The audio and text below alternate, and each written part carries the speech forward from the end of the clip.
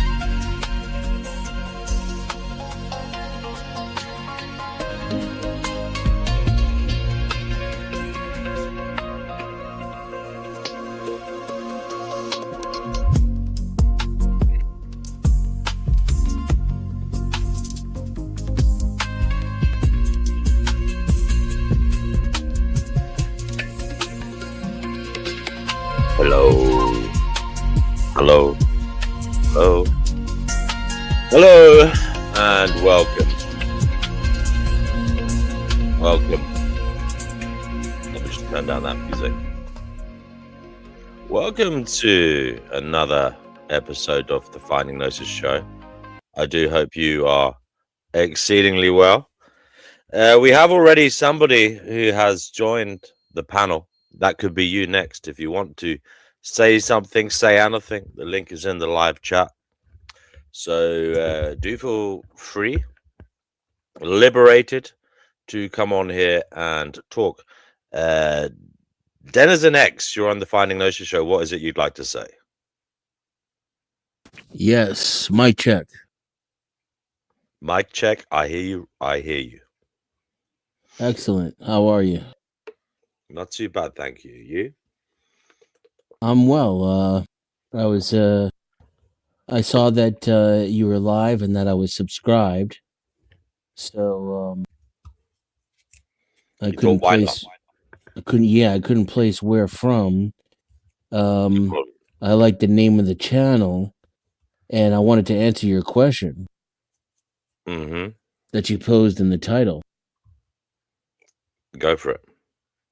My answer is yes. So I presume you're answering the first question. Are we in the end times? Yes, and the second question. So it's also a new beginning. Okay, interesting. A double yes. So tell me about this double whammy of yes. What do you mean by that, and why? Well, it's hard to tell because we have such... Hold on one second, I'm sorry. No problem. Hello to Count Marcus while we're waiting for Denizen to come back to us. Good to have you here, Count Marcus. By the way, guys, Brother Marcus will be helping out with a reading club here, a book club. He'll be running it from the 27th of this month. So stay tuned. Hopefully he'll be on at some point to discuss that.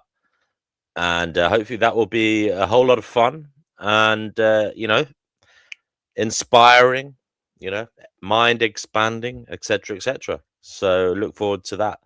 Hello to Nielsen, who says, end Anthropocene hubris. Grumpy sod. Okay, Denizen, whenever you're back, just let us know. Yeah, as I was saying, it's difficult to gain historical perspective, I think, as a human being, because we have such short lifespans, and most of what we learn about the past is through narrative, and we're kind of storytellers. And we don't really have like a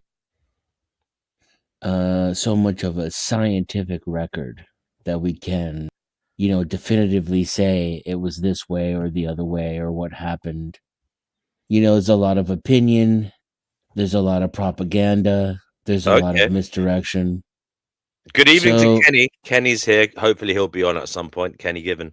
Yeah, sorry for butting in. It's just the start of the show. I'm warming up and I'm trying to say hello to everybody as they're coming in. But no worries. Denizen, yeah, I get your point. We haven't got much of a record, really, historically speaking, even scientifically, as to what the hell is going on. But don't we have enough to give some kind of appreciation on matters? And, what do you think is going on, and why? I just want to get to the crux of it. Why do you think we're in the end times? What do you mean by that? Well, I was just going to preface my statement with that by saying, even though, it's tough to look backward, it does seem like human events are somewhat cyclical. And if history doesn't repeat itself, it seems to echo, at least. And given that, that tells me two things. Based upon, the narratives that have preceded, we do seem to be in the decline of an era. And given that I'm to expect some kind of cyclical renewal, I'm hopeful for, an emerging enlightenment, so to speak. So you're hopeful. Okay, so you believe we're in the end times, but you're hopeful that we will get a new beginning that will be better. But you're not so sure about that side of things. But you seem sure of the fact that we're moving towards some kind of degradation in things, some kind of ruination of matters. Denizen, I suppose the first thing that one might think of here is that I believe you're in North America, at least. Are you American or Canadian? Yeah, I'm North American. Okay. Well, one might say perhaps for you it might it might get worse, but maybe in other parts of the world it's getting better. Maybe it's the end for America in some ways, as the kind of greatest power that the world has ever known. Maybe the door is opening for other civilizations around the world. What do you say to that? That you're being maybe too geo-specific, too solipsistic, I suppose. It's not all about America, is it? Well, I would say that I think that probably would apply to any description of end times. I think that's how it works. But the only pushback I would have, say, and it's really just a rhetorical or a semantic one, is that I think America's decline is at the expense of the emergence of other civilizations. So not so much that it's an isolated incident, but that it's all part of yin and yang, a snake eating its own tail. I understand what you're saying. Mr. Nielsen, do you want to come on here and talk about that? He reckons that all this eschatology talk is just death drive delusion. It's For the most part. superstition, and it's kind of nonsense, really. I would agree for the most part. I think I have a normalcy bias myself, but I think everybody thinks that they're in the end times, right? And so when you're living in an era, you have a bias to frame everything through your own time. And I don't take the Bible literally, and I'm not even a huge fan of its allegory. Although I think obviously it has an undeniable part in Western culture and in the human psyche. But I'm not so sure that's a good thing. I suppose if I were to say that I lean towards Eastern philosophy, that would make me somewhat of a hypocrite, because that would suggest that a balance is necessary and therefore invite the necessity of Christianity, so to speak, right? If that makes sense. Right. I think so, Denizen. So basically, when you're talking about the end times, you're speaking in a practical sense. You're speaking about, the signs are there. Empires have fallen in the past, and there has been evidence of disquiet in those empires, maybe a fracture in the societies, a rebellion from the heart of the populace. What signs are you seeing now that are pointing to the imminent end So this is definitely going to world be, order? yeah, this will definitely be Amero-centric, if I'm coining a phrase, but because I have no other experience, unfortunately. But I can tell you, as an American, I've watched the steep decline of my society in just my lifetime, and I don't think that my father would have said the same thing. And I've watched the shout out to Tucci in the chat there. I will post the link. Sorry, I'm terrible at doing that stuff. Actually, I'm locked out of my account, so I cannot post the link. If you can, guys, anybody watching on my channel, please. I see DNW. Is it social experiment? I've actually just posted it. I've posted the link, so if they want to come over Yeah, to the Finding Gnosis YouTube channel, they can come over. yeah. He Zato would definitely add to this conversation. He's an interesting thinker. Cool. So from the American perspective, not only has the quality of life declined in the economy, these things are kind of superficial or surfacial, indicators. I see that the American people no longer have an identity, and if they had one at all, it was before I was born. I was born into this kind of namelessness and identity crisis that Western culture in general seems to be going through. I think it definitely was exacerbated in the United States by the Kennedy assassination, and we have a failing of our institutions. They failed. They seem to be in a state of like saprophytic post mortem. Like the our our institutions are already gone, and we're living in the rotten corpse or Can shell you give of us what the was. evidence that these institutions are failing or have gone? Just being completely at odds with their principles, their supposed principles. Like our justice system is politically operated and is a mechanism of injustice. We're supposed to be the freest nation on earth, yet we house the highest number of prisoners on anywhere on planet Earth, and we have a brutal police system that echoes the kind of brutality that we see in the countries in which we attempt to undermine their societies economically and militarily I because of might the way. say you've always had a brutal police system. Yeah, like, well, I mean, there would be that blindness that I can't speak from, But and I can some people only might talk. say you're just more overtly aware of it now because of the internet.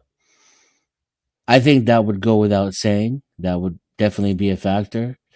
But I don't think that, say, for example, the Netherlands has the same problem that we have when it comes to the police. Even I'm assuming you're from the UK. Mm. Even in your country where the cops tend to be a little overbearing, and you're having some free speech problems I've heard lately. Even the brutality level in your country is far less than it is in mine. The presumption on behalf of the cops that they can use resort to violence as a method of policing, and then also the culture of brutality, where in my country it's become acceptable, and you're more than likely, I, as someone who supports police reform as one of the forefronts of my quote activism end quote, I encounter many American citizens, arguably more than half, that support the brutality. And I would say that's the real game changer, is not just a corrupt, unaccountable institution, but that my neighbor is more likely to support the brutality than he is to defend me or my rights. So, sounds like it's falling apart over there. The wheels are coming off the cart.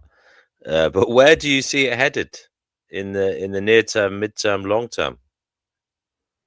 It's tough to And I say. want you to think about things like AI, you know, the rise of other powers around the world, etc., etc. Right. Also, maybe the ongoing situation. Obviously, we can't forget the elephant in the room.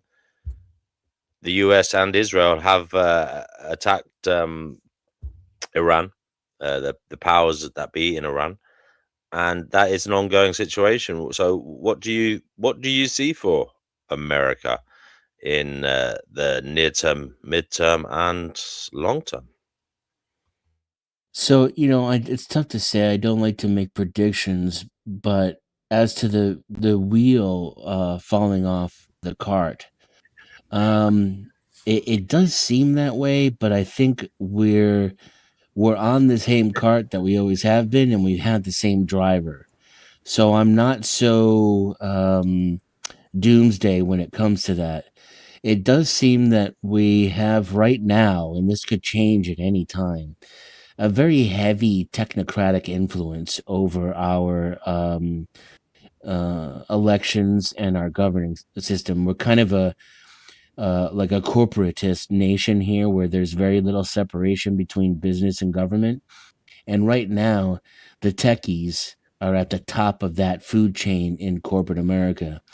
And I think that predicts our future, at least for the time being. Right now, the CIA and the technocrats seem to think that America's success relies upon out China-ing China, especially when it comes to AI.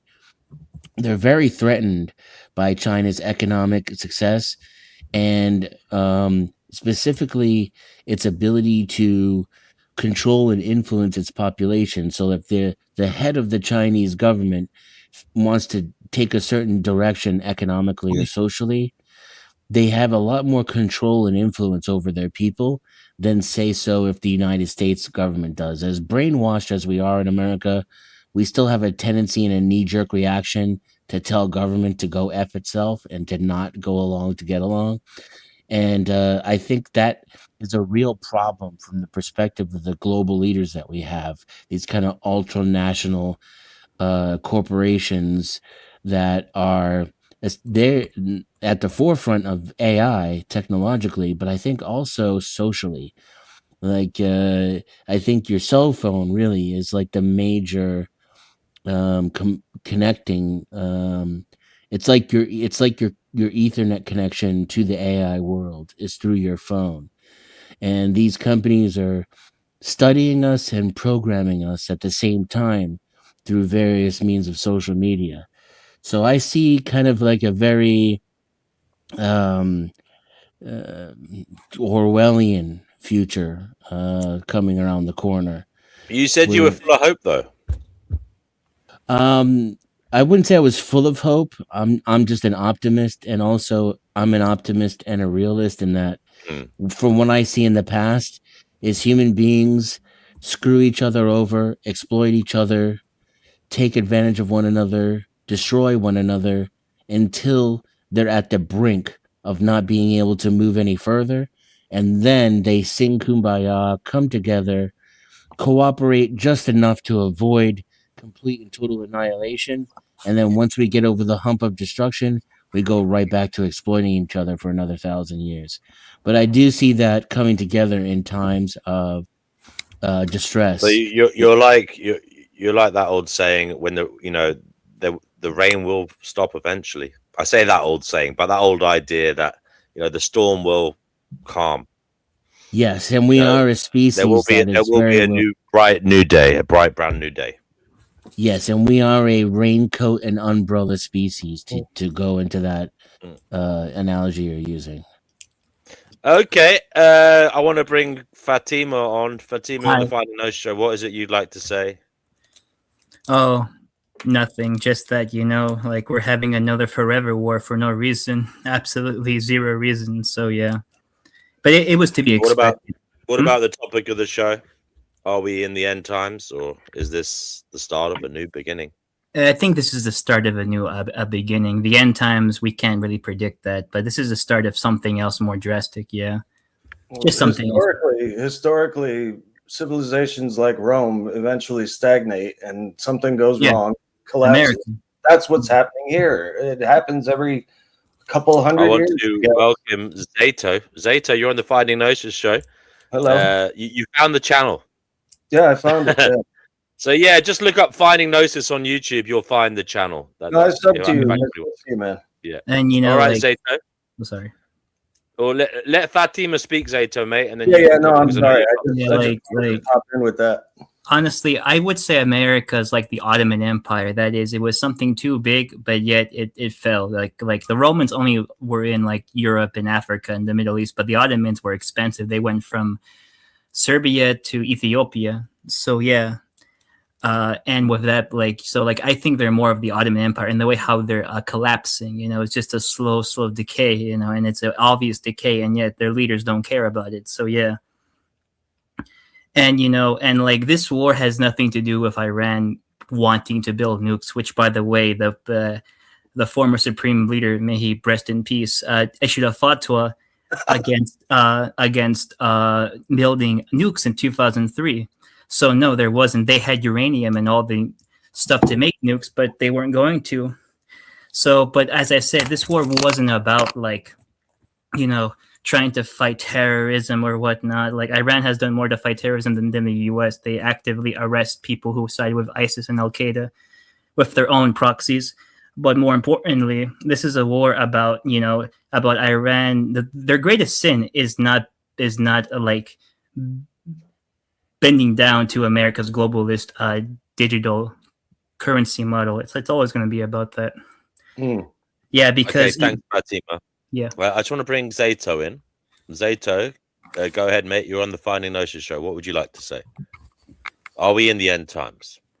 Yes, definitely. Because, I think it was Denizen said earlier that there's no, or maybe it was you, there's no American identity anymore. People are just fighting amongst themselves. There are so many different groups that are fighting for their individual agenda that nobody can come to terms with the fact that we're all under one banner here, and we should all be united against the rest of the world that's trying to destroy us.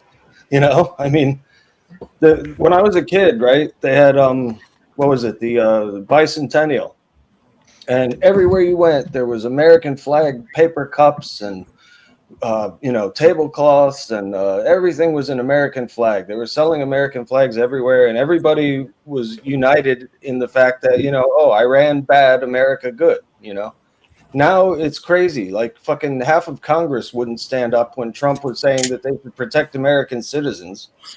What is going on here? It's definitely the end when you can't even agree on common sense terms. Yeah. I think America should finally get its proper punishments, honestly. Get what? I think America should get its proper, it's spanking. Yeah, I don't know about that. I mean, we should have a power that keeps the world in check, so it doesn't. No one should be that. No one should be that. That's a recipe for disaster. That's literally now. But you want to be that. Do I want to be that? No. You do. You're here advocating for it. You're saying you are the authority and that America needs to be punished. Well, I and a lot of people in Iraq, Afghanistan, Vietnam, Libya, Syria would like to see America finally get its karma for ruining That's those part of the countries. problem. Why is it part of the problem? That vengeance mentality is not going to move us forward. It's just going to keep the cycle of destruction and death going. No, it doesn't. Usually, vengeance could be justified. It doesn't matter whether or not you think it's justified. I'm talking about what it will lead to. It will lead to obviously more war. And the American people who are being punished are not responsible for what the American CIA and the American military No, does. I in would their argue countries. they are, because to me, a society is an organic, like a being or organism. If one goes bad, it's usually the fault of other people. Like everyone is complicit in a given organism that is a society. Including you. Huh? Including the Iraqis and the Iranians. They're also complicit in it. No, not There's really. there's not a lack of karma in what happens to them. What? No, not really. They don't. No, they didn't ask to be invaded by America. Decided that for them. They didn't ask for that, and like they didn't do anything. Why did they decide that? I mean, it's a straight up lie to say Iran's not developing nuclear weapons. The whole world knows better than that. Are you serious, dude? The Ayatollah. I literally said this. The Ayatollah issued a fatwa. I'm not sure if you're smart enough to know what that is. It's a religious decree saying that in 2003. Do not. You don't have to be smart to know. Can I just say? I know you disagree, but there's no need to get snarky and ask. So you're not sure if he's smart enough. I mean, but D&W. But D&W. Listen. He disagrees with you. He has different views. Yeah. But Fatima, please, it's not in the spirit of the show. Thank you. Okay, fine. But I recommend if you just look it up. In 2003. I agree with you, Fatima. I agree with you 100%. Thank you. Yeah, thank you. I'm aware of it, but I don't trust a liar and a murderer and a dictator. Oh my lord! Like Trump says a lot of crap too. Before you continue, I just want to bring Chickpea in. Chickpea, we are at the beginning stages of the Finding Gnosis show, so yes, I know. Who knows what will happen? But in terms of wider events, the world at large, are we in the end times, or is it just the start of a new beginning? Oh, Grump, you know what I think on the subject. You know what I think. What do you think, Chippy? Well, you know what I believe. I truly believe that, yes, we're in the end of days. Why? Why are we in the end of days? Because, I believe all the rubbish I read in the Revelation. I believe all that rubbish. Revelation. Okay. Well, Chippy, darling, thanks for being here. Great to hear your voice. Hey, Chippy, everyone, please try and have some decorum. Let people speak. Wait for... an opportunity, a break in the conversation before you give your return thoughts. But also, please speak. Try to be mindful that others want to speak. So have some, brevity with your speech. Don't go on and on and on.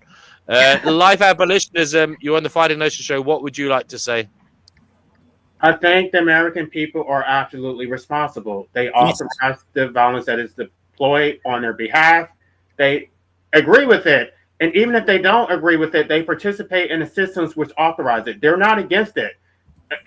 Maybe you'll find some people who disagree with it, but they still support the process itself. They support Donald Trump. They support the police officers. They support the courts, the legislature. No, I don't. If you support democracy, if you vote, then you support it. I don't vote, and I don't support any of that. I think it's an abomination. I have no choice but to participate in this system. They're going to lock me in a cage or murder me otherwise. Okay, then or move to another country. That's what I'm doing. You just move to another country. Why didn't I think of that? It's the same wherever you go.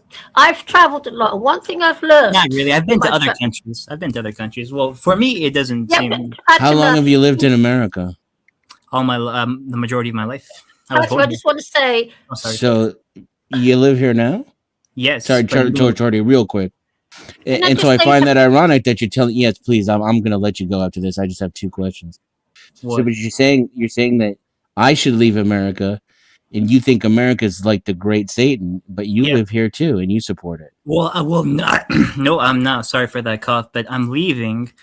And so that's all that matters. As long as I leave this year, I won't have anything to do with it anymore. Like it's going to be history behind me. That's convenient. You'll be a good person after you leave, I guess. But now you're just like the rest of us. You paid. So go ahead, Torty. Can I actually, Fatima, I hate to burst your bubble, but I've travelled quite a lot and I've worked abroad, okay? And I can assure you, once you've been in the country for a few months and you've joined the workforce and you're paying rent to some asshole landlord and to an employer and everything else, it's the same wherever you go.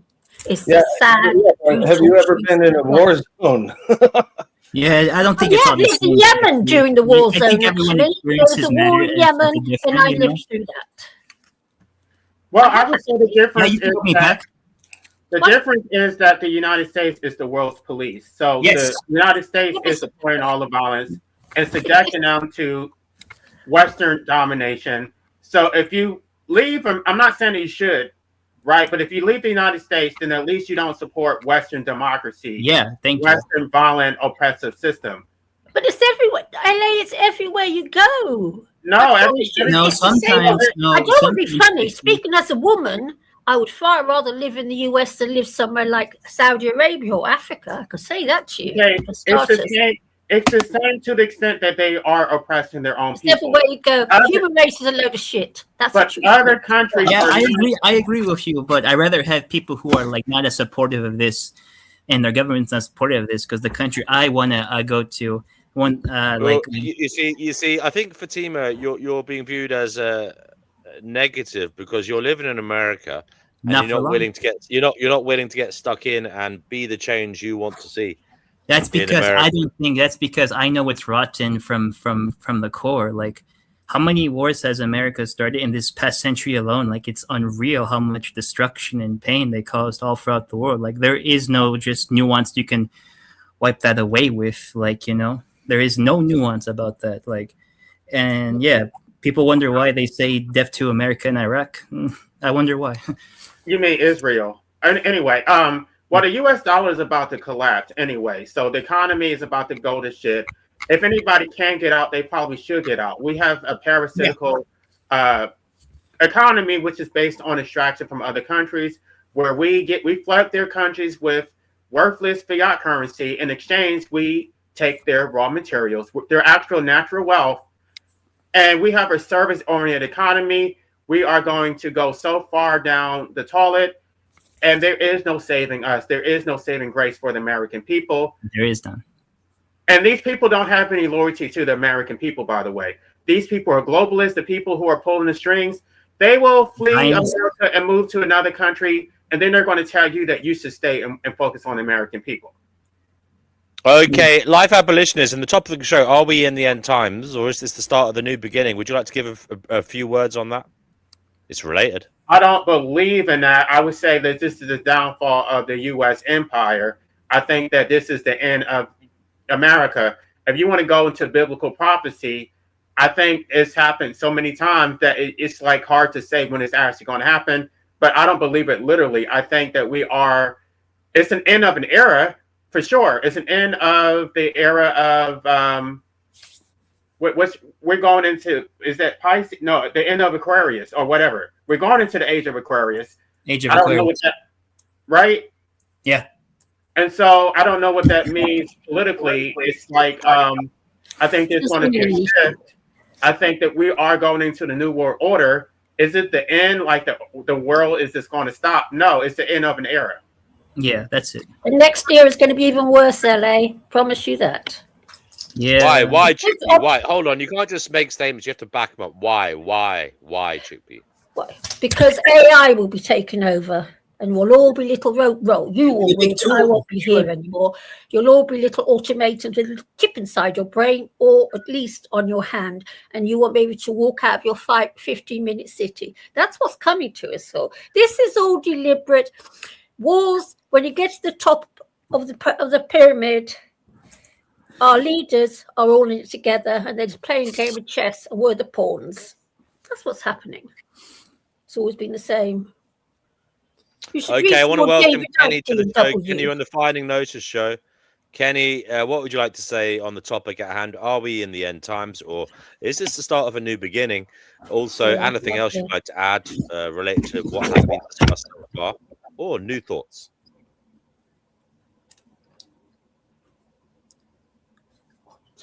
Kenny, can you hear us? We can't hear you, Kenny. Can anybody hear me? I can hear you, sir. Okay, Kenny, I we can can't hear hear you. you, mate. Oh, go ahead, Can you Kenny, hear mate. me? Go ahead. Yeah, Kenny, I You was can saying, hear me do you want to add anything to the conversation? Are we in the end times, or is this the start of a new beginning? Anything else you'd like to say? Maybe you've been stirred up by some of the remarks so far. The floor is yours. Please, nobody butt in until Kenny has finished speaking, and you will have your chance then. Hi, everyone. So, I don't believe we're in the Hey, end Kenny. times. I believe the Ayatollahs and the IRGC, thank goodness, are in the end times, and that's good for the world. It's a new beginning for the people of Iran, the Persians, who are celebrating and dancing in the streets all over the world because of what Donald Trump and Benjamin Netanyahu are helping annihilate the IRGC and the brutal Islamic barbaric dictatorship that they have been living under for the last 47 years. So, no, I don't believe we're in the end times. I think things are now getting better. There you go. So we've lost Fatima. Maybe Fatima will come back. I'm not sure. You do have some opposition there. I thought when I came on, Fatima would whoosh, he'd go. No. Well, I'm here. We're all just talking here. We're not mortal enemies. We're trying Can I to push back against the Islamophobia? Can I do that? Because if anybody would have I'm said back. the same comment about Israel or Jews, they would I'd be like to respond they would be afterward too. shunned No, and hold they would be on. called out You have for to it. remember that in the Middle East, there's so many Muslim countries that agree with America and Israel's decapitation of Right, but you of just the said they're IRGC. Muslims. They're fake You just Like Muslims. Saudi Arabia, All right, one at a time. LA, the United Arab I tell you what, Emirates, Kenny. Bahrain. LA is going These to are make his Muslim point. countries. LA is going to make his point. Then Fatima, and then somebody else. Was it you, Denizen? Yes, sir. I can go last. Yeah, Denizen third. Go ahead. LA first. Go ahead. It's just remarkable how they will refer to Muslims as being barbaric, as being savages, and nobody even blinks. But if you were to make these same comments about Israel and call them savages and call them parasites or any other disparaging remark, you would say that it is anti-Semitic. And even if the statements are true, by the way, because they are functional parasites on the American people, they are draining our resources. We are fighting their wars. They are functional parasites, but we're not allowed to say that. You can call Muslims barbaric and savages, but we can't say anything. No critiques against Israel or Jewish people, but you can say whatever you want about Muslims. Okay, So how come we'll move Israel are on to always getting Fatima. criticized then? Me? Oh yeah, he's So lying. how come obviously, Israel are always getting criticized and always being called because they are terrorists a and genocidal parasites and the state that kills scourge of children.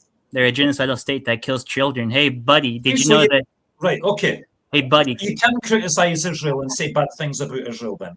So life abolitionists, you were wrong there. No, but it's not taken seriously. People will dismiss me as being an anti-Semitic just for making any objective criticism, but nobody even pushed back against the bullshit that you just said about Muslims. You just said that they were barbaric. yeah. No, come I on. said the IRGC in Iran. No, And I they're also said that the majority of Muslim countries in the Gulf region in the Middle East agree with America and Israel's campaign to knock out the IRGC. Can and I I can list respond? them for you. Saudi Arabia, Oh, Qatar, wanna the just- United I want- Arab Emirates, Bahrain. These are all Muslim countries. Egypt, Turkey. Okay, then Can I your respond? critique should be about against their leaders, not against the Muslim people. no. Because if I actually were- have a response to that. I Yeah, never you mentioned can anything respond. about the Muslim people. Yeah, I you said did. the You really did. IRGC and the Ayatollahs. Well, let me in tell you Iran. something. Can I tell you something very quick, man? I'm gonna tell you Thank you, something. Declan. I love you. Dumbass. Anyway, so what I was gonna say is that like the people inside Bahrain, you're talking about the freaking the Zionist sympathetic governments of the Gulf regions that love American Israel, but the people of their governments hate them.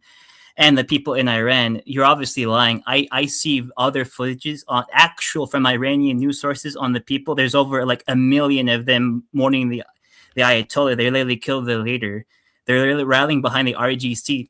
So like, I don't know where you're getting your sources from other than, of course, American media and Zionist propaganda, because I know that's what you always will. I see you talk with George Galloway, and you are so dishonest about everything. You are so historically illiterate, geopolitically illiterate. You have no idea exactly what you're talking about. I'm sorry, I hate to say that, but like, you just parrot USA talking, the State Department, which has killed millions of people in Iraq, Afghanistan, Libya, Syria, and will continue to do so now, and kill children.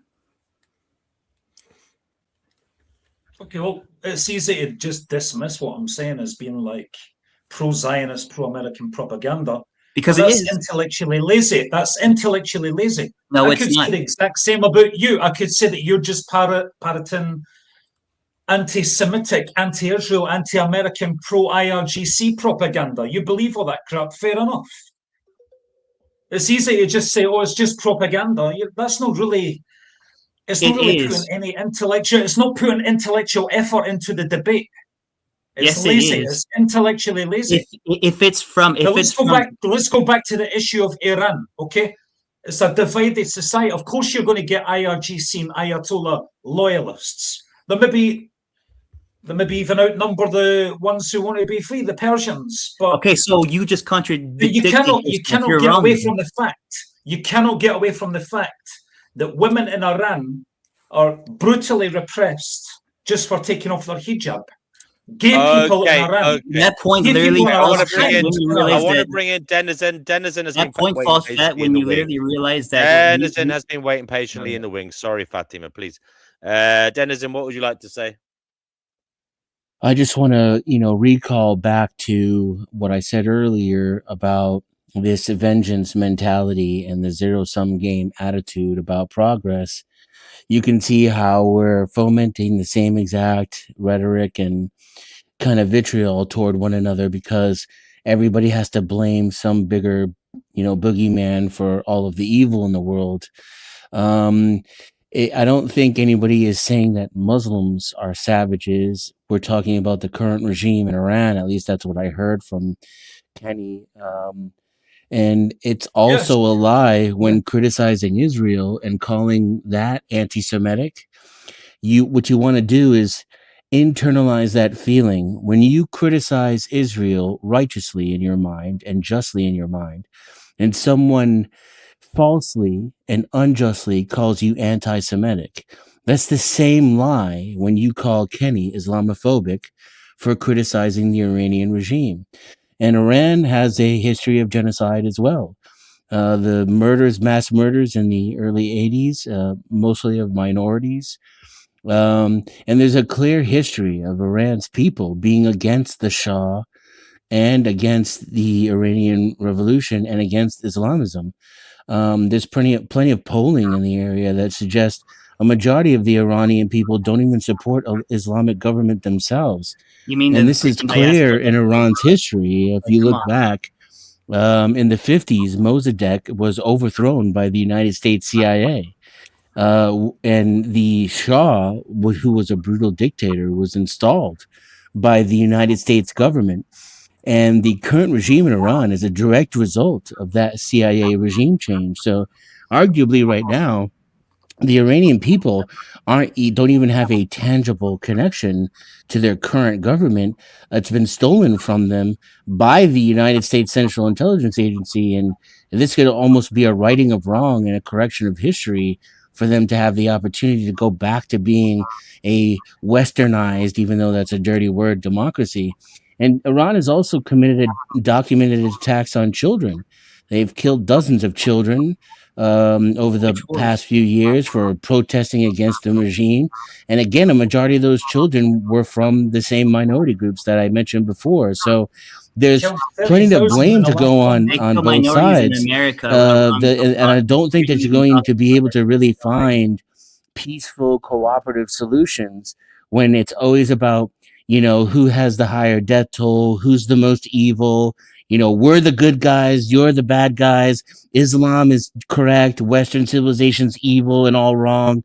You're just not going to get anywhere with that. And I would also suggest that if you are in that position, if you're in, the military minority, let's say, that's definitely not going to get you anywhere, because the West isn't just going to roll over for Islam, despite what many people seem to think. Okay, I have a question. Yes, the West. Who's talking there? The West will roll over for Islam, and it will do it. I have a question because I live in the United States. I live in the United States. Let me just ask my question. I live in the United States. I don't support democracy. I have been a victim of state violence by police officers. Many people have. Who's going to overthrow the United States? Who's going to protect us from this democracy that you all support? Who's going to overthrow Not Islam and get rid of Donald Trump so we can get somebody who actually cares about the will of the people?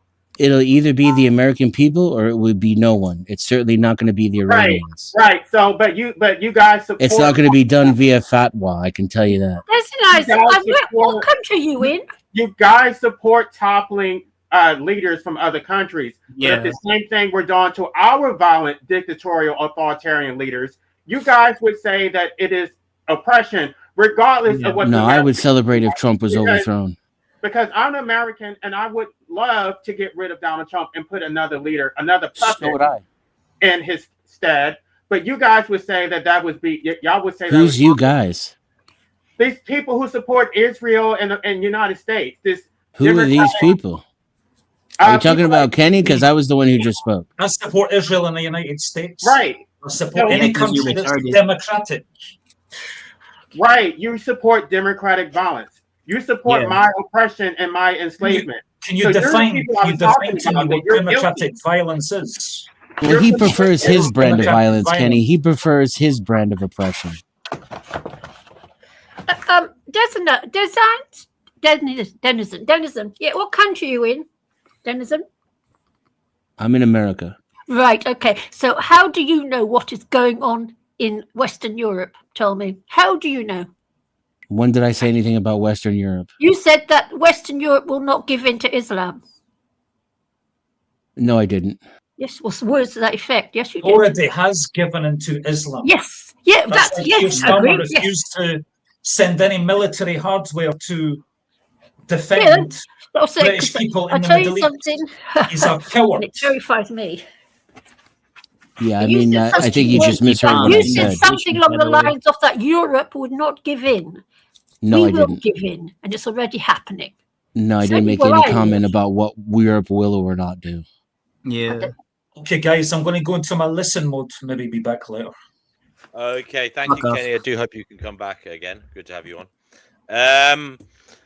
We've had Witchy Bishy. If she wants to come on, she can. But she's asking, what has any of this got to do with the topic at hand, which is, are we in the end times? Well, we're talking about. It has to D&W. I think it is related. Clearly, we're in a very contentious time. Clearly, we're in a position where geopolitically, there's lots of angry and volatile situations around the world with very powerful heads of state with great military investment, etc. You know, we're in dire straits here. We are. Can I say something? It is scary. Can I say something? Can I just say, D&W, speaking as a female living in London, okay, so different from men, I'm a female living in London, and it's reached a stage where I am too scared to go out my own anymore. And I know quite a few women are too scared to go out their own. And we're not too scared of, and we're scared of a certain sector of society and what is happening. I'm sorry, I don't know what you hear from the women you know, but I'm not the only one, and I'm not. Count Marcus says this may not have been a chill topic to discuss after taking a break and coming back. D&W, yeah, he's not wrong. He's not wrong. When you say we have Witchy Bishy, you're on the Finding Gnosis show. Welcome. What would you like to say on the topic at hand that you would like to bring everyone back to? So, what you're talking about is theater. The fact is, fractional reserve banking is what's making the transition into a new time. If we're talking about an end, Oh, So you're saying Eddie. the real issue is And that fractional fractal. reserve banking has already won. The only place left in the world that we have not incorporated our system of fractional reserve banking into is North Korea. And they're kind of a joke. The rest of this is just theater to get the people in all these various nations on board for global governance. Not Iran, China, or Russia. Those countries are not either. I don't know what you're talking about. They have fractional reserve. Are you kidding me? They have fractional. Yeah, but they work within the system, but they go against it as well. They have their own thing They going. have to. Everybody has That's to play their interesting. role. It's Yeah. The Iranian government and the Chinese government can be absolved of all their horrendous crimes and for working within the system because they have to. But the American people are all guilty of genocide just because they live there. Yeah, Your logic does not work. No, it's because America gave birth to it. They're the source of it. If America didn't exist, none of this federal. I didn't give birth to it.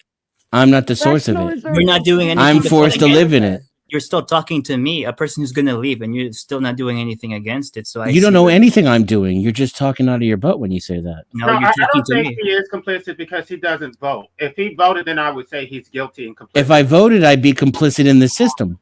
It's the exact opposite of what you're saying. No, I'm saying you're not complicit. Oh, okay. I agree. Not only that, I resist it. I attempt to fight against it. And you don't know where I'm going to move or what my plans are. You don't know anything about me.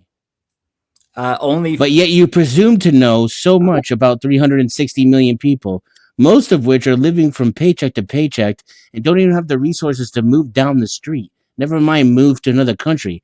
That just shows me how privileged you are. I'm not already with the mentality that you have. I'm not privileged. I can tell you that much. I have to borrow. You 100% are privileged if you're able to leave the United States and move to another country. It's not that privileged. It's not that expensive. Fatima, there's shit's everywhere nowadays. I promise you that. Already there. One second, Witchy, we can't really hear you all that well, darling. Can you speak closer to your microphone or use a different system? Oh, I always have freaking problems with my microphone. I'm not good at being and yelling over matches. Where are you going to go? That's my question. Where are you going to go that the fractional reserve banking regime isn't already in control? Even China has become predominantly capitalized under fractional reserve banking. Tell me where you're going to go. Not really. George Soros said that Xi Jinping was a threat in 2019, so I don't know what you're talking about. He said he was a threat to everything he stood for. There has to be perceived threats to draw everybody into distrust of their own governments. Now that's just lazy rhetoric on my part. That's just making stuff up too. Like everything you've said on this panel so far has been lazy rhetoric, in my opinion. No offense. No, it hasn't. I'm giving you actually good, honest, perspectives on things about just your opinion. And none of it seems to be backed up by any facts or reality. Well, let me ask you a question though, because you can just pick up and go to another country. Some of us would like to, but we don't have the ability. I would love to. We don't have the ability to earn a livelihood. We don't know anybody. But how do you just pick up and move to another country without knowing anything? Me? You talking to me about that? Yeah. What? How are you going to earn a livelihood? What are you going to do to take care of yourself once you go to another country? In the place I'm going to go to, which I won't disclose, and I have every right not to disclose, I have a family there. So yeah. Well, that makes it that's different. Then listen to it. You have family there, but I thought you were going to just take off and go. Because I'll tell you something, I wouldn't advise it because I've tried years ago when I was young, and no matter where if you haven't got some support in another land, you can fall foul very quickly. So yeah, I have to think about things like, I mean, I'm gay. I can't just pick up and go to any country. I would like to go to one of these African countries, but a lot of them are extremely homophobic, and they also do things like they treat they treat Black Americans a little bit different than they treat their own people. They will charge a disparate rate for services. They'll say, "Oh, you're American, you're rich, so our native people, we pay one price, but you're American, so you're going to pay a different price." And then it's like your rent is so much more expensive, your transportation costs. They just think you have all this money to just give them. So I don't know where I'm supposed to go. Yeah, it's extremely privileged to think that anyone can just pick up and move to another country. How do and you don't think even those- how do you realize the think the and you migrants don't do even it? realize What the the level hell? of privilege involved in being able to do something like that, to make that choice. Oh, so Then you think that shows me extreme levels of privilege. Right now, you're not And even where in do you touch go? with the rest Where of do you go that society. has You're clean hands? you're living in a All whole right, other all world right. and a whole other class. I want to hear what Witchy has to say. She keeps asking, "Where are you going to go?" Like That she has means clean that you don't hands. have to He's tell her saying that literally, if but you live in America, you are part of the genocides that America commits and all of the evil that we all know is out there. We're not even going to argue that point because it's redundant. Where do you go that this evil hasn't already pervaded? You're talking lesser evils here. Evil is evil. This is why I don't there's a vote. degree of evil? I believe in that. So then where do you go that it doesn't exist? Tell me where you go where there's no fractional reserve banking, there's no hierarchical class determined by capitalism, where money can't make money, where people are actually valued. Where in the world do you actually go that It that doesn't exists? exist. Are you an anarchist of some type? Because this is like lazy anarchist talking points. No, it's an You're excellent not an question that anarchist. you can't answer without It insulting them. doesn't exist. Yeah, you don't have the answer. You're A just perfect making world stuff up, and now wouldn't- you're misdirecting. Well, Hey you guys, I said gotta one go. thing. Thank you for having me up. You said if you don't want to be associated please with call the again. atrocities of America, you need to Later, leave. Tooch. Well, tell me where to go where I won't be associated with a different atrocity or even the same one. I don't know what to tell you. Life. I don't know where Yeah, you he's going don't to go, know. where you're going to go, Witchy. But please go to your nearest, computer hardware store and buy yourself a bloody microphone. Yeah, what the hell? I can't even hear you. I actually think it's very social experimentalist, you're on the Fighting Gnosis show. What would you like to say?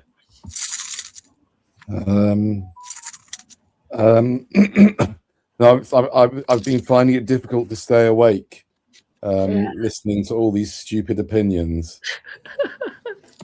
Hello, Danny. Opinions are like arseholes. Everyone's Thank you. got Nice. one. Hello, Liz. And here we have yet another one. Welcome to the panel. I was actually going to say something I think you might be interested in is the fact that we were born into the system. If you're born into it, you can't be blamed for something that you didn't choose. If you actually immigrate to that system, then you chose that. So you're actually more complicit because you chose to be a part of that system. So if I move to another country and they oppress somebody, I chose to go to that country. You can't blame me for being born in the United States. There's nowhere you can go, though. I agree. There's has to be some higher level of complicity, but it's almost immeasurable and irrelevant at this point. And no matter where you go on the planet, you're going to be subject to the jurisdiction of a government that has committed atrocities throughout all of history. I don't think the government of Angola committed as much atrocities as America. Yeah, but that's not what I said. America is the world dominant global power. Of course, Angola hasn't committed as much atrocity as America. And already it couldn't possibly. It doesn't have the ability to. And yet, with power comes great responsibility. Given that the meek size, I'd like to answer your question, DW. Given the meek size and capability of Angola, the amount of atrocity it's committed on its own is remarkable. Such as what? Do you know the history of Angola? Like, what atrocity? Like, what specific genocide? Like, I don't get it. I think there are two inconsistent positions being articulated. That you're against democracy because it's so violent, but then you're also against anarchy, which we're against state violence. So how do you resist state violence if you're not an anarchist? Like, I'm resisting everything that you say is so immoral and unethical. Oh, me? Can I just say to what's his name? Oh, sorry. No. I think she should talk. I think. No, because Witchy Bishy just left, and there was an accusation made that she was an anarchist, which is not an insult. It should actually be a compliment. If she's an anarchist, that means that she's against the system that you're critiquing. Yeah. Actually, no, Angola's not very nice to its own people. It may be nice to the rest of the world, but it's not very nice to its own people. Yeah, Fatima basically just supports his own brand of oppression and not genocide. a very nice country. He's against the Western version. Please. I'm waiting for the Angolan Tourist Board to sponsor the show, Chickpeas. So please. Oh, sorry. I'm just yeah, and what about the Angolan Civil War? We've had somebody against Portuguese. Hello. We've had somebody to ask Danny to speak. Sorry, I wasn't somebody listening. is asking for Danny to speak, so I'm going to let Danny speak as the person petitioned for. Who's Okay, Danny? It's your fault for not being here for days. Firstly, I'd like to say that I was always here. I was living in your head rent-free 24/7, Chickpea. Yeah. Sorry, go ahead, Danny. Yes. Firstly, yes, let's hope it is the end of the end times, because it's about time, really. It's enough is enough. And secondly, the people responsible for genocide are parents. Parents are responsible. We need Well to said, Danny. I always love everything you say. Yeah, think about it. My dad, for example, is responsible for the genocide so far of 20 human beings. He's a serial killer. Oh, stop it. This whole chestnut. In case you didn't know, Danny's father is a gentleman called Fred West. Quite notorious. He was a two-bob builder. Wasn't very good at building work, but he ended up doing other stuff. But yeah, no. In all seriousness, Danny doesn't think anybody should have children because he sees it as a grievous harm, a terrible thing to do. And in all fairness, he doesn't stop talking about it because he cares passionately about it. I don't know, Denizen, what would you say to someone like Danny? By the way, Denizen, we're surrounded. Life abolitionism is in. So, Denizen, given that you are surrounded by people who say life is a harm, people shouldn't create, harm. What do you say to these people? I don't necessarily disagree with Danny. I liked his point. I don't know the inside joke, obviously. But I'm an absurdist. So at the end of the day, there's no way to hate life or hate living or hate people unless you're alive and you're a person. So I'm all for the experience. And me personally, and this again is maybe privilege, because I've never been anywhere outside of the US. But as disgusting and corrupt of a society that I live in, most of my life, if I recall, has been joy and happiness. Meeting new people, forming new relationships, falling in love, conquering my own demons and, limitations, pushing myself, pushing others, teaching others. Life is beautiful. Food, drink, drugs, women, music, rock and roll. There's a lot of things that disgust me, and I often get accused of being a misanthropist. But I wake up excited every day that it's going to be the best day of my life, and that my best years are to come. Can I ask you something? Can I just ask you something? Okay, if you're such a happy, clappy person, okay, please don't think I'm being patronizing. That's the first time I've ever heard that, Torty. So thank you. Happy, I love your kitty, by the way. Thank you. Yes, that's Chickpea. Isn't she a doll? She is a lover. Well, she doesn't live anymore, but yes. But why do you come to some miserable, grumpy channel if you're a happy person? Because we're a right grumpy lot, which is why we come here. There was a reason why I subscribed. So whether it was Danny, who it seems the channel is named after, or it was DNW, who seems to be hosting. Yes. One of them had a take somewhere that I was like, this is not the average dumb monkey. And so I clicked the sub. And as a result of that, I got a notification that you guys were live. And the topic and the title of the stream was awesome.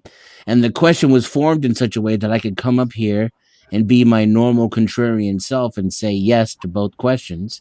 And so far, it's been a very interesting conversation, even with Fatima and life abolition. Okay, I appreciate the back and forth. And it's great to have you, Denizen, and I do hope you make a habit of it. How old are you, if you don't mind me asking, Denizen? I'm in my mid-40s. All right. So you're still cheerful. Wow, you're doing well. You sound wise, but you also sound younger. Can I ask you a question? One and only says Danny is 100% grumpy, and then they sadistically laugh after that. LOL. Yeah, well. I don't know why it's funny that he's grumpy. Danny, do you believe yourself to be grumpy? Oh my gosh. No. I'll let Chick D ask her question grumpy. first, but I never got to ask mine. I spend a lot of time laughing, and I have a lot of enjoyment. What are you laughing about? There's nothing to laugh about. Oh, there's lots to laugh about. Okay. All right, then say so. I still want to ask my question. Now, you talked about how you were so happy and you enjoy life. Would you agree that your happiness comes at other people's expense? Like, is your happiness because of your interactions with other people, that other people make you happy? Like, you talked about women and, like, I guess you're interacting with people. Would you be happy if you were on a deserted island? Like, can you actually generate your own happiness, or does it come from other people? I think happiness is overrated. I don't believe I use that term. I would agree with you. Life is other people. That is what is the greatest source of joy. If I were stuck on an island now, I could be happy and I could experience joy, but that is with the knowledge and experience that I've already had, right? So I've already had a life which I would consider to be a waste. I haven't done but 10% of the things that I dreamed of doing. But compared to many other lives, it's been a life of abundance, and I've lived a full life already, even though I'm not even halfway through it, hopefully. So I could live out the rest of my years on an island and be happy. As a matter of fact, if I could afford it, I probably would choose to do that. But again, I can't tell you I would have the same answer if I were born on that island and I hadn't had my life enriched with the impossible to detect amount of change that occurs when you interact with another human soul, so to speak. Right, but so your enjoyment currently comes from extraction from other people, like being able to have sex with women, being able to hang out with people, being able to consume resources. It's extraction. It's not based on, like, it's not self-regulated happiness or enjoyment. It's because of other people, which is why people procreate, because they want to extract. I think that's true for all human beings. Like, it gives me joy to be charitable and to sacrifice as well. But I would still say that that is a selfish impulse. It's because we're born, most of us who aren't broken upstairs, as a social species. And it feels good to give to others because it feels good to receive and to be part of a society. I don't know about that. I think people take far more than they give, and that's why they're so happy. The givers of the world are the ones who are miserable because they feel the burden. Tell you what, LA, I take a lot of shit off you, and much more than I give back to you. Yeah, I'm definitely not the taker in my relationships. LA, I'm sorry, I'm just jesting with you. LA, why don't you just leave him alone? He's a lovely guy. He's having a really nice life. He sounds like a really decent guy. Why are you just laying into him? It's pathetic. No, I'm just asking him a question. Like, I just want him. He's not a taker. My wife is a massive giver, and she's really happy. What are you talking about? Let me ask you a question. Yeah, I'm the people pleaser in my relationships. I'm the one who usually gets. Do you feel that I was attacking you those questions? No, I don't really get like that. Unless it's deliberate and obvious. Then I'll flip a switch. I think you've been on panels before. It was a little bit of an intense line of questioning. You basically asked him, does he enjoy anything that doesn't oppress taking advantage of other people? No, there was no indictment there. We don't have happy people, optimists on here very often. So I was trying to use him as an example to make a point that, and to some extent, he actually agreed with me that his happiness does come at other people's expense. But he says it's a give and take where you give to other people and they give to you. I disagree with the former point. I think that most people are takers. And so what's wrong with a little bit of win-win though, LA? Because you might do something that makes someone happy, yeah, and you're saying you're doing it because it makes you feel happy. Well, what's wrong with that? They feel happy, you get a little squirt of dopamine or serotonin or oxytocin or whatever the hell is making you feel good. What's wrong with that? What's wrong with having a win-win sometimes? No, I mean, I don't want. If you want to give me specific examples, like for example, sex. Well, I mean, if the person is happy with the outcome, and you're happy as well, what's wrong with that? Okay, I don't think it's possible to have egalitarian sex unless it's same-sex relations. If it's between a man and a woman, it's not. It's never going to be. Oh, then you don't know what it means to be a switch. Then the woman is taking a risk of becoming impregnated. It's going to be like it's a notch under your belt as a man. The woman is going to be marked as a slut if she has too many partners. I'm taking a risk of becoming a father. The woman has the wear and tear on her body, and she's going to get stressed out. You're penetrating her body. You're not the one being penetrated. I have never left a woman stressed out. You're doing it wrong. The man gets the pleasure far more because he gets the orgasm. Women don't usually get orgasms. And so the woman is actually pleasing the man. The man gets far more pleasure from it. I mean, maybe this is why I have so much joy in my life. I don't have a problem giving women orgasms. Wow. Okay, but you are probably... They don't end up stressed out or in pain afterward. They usually enjoy themselves and are rather appreciative. But you're probably putting the stigma of being... But you oppress them, goddammit. You ruin their life. You're making them in society's eyes because you're having sex with them, but you're not marrying them. So they're not considered... No, I don't believe in marriage. Marriage is an abomination. Oh I don't believe in it either. You're appealing to marriage now. Oh, I don't believe in it either. But under this system, a woman who has a child out of wedlock or has multiple partners. No, I've never impregnated a woman, nor would I leave a woman to take care of my child by herself. I would never do such a thing. The most LA. Under this current system that you keep appealing to as being, terrible, is it not the case that women have never had better contraceptive, potential, like that they can? They have all the choice there. We have none. I think we just recently got a male birth control passed, if I'm not mistaken. You had condoms. What do you mean you don't have anything? You have condoms. Vasectomies. What are you talking about? What the hell? Oh yeah, all you have to do. That's not even a point. There still is a stigma for a woman who is promiscuous. There is no such stigma on a man. Yeah, of course So not. what? That's actually true. So what? I'm not promiscuous. Okay, and I am, and I have the luxury of being able to do that because I'm a man. And you're miserable. It depends on what level of promiscuity, LA. I mean, if a man is, then why are you bringing it up over and over again if it has nothing to do with it? Your argument sucks. No, because I choose to have sex with men because I don't want to procreate, and so even I don't want to procreate either. Even if I am miserable, I'm not spreading the misery because I have no children. Neither have I. I don't have any children either. I don't know, but at the end of the day, I don't know if you are using protection, but I don't need to talk about you specifically. But in most of these dynamics, Yeah, because it seems to be destroying the basis of your bullshit anecdotal arguments.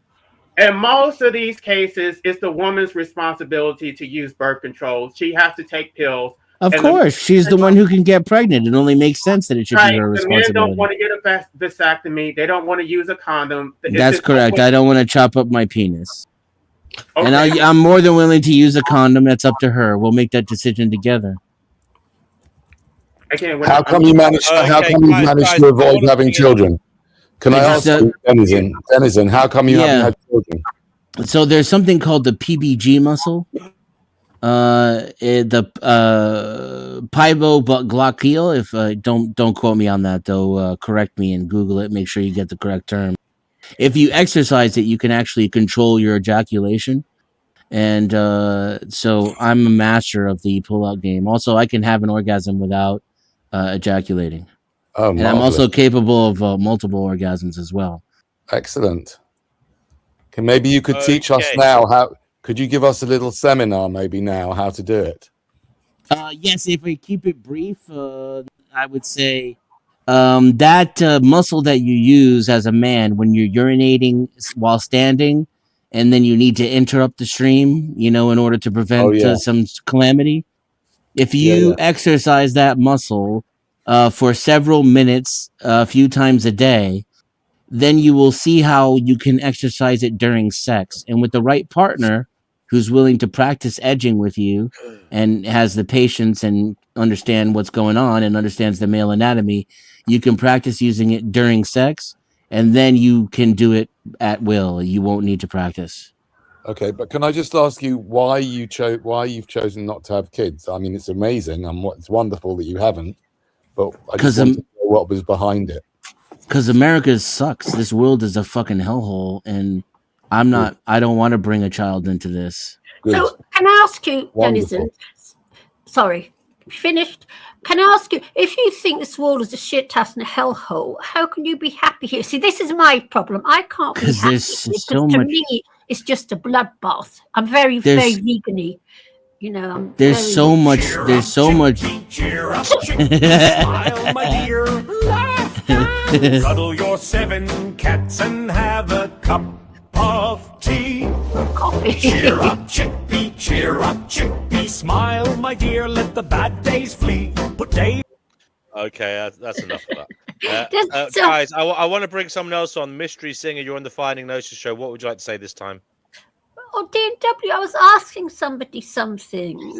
I was asking Danny how you stay so cheerful. That's the power of being the host of a panel. Yeah. How do you stay so cheerful? And I'm wielding it. I'm fully wielding it right now, Chickpea, to deny you your want and desire. I'm only joking. Go ahead, ask the question. How do you manage to stay so happy if you hate this bloodbath? Oh, I'm sorry. Are we waiting for Singer, or should I answer that? No, waiting for you to answer the question. Sure. How do you manage to stay so happy living this bloodbath? I think it's so I want to just premise this a little bit. I promise not to pontificate too long. No, go ahead. I don't believe in free will. Yes. But given that, at a certain point, I made a choice to not unalive myself. To me, that's the only philosophical choice there is.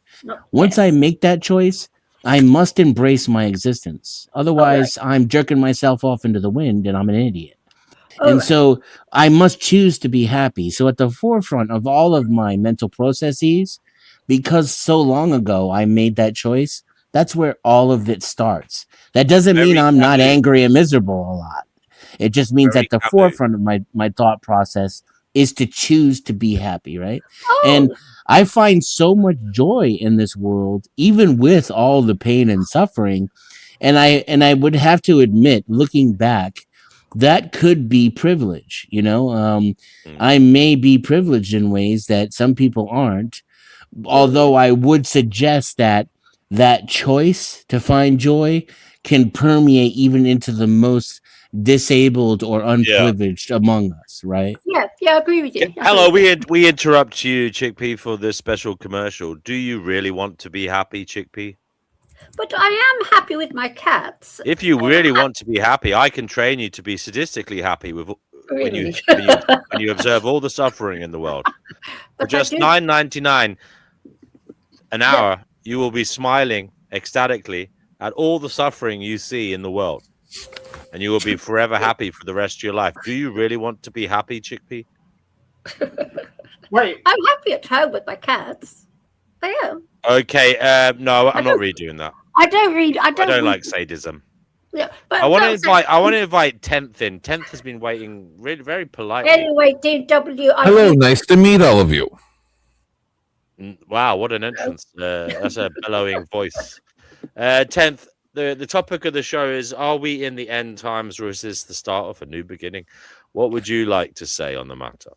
I watched right from the very beginning of the stream up until about 30 minutes ago, and then I skipped. I was watching a 2X because I don't like joining and having no idea what's going on.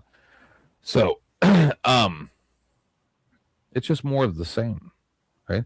Everybody always wants to say the sky is falling, and even if America failed, like, so what? Then, and of course I'm Canadian, but so I think that Russia and China genocidal Canada will either independently or team up and invade Canada to set up a base of operations to attack America. These battle plans have already been drawn up. Either way, can I ask? It's more of the same. Like, I liked what Gnosis said there at the very beginning, pretty much, and he said that, like, isn't it just the end for America?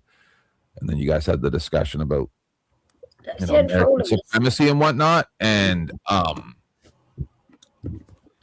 unfortunately, it's the best we have, and the rest of the world are terrible nightmares from hell. What? So, what it comes down to is the rest of the world ready to bow down to America, or are we going to have a world war based on their preferences as to the way things should be? Because it really seems like the leaders of the world and all the rich people are willing to exterminate the large majority of us just for ideals and fun. But they need to. Good. Yeah, I support that. They need to. Well, but they're not really bowing down to America. They're really bowing down to Israel because we're Israel's bitch. Okay. Yeah. Okay, It's the other way around. And dude, you're from Canada. You're bowing down to America and Israel. That's like a double whammy. What the hell? Let's say what you're saying. No, that's not true because we switched to China. So what you're like, I understand. No, you may have knowledge of the past. I'm telling you present, right? We're talking about now, the end times now, not what you think happened before. So no, it's happening now. Look at what the it comes GDP down range. to is who better than America and Israel? Who better? Tell me who would you prefer to be in the driver's seat of this nightmare train? Well, I don't get I don't get that question because you think that people want to dominate. My question doesn't deserve an answer. You don't like No, it? of course it doesn't. You're from Canada. You don't deserve any answer. Fatima, if you're not going to answer it, I can answer it. I would eliminate the hierarchical structures altogether. There would be no. With who? Who's going to do it? Who is going to replace American Israel? Not your fantasy of what you wish would happen. Who would you better institute as the driver's seat of the nightmare train? Who? I don't know about who. I guess the better question. You don't have any answers, so you can't. No, it doesn't have to be a who. It's about what type of system you want. I would eliminate democracy. Yeah, you already said that. You're who dreaming actually of does it is completely irrelevant. It isn't irrelevant because who does it will have to be strong enough to do it, and once they're strong enough, you think they're just going to be like, okay, bye. Hands that can be seen from space. Is that what we're going to do? There is only one answer to that question. Then let me answer your question the way that you're framing it. Then the answer, based on reality, is going to be either China or Russia. Neither of those would be the ideal, but between those two choices, I would probably say China. But you think China is better than the United States? Yes, it is actually. No, Torty, no. Yeah, I do. China. No, Torty. China went. China. Oh, People underestimate China. can you see by the dawn's early light what so proudly we hailed So this at is the twilight's last gleaming, right? I hate broad stripes and bright Let him sing. The host. The perilous night. Oh, the ramparts It's the mystery singer. He just comes on here and randomly sings were sometimes. so gallantly streaming. I'll play some David and Bowie. the rocket's red glare, the bombs bursting in air, gave proof through the night that our flag was still there. Oh, say does that star-spangled I would like to say, you Americans, you doubt America, you doubt China. That's the one thing I'll say about America that's superior. The only thing about America that I will say is superior than any other nation is the national anthem. That's the only thing America has better than every other country on the world. Shit. The other countries' national anthems are dog shit. When North Korea did what is it? Fuck you, I won't do what you tell me. That would make an awesome one. They did. the North Korean marching band. Remember on Dusty's? Like, yeah, but that didn't come from North Korea. North Korea is like it's the a only great video. organic country in the world, man. So this is the problem. I hate Trump. People continuously make me defend Trump because they have no idea what they're talking about. So I just want to know, are you going to go my way? How does anybody believe that they have the right to sit around and say that my leader's doing the wrong thing? I'm not willing to lead. I just want things to be better, but I have no real ideas how I can make this better. But I'm going to tell the leader that he's doing it wrong, but I'm not willing to take up that banner and show you how it's done. So really all I am is the peanut gallery going, bap, bap, bap. I have a fantasy. I saw a Disney movie one time where everything worked out good. And so you guys can sit around for years and years. I've been doing this for 6 years on YouTube and 30-something years in real life. You guys can sit around and talk about the feelings all you want. But when it comes down to it, we have to deal with reality. China are terrible nightmares from hell that welded doors shut 5-6 years ago. Don't tell me that's better. Russia is a terrible nightmare from hell as well because they're run by mafias, the same as America. But you know what? I'm going to have to side with the devil. I know, because I know that both of Russia and China are going to be worse. Yeah, why do you? I'm not so sure about Russia. That you can't see that. But China is a fucking global nightmare. Both sides bad guy, like a moron. Both sides. No, China's way worse. No, they're not. They haven't measurably worse. There's no visibly and measurably worse. Yeah, because they don't have the ability to. Why would they? They have no reason to. It's only for national defense, their army. It's not for America exporting their values. Like that is naive. I just have a question about what you just said. Yes or no? I ask you a question about what you just said. You said that we're just complaining, but we're not willing to lead. Why do you assume that we're not willing to lead? Have you ever tried to become a public officer of any type? Yes, I have. Yes, I have. Mayor, alderman. Yes, I have.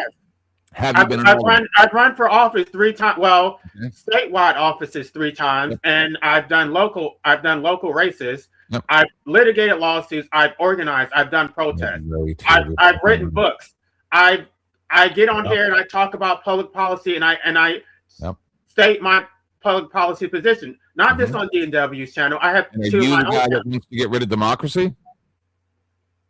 That's where I'm at now because I don't believe the system can reform. But before that, no, hold on, because you already you just alluded to the fact that you're lawyer. An anarchist, yes, I am. No, lawyer and attorney, right? I didn't say that. Oh, okay. So, do you realize that the judiciary and the legal societies are the reason why all of westernized culture is in complete disrepute? Do you realize that? Thank you. No. Thank you. Let's sit on that one point. I said this to somebody else. No, because I'm trying to agree with you. I want to get to the end. I just wrote. I'll let you go. I just want to get to the end. And I have a whole chapter talking about what you're talking about. And somebody said I was disgruntled because I failed the bar exam. I have no idea what I'm talking about. Okay. All right. The Supreme Court has eroded the damn Constitution. Yep. We have no damn rights. It's not through the Constitution. They tore it apart step by step. And so... Just let me say one last thing. So this is the issue. Everybody has always asked, for 6 years of broadcasting, has asked, hey, where are these people? Right? Like, where, and then we all, and I was even guilty of it too. And I said, these are people that you never see. These are, these 13 families. No, it's none of that. It's not this mysterious behind the curtain Wizard of Oz thing of these rich people that we don't see. It's actually the judiciary, the dudes in the robes, and the legal societies. And what's the British one that they're all underneath? Bar. Yeah, but what's that? British something? British Accredited Registry or Registry. Right. So anyway, those are the secret societies that run our governments. They write right. Our government representatives, all they do is sign it. None of them read it. We all know that. It's the lawyers and the lobbyists, and don't forget, most of those congressmen and senators are lawyers too. Exactly. They're doing it behind the scenes without you even realizing it. I said this to a lawyer 2 days ago. I said, who do I complain to if a lawyer breaks the law? To their legal society. Oh, that's very interesting. The Bar Association. Very interesting. So the people who who made the mistakes, I have to complain to the group that they're part of. That sounds very familiar. Sounds like an occult. It's the chicken guarding the fox guarding the hen house. If we could realize that it's not democracy that's the problem, it's immunity, judicial, qualified, and official immunity. Those are the problems. I wish you would have let me finish, because I just wrote I wrote a whole book, but chapter 4 of my book addresses this very problem. I know about 4 people that have written books about this. I understand. No, but we've debated it on this channel, and somebody specifically told me that I was wrong.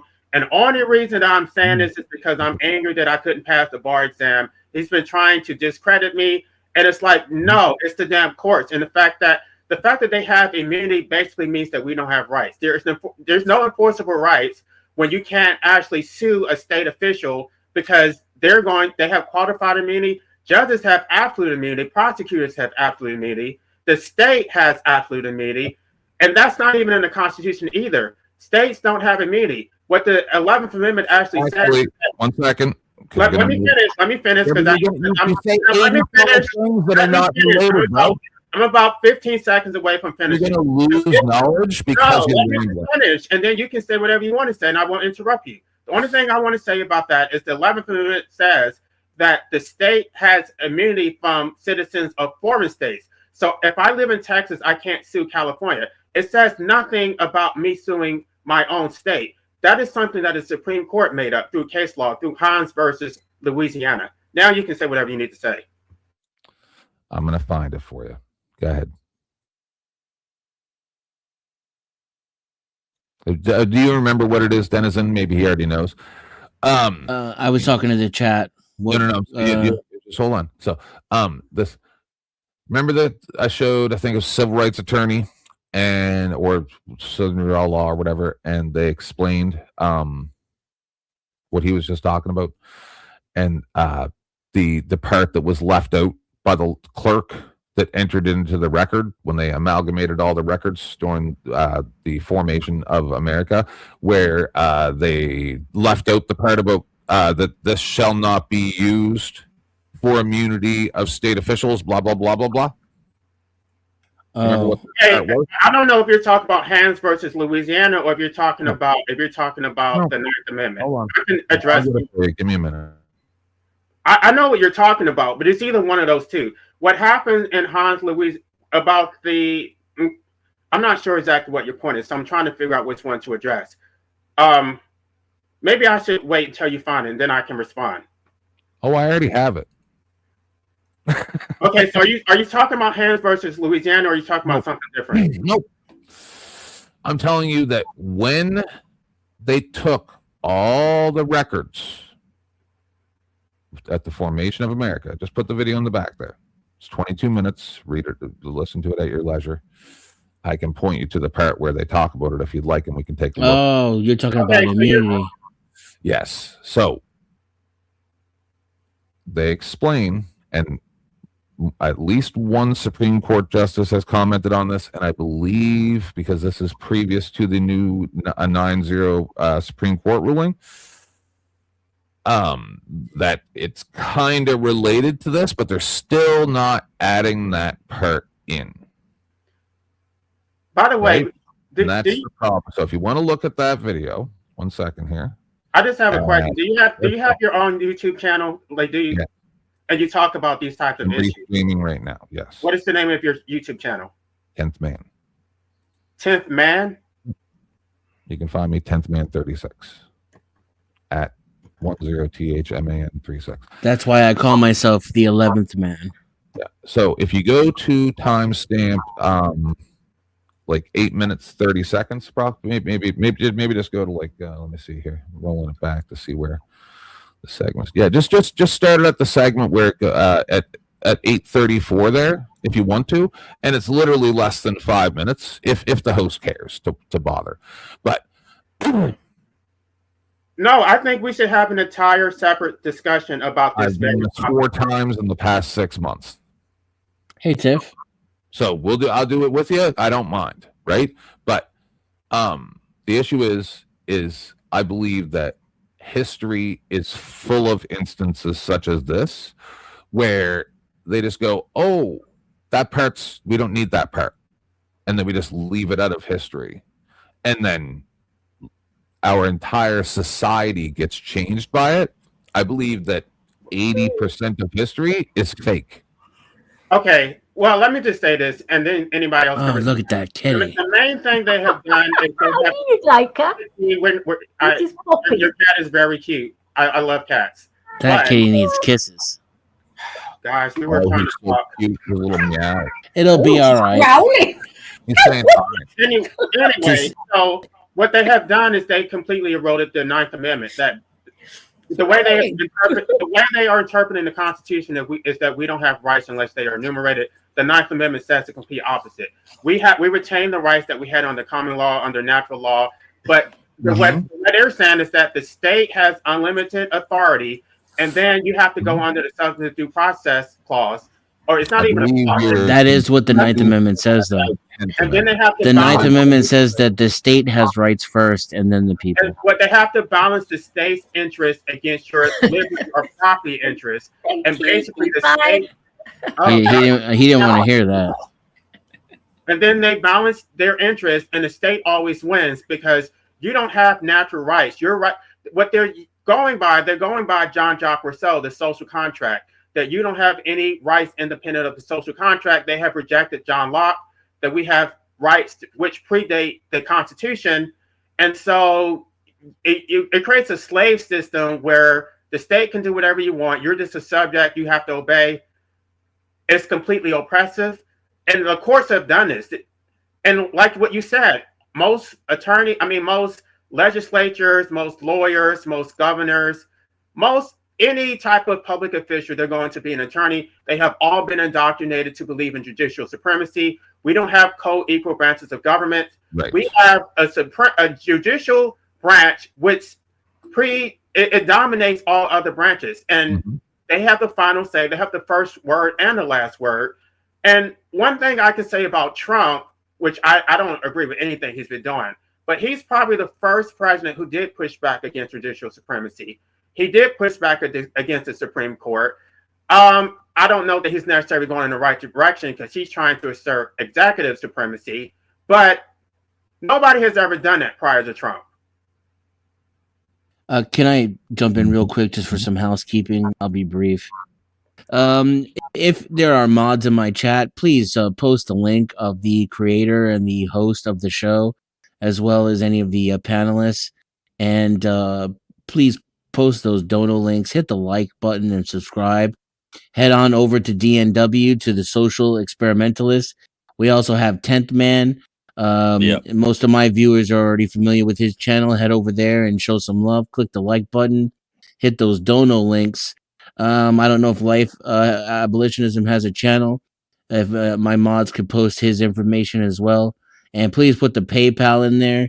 If you're in the chat and you're enjoying this content, hit that like, hit that subscribe, and please consider contributing to the host and or the panelists.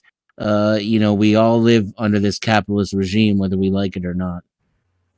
Okay, yeah, guys, you're watching the Finding Gnosis show, so you can come find us. The YouTube channel is called Finding Gnosis. So yeah, and any people who are in my chat, I pinned the link to his channel and this stream at the top. So if you want to get the StreamYard link, go over there, give him a like. And come on and talk to 10th Man. I'm really curious. Everybody. Yeah, I want to ask about Tim. How did you find out about this judicial supremacy or this conspiracy? Because it's not readily available. I had to do a lot of digging. That right there, that video right there, because I've been doing this for 6 years. I'm sub to a lot of channels, and I came in through the First Amendment movement. I am friends with a tremendous amount of auditors and things like that. I've produced shows for auditors. I've been doing this for 6 years on YouTube, but I have been researching American and Canadian law for over 30 years. Well, the reason why I'm asking is because nobody told me this stuff. I had to find this information the hard way. I did do a lot of digging, reading a lot of case law, and I did try to compound it and make it simplify as much as possible in my book. And I made and I'm not trying to promote my book, but I've made it. You ever heard of Rogue Nation? Okay, I made my book available for free because I'm just hearing about this stuff for the first time when I was researching this stuff. You don't have to watch the whole thing if you don't want to. Like I said, the only part that really matters is the timestamp at 8 minutes 30 seconds at that segment where it's cut up. That's where it explains about what's going on. The rest of it was just like case law and stuff like that. You can do what you want if you want to watch a whole 20-minute video, but I'm just talking about this. Right after the Civil War, during Thank you, Mel. Reconstruction, the law included something called a notwithstanding clause.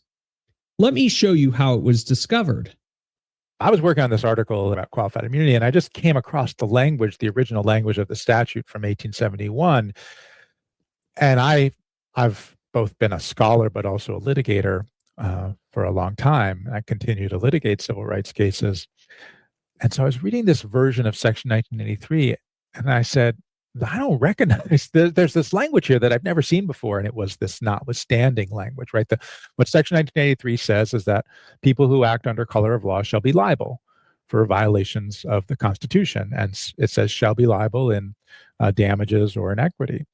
And the original version from 1871 says shall, notwithstanding any such statute, law, ordinance, regulation, custom, or usage of the state to the contrary notwithstanding, be liable. So there's this insertion of what I'm calling, and I've called the notwithstanding clause, right? That you shall be liable notwithstanding state law to the contrary. And given that the Supreme Court had originally located qualified immunity in state law doctrine, state common law doctrine regarding good faith, I thought, well, how has no one looked at this and thought it's significant here? Notwithstanding any state law to the contrary. In legal language, notwithstanding is the strongest override you can use. It means I don't care what else exists. This takes priority. Congress explicitly said state law defenses don't apply, including common law immunity defenses. So how did this sentence disappear? After this 1871 Civil Rights Act was enacted, Congress decided for the first time it was going to put together all of the federal laws in one place. Like up until the 1870s, if you wanted to find a federal law, you had to go to the specific Congress, the specific records of the Congress that enacted it. Today, we just go to the code book, right? We go to 42 USD and we find the law. Well, that compilation of federal law didn't exist until the 1870s. So Congress, after it enacted these acts connected to Reconstruction, in general said, we want one place where everyone can find federal law. And they asked someone, they called them the reviser. They asked the reviser to go through and put all the federal laws that had ever been enacted into one. And the reviser, when he took the version of the law that had been enacted in 1871 and put it into the compilation, just omitted the notwithstanding clause. And we don't know why.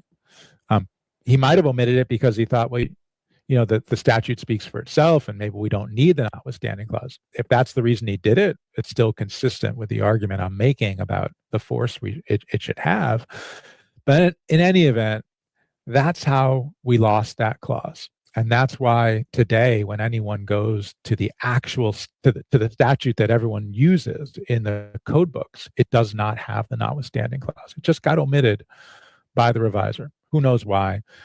But one thing's clear. The reviser was never given the power to make substantive changes to the law. A clerk compiling laws just deleted it. No explanation. No authorization. Gone. Let me put this together.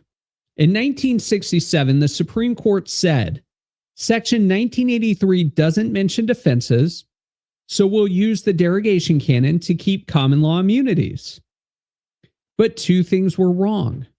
Error number one, the derogation canon was never used for defenses. They applied it backwards. Error number two, Section 1983 did address defenses with the notwithstanding clause, but they were reading a corrupted version that was missing that sentence. Two errors, one toxic doctrine. And why did Congress include that notwithstanding clause in the first place? Context matters. We have to put ourselves back in Congress's shoes in Reconstruction. The Congress of the 1870s did not trust states to enforce federal law, especially newly enacted and adopted federal amendments meant to protect especially newly emancipated black people, right? So that Congress did not trust states and localities to protect those rights. That Congress would not want state or local law to get in the way of its newly enacted federal rights. And so the notwithstanding clause is perfectly consistent with what Congress was trying to achieve. So that's piece one of the argument. Piece two of the argument is, to the extent the Supreme Court originally located the qualified immunity common law, this notwithstanding clause speaks pretty powerfully to an error in the court's analysis. Congress in 1871 knew that Southern states would not enforce the constitutional rights of newly freed Black Americans. So they wrote a law that explicitly said state defenses can't block federal civil rights enforcement. That sentence got deleted just 3 years later, and 150 years of case law was built on that corrupted version. Okay, but it's been 150 years. Thousands of cases decided under qualified immunity. Isn't it too late to fix a mistake this old? Not according to judges across the country, and I mean across the spectrum. Let me give you some recent examples. March 2025, Fifth Circuit Court of Appeals, Green v. Thomas. A man named Desmond Green was falsely accused of capital murder. For nearly 2 years, he sat in jail, a violent jail, based on a detective's manipulation of evidence. The detective used a drug-impaired jailhouse informant, manipulated a photo lineup, withheld exonerating evidence from the grand jury. District Court Judge Carlton Reeves, Southern District of Mississippi, denied qualified immunity.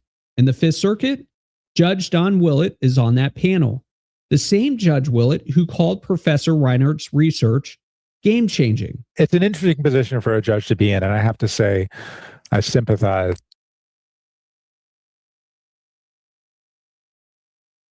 And Judge Calabresi actually did a similar thing in a Second Circuit decision where he wrote the majority opinion, but also wrote a special appendix in which he didn't just address my scholarship, but other people's scholarship too.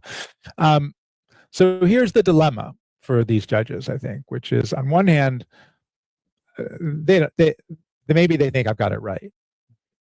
They at least think that it bears scrutiny and it bears examination. But they also are judges in a hierarchical system.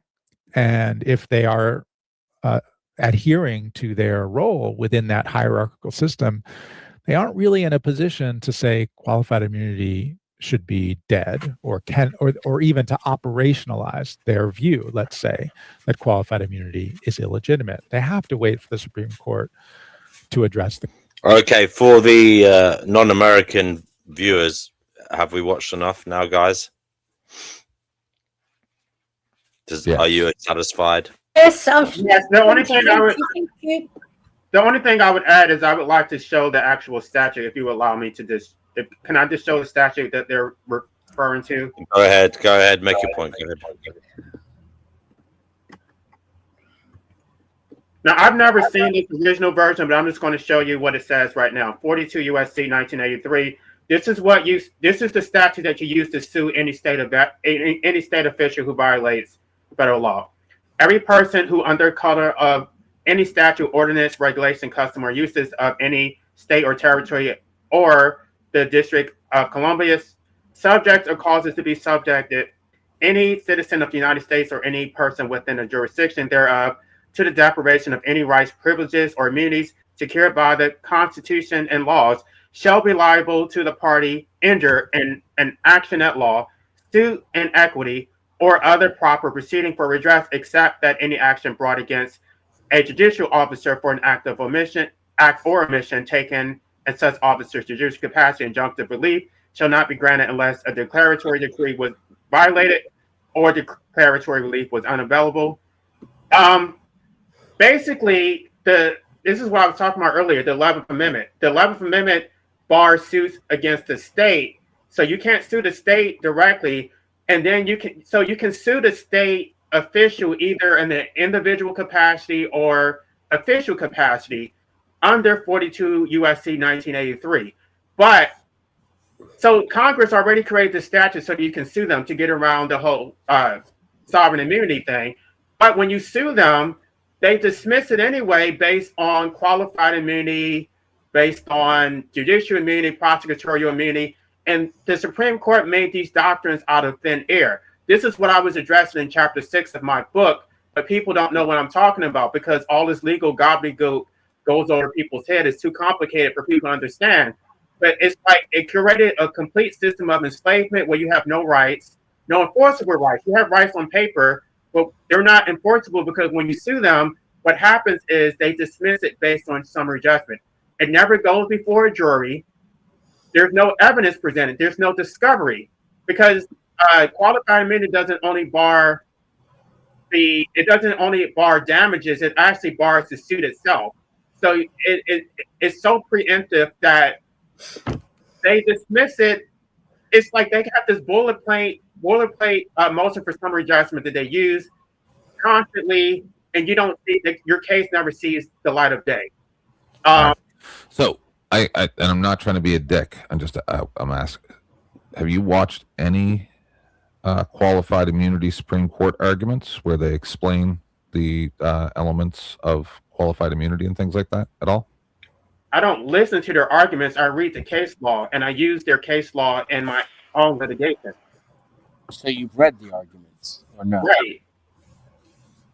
Because the case law is obviously the. Sorry, I'm echoing through someone's mic. I was just asking if specifically about qualified immunity, as you read the transcripts and things like that. Yeah, the case law obviously tells you what the governing rules are, but the argumentation is how you understand how they get there and what they use in order to like carve out these exceptions from the law and create immunity for state officials, including the police. Well, the oral arguments are not determinative. You have to read the case law, and they tell you exactly where they got these documents from. That's not what I asked.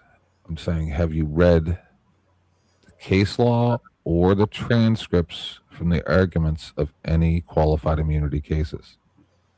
I already answered your question. I do read the case law, and I do read the transcript. I don't listen to the oral arguments, but I do read them. Okay. Just because what we're talking about is a little bit beyond what you're talking about. Like, so I mean, it's like I'm going into the application of qualified immunity, right? That's what the video we just watched was, and it's being misapplied. That's why I brought it up, and that's the reason. Sorry. Well, that's where I would like to push back. It's not because they're ignorant of the law. It's not a misapplication. They know exactly what they're doing. Everything that they're doing is intentional. All right, let's pretend that's true, okay? And if that's true, then correcting their so-called error is not going to do anything because they already know that they did it on purpose. No, it's only helpful to the extent that you're going to educate Americans about this okie doke that they're running on them, but the American people still are not going to do anything. It's very frustrating because, I mean, there's probably a small group of people, those so-called sovereign citizens, but they get a lot of things wrong too. There's a very small group of people who actually know what's going on, but they don't have any power to actually do anything. We got Vegan Equilibrium in the house. Vegan Equilibrium, what would you like to say?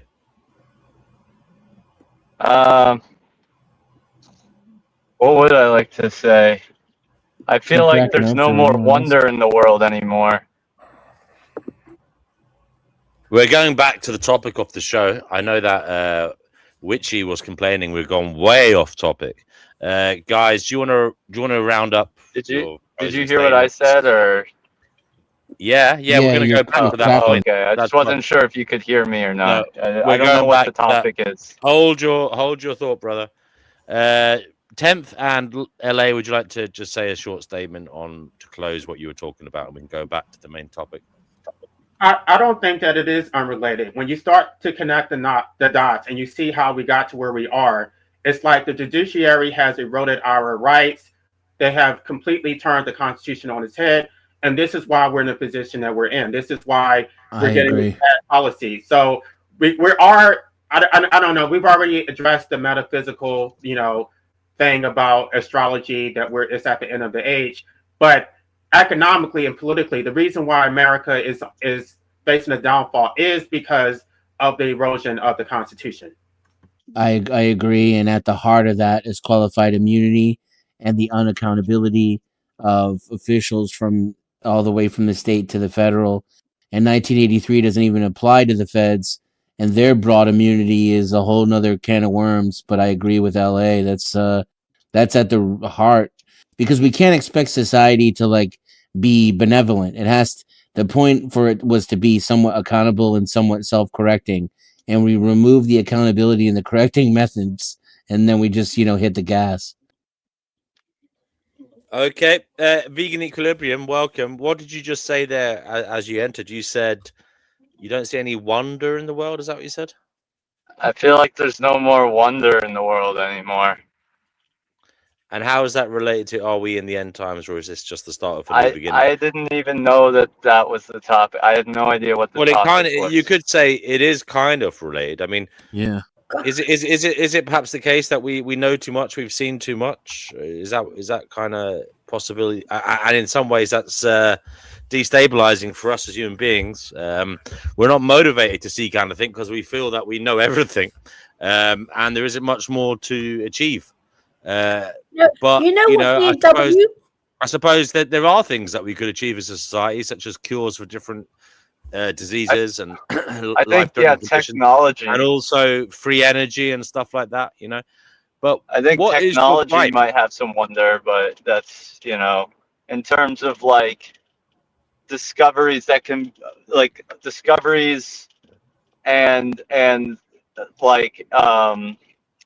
interactions that can happen on the scale, the level of us plebs,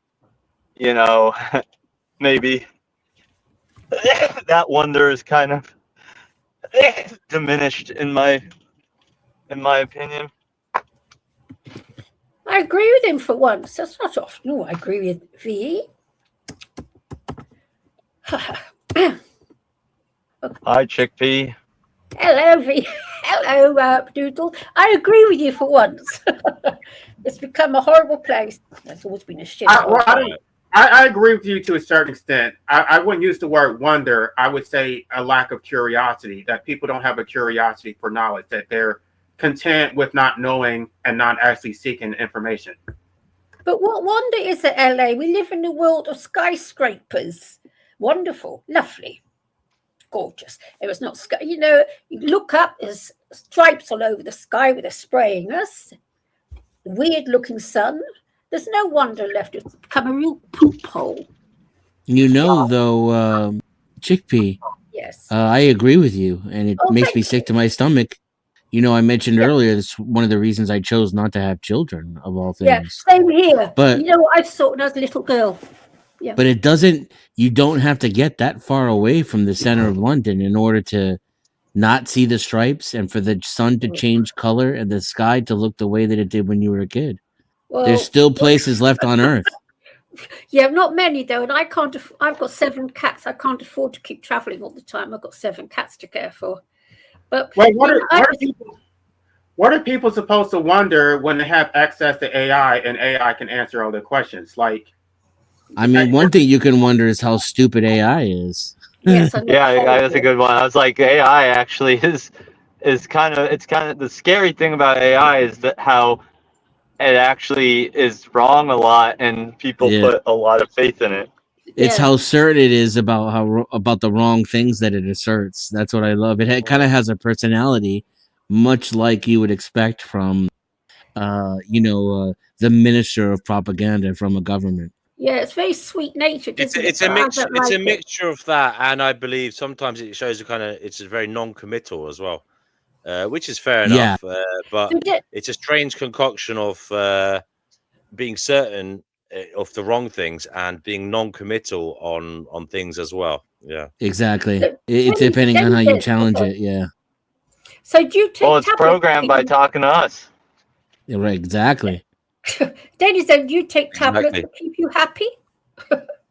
Do I take tablets? Yes. No. I'm mostly sober. My drug of choice is probably music, but in order to not dodge the question, I love marijuana, but I haven't used it in months. I don't need it to be happy. And I like to have a couple of beers with some tacos, maybe a couple times a year. I'll drink. That's about it. I'm a smoker, what kind of but I music quit. are you doing?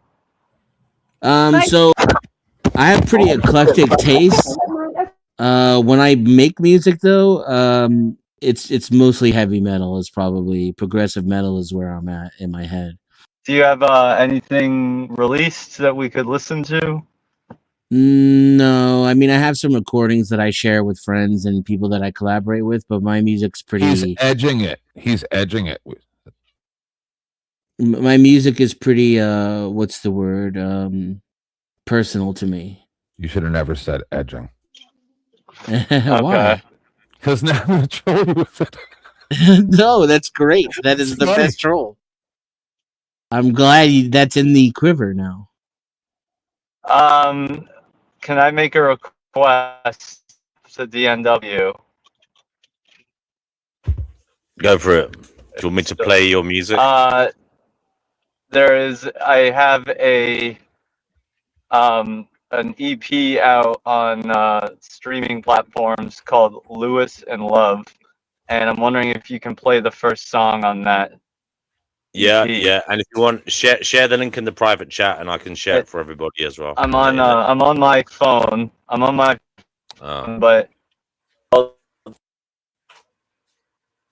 1 second. Is it on YouTube? Can't hear him.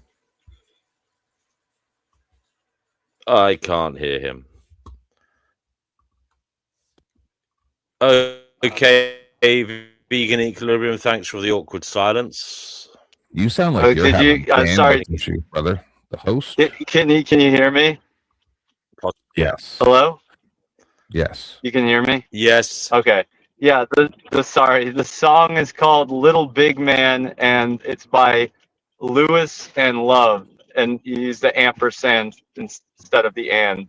It's like LOUIS ampersand LOVE. You can get it on YouTube Music. Okay, 1 second. What's it called again? Little Big Man by Lewis and Love. For the person who's asking for his channel is called Vegan Equilibrium.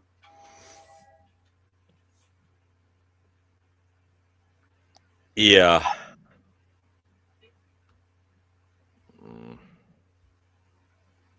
Did you share it on your main channel, the Vegan Equilibrium channel, recently? I'm gonna look that up. It might be.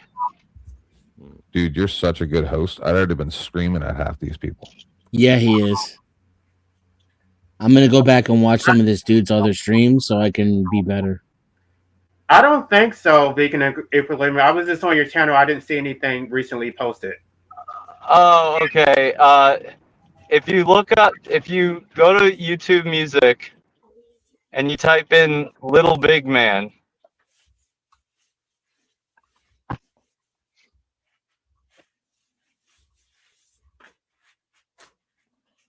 Yeah, I mean, I don't even have YouTube Music on my desk. Oh, I do. Here we go. Music. Right, Little Big Man. Okay. 1 second. Little Big Man. Oh, why can't you just share the bloody link, Noodles? I'm on my phone and I'm driving. Little big man. Okay. Yeah. Oh fuck! It's not coming up when I search for it, man. This is fucked up. I'm on. Yeah. I'm on. It's not coming up. I don't know why. This is one of these things with technology. I found it. It's Yeah. way down.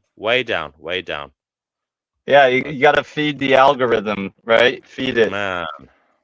Is the host on performance enhancing drugs? I have a question from my chat. No. Here we go. No.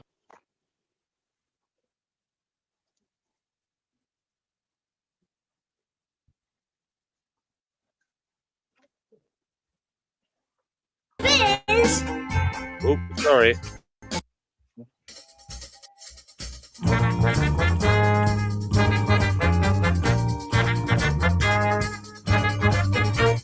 Let me tell you something, Otis. If you're still in the biz, We're not going to get struck for this, right? this, No, it's his music. listen. Nice. Yeah. Now I see why Dusty does his stream the way he does it.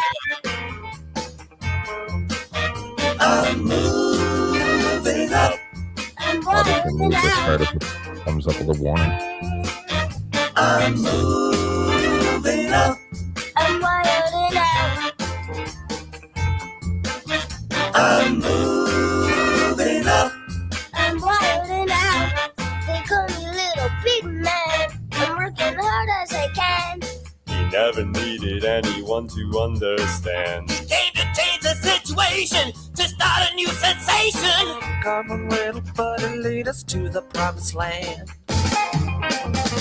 He came to us and said, I'll take you back in time to the days when soul was conjured straight from the divine. And if it ain't got soul, I don't want to hear it.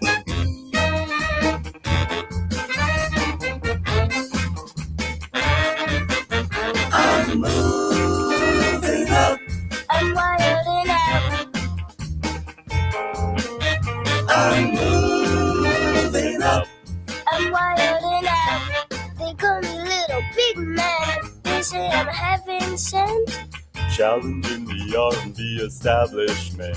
He's moving and he's grooving to his heart's content. Embodying everything that Motown meant.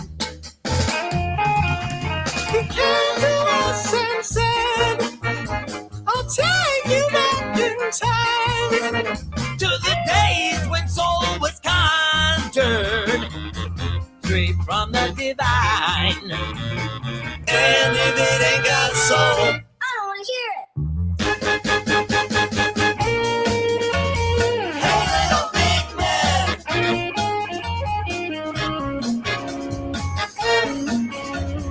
Hey little big man.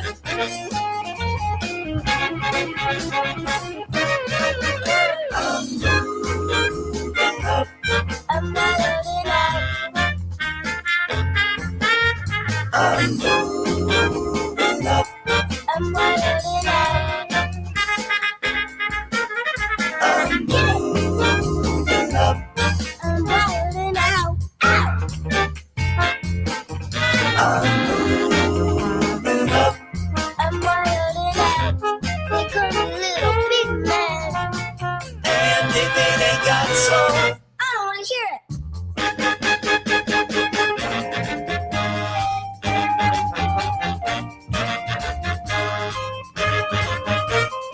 That was perfect. Okay, that was Vegan Equilibrium, who was just on there a moment ago. That was one of his songs on. Was there any AI in that? No, that's all him. All his doing. He's organized all. He's singing. He plays guitar, and I think there was a saxophone there, wasn't there as well? That was his mate playing that. So very good stuff, eh? If you want to find it, I will share the link in the live chat now for everybody. to go and subscribe to his channel. There you go. So as we were, I don't know where he went. It's a shame he's not here. Talk about his musical artistry, but hopefully he will come back. Nice vibe from that. Kind of like, yeah, it was like a kind of Jackson's 5 with a little bit of Sesame Street thrown in. Very, very happy, chirpy song. Chickpea, you must be happy now after listening to that. Yeah, I like rock and roll. I'm a headbanger. Bit of AC/DC. Okay, well, listen, I'm afraid my dinner is being served, so I'm going to take a break for about 15 have it mine. Minutes. So I'll leave. I look, I might intermingle a little bit here and there, but mostly I'll be chomping on chickpeas and rice with a side of sweet chili toast. Cooking. Somebody cooking for you tonight, then? Yes. I'll be right back. Like a tub of yogurt. I don't know what the hell he just said he was going to eat, but it sounded horrible. He's going to eat chickpeas. That does sound. Anyway. By the way, I'll be gone for 15 minutes while I eat the leftovers in the back of my pantry. You don't like hummus? He said, I'm going to go eat chickpeas and curry toast. Yeah. Oh, that sounds good. Yeah? Yeah, it's like beans on toast, but with chickpeas. Yeah. I eat lots of chickpeas. It's a very British thing. Yeah. I suppose. No, I can only eat certain types of legumes, and chickpeas don't fit well. Oh, no, I like chickpeas. But just chickpeas are good. Yeah, if you make them right, they're good as hummus, for sure. Yes. And also falafel is delicious. I love falafels. In a pan, and I have very bad gas, so I will not be eating chickpeas. Oh yeah, well it'll make you fart like a motherfucker for sure. It just sounded like he was going to just go eat chickpeas out of like a can and heat it up with some toast, right? Like I don't know what he's eating, but like I like chickpeas. They had this weird ass salad that they don't make anymore at Costco, and it had noodles in it, like the rotini noodles or whatever, and then it had chickpeas and feta cheese and some type of vinaigrette sauce with some like pesto or something, and that was very good as like an ingredient. But it just sounded like he was going to be like heat up some chickpeas, grab a spoon, get some like curry something, and spread it on some toast, and be like, "Yeah, this is great." And I'd be like, "I don't like that." Beans on toast. It's a British thing. Yeah. And instead of brown sauce or the Heinz beans, it sounds like he's going with the curry instead. A lot of iron. Oh, Denison, before I got dragged to the door, sorry, I had the Tesco man call, so I had to just leave. So you said you keep happy just because I have to be drugged in order to live here on this bloody planet. I do. What kind of drug? Keep in mind, I think happiness is overrated, right? Marijuana or SSRIs? Like, what are you talking about? Drugs? I just get SSRIs. Yeah, that's a horrible idea. I've got no choice. You know what? If I'm not drugged, I can't stand it here. Meditation. You need to learn how Yeah, but you might control yourself. try some other kinds of drugs. Don't start on me medication, not meditation. I understand. I take medication, but it's for pain. So I guess if you consider psychological pain, but I don't. I mean, I was actually enjoying. Oh no, the pain is planet-enhancing the drugs. planet. I have to be. It has this shit. I hate this planet, as everyone knows, and I have to be drugged in order to stand it. If I'm not drugged, I can't bear it. Well, I mean, that's the reason why we don't have the right to medical assistance. Is because of what we were just talking Medical about. assistance is the worst thing ever. And so it doesn't. I'm not sure why you would take that position because it is a right under natural law, and the state the state does not have the authority to force people to exist against their will, and so it goes into everything you were just talking about. You live in a place where they have MAID. Why should I have to move to another country? The state does No, not I'm just have asking because it was reported that 14% of transplants were from MAID recipients in Canada. Okay, but I'm still. If you're okay with that, then okay. I don't know how you can make this contradiction that you support natural rights, and you know that what the Supreme Court is doing is illegitimate. Yet you don't recognize the illegitimacy of forcing people to exist against their will. Yeah, like the right to not live. I mean, that seems almost fundamental.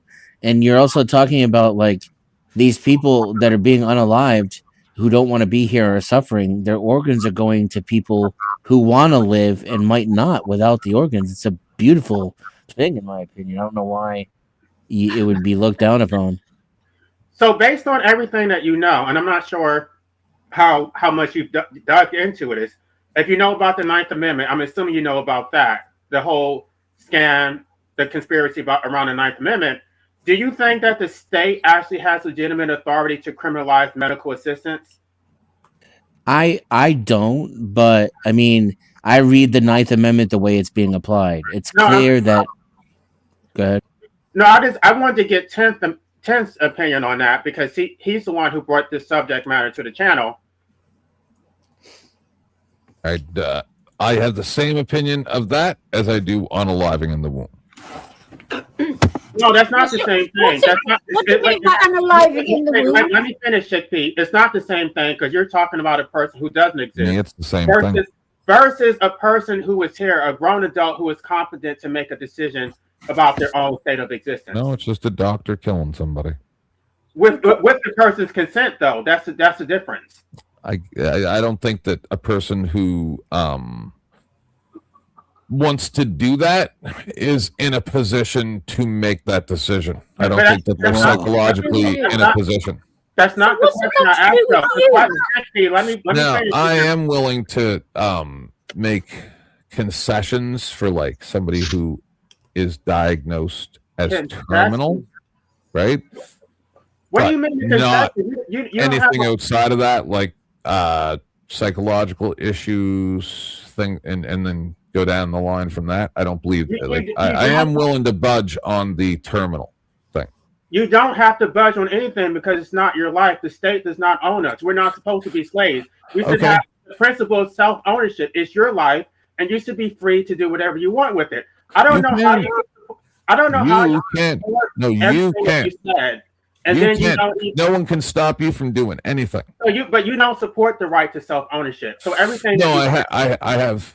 It's the M in. So then I should have free access to the amount of substance that I need, the quantity and the type that I need in order to do it myself.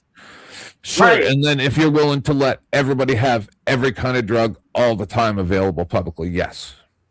Then the only thing I really need would be the L pill, and then that would solve everybody's problem. But the state has criminalized that too.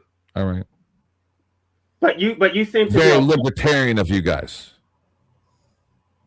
I don't care about labels. I just don't think that anyone has the right to tell me whether I can live or not live. Somebody called me libertarian, so I'm just throwing it around. I like that. I would think that the principle of self-ownership is the cornerstone of any type of freedom.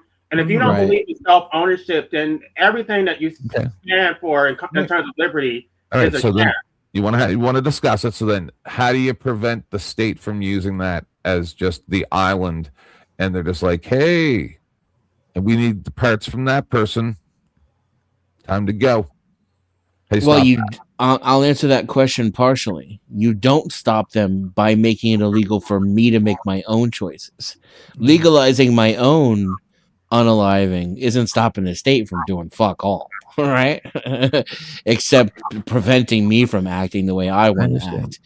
The state wants to program and brainwash me and hide me in a lab. So should there be an age limit? Should you have to be 18 or can you be 15? No, the issue is not legalizing it. The issue is I'm just asking. So if it's decriminalized, then there are no age restrictions. So just a 13-year-old's having a bad day, failed the test, just walk into the unaliving booth like on Futurama and just be like, pop, put a coin in, good to go. Would a 13-year-old have that right under the state of nature when there is no state? I'm not just saying, should there be an unaliving booth on the like a phone booth like in Futurama? I think if you want to start off, walk up, put a coin in because they failed the test. I'll be brief. I'll be brief and let you two go back and forth. I just want to briefly say, I want to briefly answer the question, and then you two can go back and forth, please, if that's okay. I would say that initially, if you're going to set up a system, you probably would want to put restraints on it age limits, you probably want to make it around 25, not just 18, realistically. And then you work and see how that works out, and then you make adjustments thereafter. But if we're talking about just the basic principles of freedom and self-governance, then no, I mean, the state should have no right to intervene at any age. And I'll yield there. I disagree. I think that question is only relevant if you're trying to legalize it. If you're trying to decriminalize it, then there are no age restrictions. The basic common law principles of consent is that you have to be the age of 18 in order to consent, but I don't think there needs to be any specific age restrictions on decriminalizing a law which should not have been criminalized in the first place.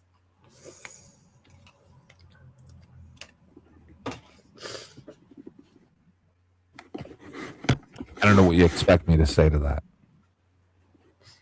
I'm just pushing back against the whole framing. The framing is it's like the guy earlier, sir. You're assuming that the state has authority to criminalize it in the first place, and the state does not. That is not within the proper scope of government. The principle of self-ownership dominates anything. You can't have a legitimate democracy if the individual citizens don't even own their lives. They're forced to exist, and if you don't have the right to opt out, then you can't hold the state accountable. You're a captive citizen, a captive population who is forced to exist, and there are no consequences for bad policies. No matter how bad the policies are, you have to remain subject to these bad policies, and there are no consequences for the state. They get to have subjects regardless of how oppressive they are, regardless of how miserable they make people are, they're trapped. So you can't have democracy without the right to opt out. If it's supposed to be based on the consent of the governed, then there is no consent when you're forced to exist in the first place. We're all forced to consent to the social contract, though. We can't opt out of that. You can't opt out of any of it. The whole thing is illegitimate. It's based on force entirely. So then, a person. Do you believe that the state should have the power to institutionalize you in a mental institution if they feel that you are a danger to others? If you're a danger to others, that's something different, not a danger to yourself. Okay, so then how would so what if you're just crazy? What if you just throw poop at people at buildings, at the coffee shop? Then you're harming other people, and you're not harming anybody. You're just poop on the street beside the. If you're destroying or whatever, defacing private property, then you're harming beside people. The sidewalk. You just took a poop. I don't know if it's somebody owns that property. There's no such thing as property. They've done it like 70 times. Somebody owns that property, so they're destroying somebody's property. No, it's just on public property besides. Even if it is public property, it still isn't taking a poop. Okay, they're still causing harm. The only thing I'm talking about is if you're only talking about harming yourself, you should have the right to do that because you own yourself, and what you own, you have a right to dispose. But I don't believe at that point that you are in a psychological position to be able to make that decision. So you think then you should be able to get a professional and/or a unaliving booth that just makes you be able to opt out because you're having a bad day? So ipso facto, because you want Colombo Oreo? Because life was imposed to you, ipso facto, if you object to that imposition, then you must be crazy, and you don't. There's so many logical fallacies in the way you frame that you must be crazy because you don't want to exist against your will. Yes. It's like, if I don't want to be a slave, then I must be crazy. What kind of logic does that make? Okay, so then you would agree that that a man can be a woman then?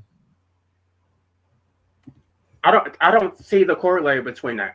If I don't want to exist, exactly the same thing. So no, that's not the same thing because changing to be a transgender. So the government shouldn't be able to tell me because I believe I shouldn't have an arm. The difference is that if somebody has to be institutionalized because I cut off my arm. Because there's what you said doesn't make sense. The difference is that when somebody becomes transgender, they're asking for affirmation from other people. No, they want other people. That's not what we're talking about. No, we're talking about medicine. We're not talking about society. We're talking about medicine, right? Okay, if that's your You're question, asking for MAID, right? yes, So, they should have the right to do that. Yes. Okay, so there should be a cut off your own arm.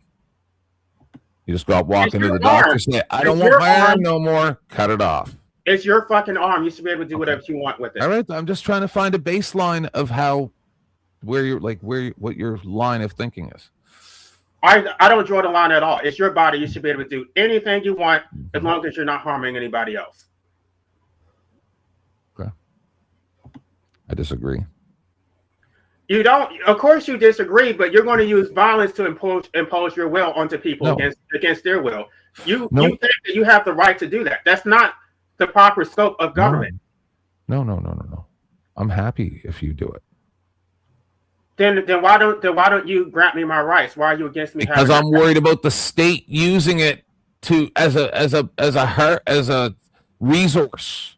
They're not using it as a resource. The only way they could use it as a resource is if they legalize it. I'm saying they should decriminalize it. That's the distinction. And you're making it seem like there is no distinction. It's not the same thing. Decriminalize is not the same as legalizing it. Yes, it is. No, it's not. No, it's not. Legalizing it is something that you want it to be regulated, right? I don't want it to be regulated at all. What if you want your arm put back on? No, decriminalizing it would just mean that now it's a regulated thing. You don't even understand what terms mean. Stop it. It's unregulated. I live in Canada where we decriminalize marijuana and then they just regulated it. How do you not understand basic legal terms? I had so many hopes for you when you played that clip. I was like, man, there's somebody who finally... You don't understand how... You're like an ultra-libertarian. You make reasonable people like me look ridiculous. And I call for... What happens if you... what happens if you regret cutting your arm off? Sir, I am a lunatic conspiracy theorist. All right, and you make me seem reasonable. That's the problem. Okay, right? What did you accomplish with that statement? That statement. No, I'm trying to explain to you that what you're saying is so ridiculous that it defies reason. It doesn't address the merit of what I'm saying. So yes, it does. The bottom line is that I had high hopes for you when you played that clip. I was like, there's somebody who finally gets it. You understand the second half of it, but you don't understand how we got here. We got here because of the abrogation of self-ownership, that we don't actually own our lives. No, we don't got here because our existence. People like you don't even understand people that will follow you, and then you get a following like these imbeciles in Congress and stuff like that that go out and say the things that they need to get people behind them. But then when you get in there, you can't actually do. I'm not sure the basis. It's like you did your conclusion is correct in what you're saying, but you don't get there correctly because it's not based on natural law. Even though I watched the repetition of this behavior over and over, I'm wrong. You got there based on a social contract that rights come from the state, and that's why that's why everything that you're saying now is incorrect. There is no such thing as operate in the construct that they have F-16s and the president threatened to use them against the populace. So that's the premise that I'm operating under, right? And I'm telling you there are only certain ways that we can navigate forward from here, and your way is not the way. Your way does not do anything to help anybody except for distract people. You're the same as the albino, as my buddy calls me. You don't believe in natural rights. What happens if you regret cutting your arm off? What happens if you regret? Too bad, so sad. What happens if you regret like cutting the arm off? Then you think, oh man, I really wasn't thinking clearly. That was not in the right state of mind. I wish someone had stopped me from doing that. Let me answer your question, Big Equilibrium, because I wanted to opt out probably 20 years ago. I wanted to opt out 20 years ago, and I didn't do it because people said I would have made a mistake. Now, 20 years later, I'm just as miserable as I was 20 years ago. I was actually asking about. I was asking about the arm, not the leg. No, but what I regret is that I didn't do it 20 years ago. So to use your analogy, I would regret the fact that I didn't cut my arm off if I had a rational reason for doing it. Oh. Wait, who's to decide whether it's a rational reason or not? No, guys, it's your fucking arm. That's the rational reason. It's your arm. But it's not rational if like you, let's say you immediately regret it. You immediately regret it. I like ruining shit because it's funny. So some people are self-sabotagers. Hold on, I just want to say we crossed a Rubicon, right? So the state is going to protect you from this point forward. The state is You're going the crazy to protect one. you from yourself. Just realize this. Role. The state is going to protect you from yourself, but you're the one who has to pay all the consequences for the decisions that the state makes. So these people. By the way, I'm not talking to him saying he's the crazy one. All of you. It doesn't matter. Okay, so they're going to tell you that you should exist because whatever, they're not comfortable with it. They can't wrap their minds around it. But you're. I just want to know what happens if you regret cutting your arm off. I'm answering your question, but he keeps interrupting. If you cut your arm off, and then you're the one who has to pay the consequence for it, right? So it's your fucking arm. But if you're not in a rational state of mind, it's reasonable for someone to stop you from doing that. I don't agree with that. I don't. If you're a child, you don't agree. Oh, so if someone is having psychosis and they start cutting their fucking dick off or something, you don't think that it's like reasonable to be like, hey, stop. Well, we're gonna force you to stop doing that so you don't do something you regret. Let me know. I mean, this is such a far-fetched hypothetical, but I'm going to give. It's happening right now. I'm going to give you a serious response. If what you're saying, if I accept it as face value, they had a psychological lapse where they can't think clearly. That's one thing. You're going to use violence to stop them from harming themselves. No, sir. Listen to the thing. It's not a permanent thing. Too many words for such basic concepts, sir. Using force and force them to continue existing. You're doing overload induction hypnosis. A temporary solution is different from a permanent enslavement. Sir. How do you decide whether somebody is in a sound state of mind or not? Like, you who's going to make that anyway? The people who. But you just said that you were willing to make. You think there's allowances for stopping people.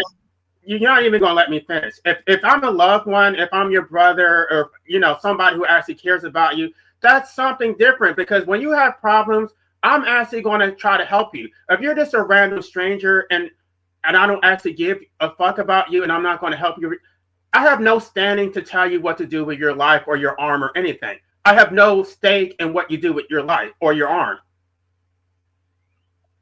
I think we're talking about. I think this has become very abstract, and the problem is really we're not saying we're gonna outlaw rope. We're just saying I don't want an unaliving booth on the street like's happening in Canada. You want an unaliving booth on the street. I want that. Well, that's good for you, but you can go I'm not against store. I'm not against. I don't want the unaliving booth for my brother, right? That's having a bad day. I'm not against MAID. I'm against the idea of letting people chop their arms off. Nobody's chopping their arms off. I'm not sure why you brought that. Well, there is actually this thing called the Darwin Awards or something, or there's many things, and that line of thinking just goes into madness, and that's why we need regulations.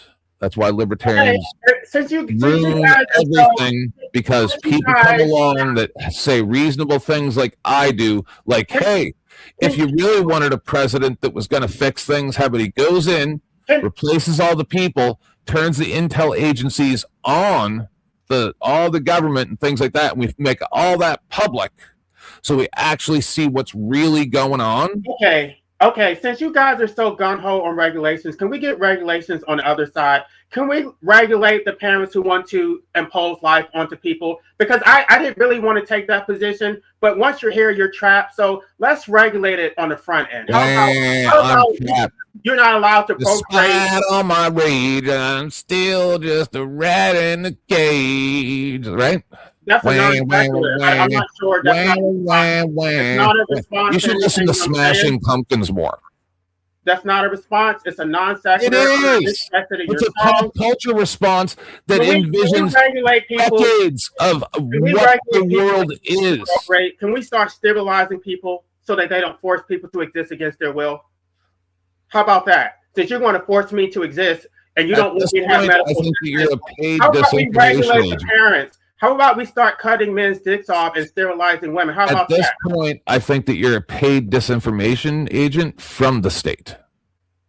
From the state, everything. You make lunatics like me look reasonable. No, you're the statist, not me. You support statism. You support state violence.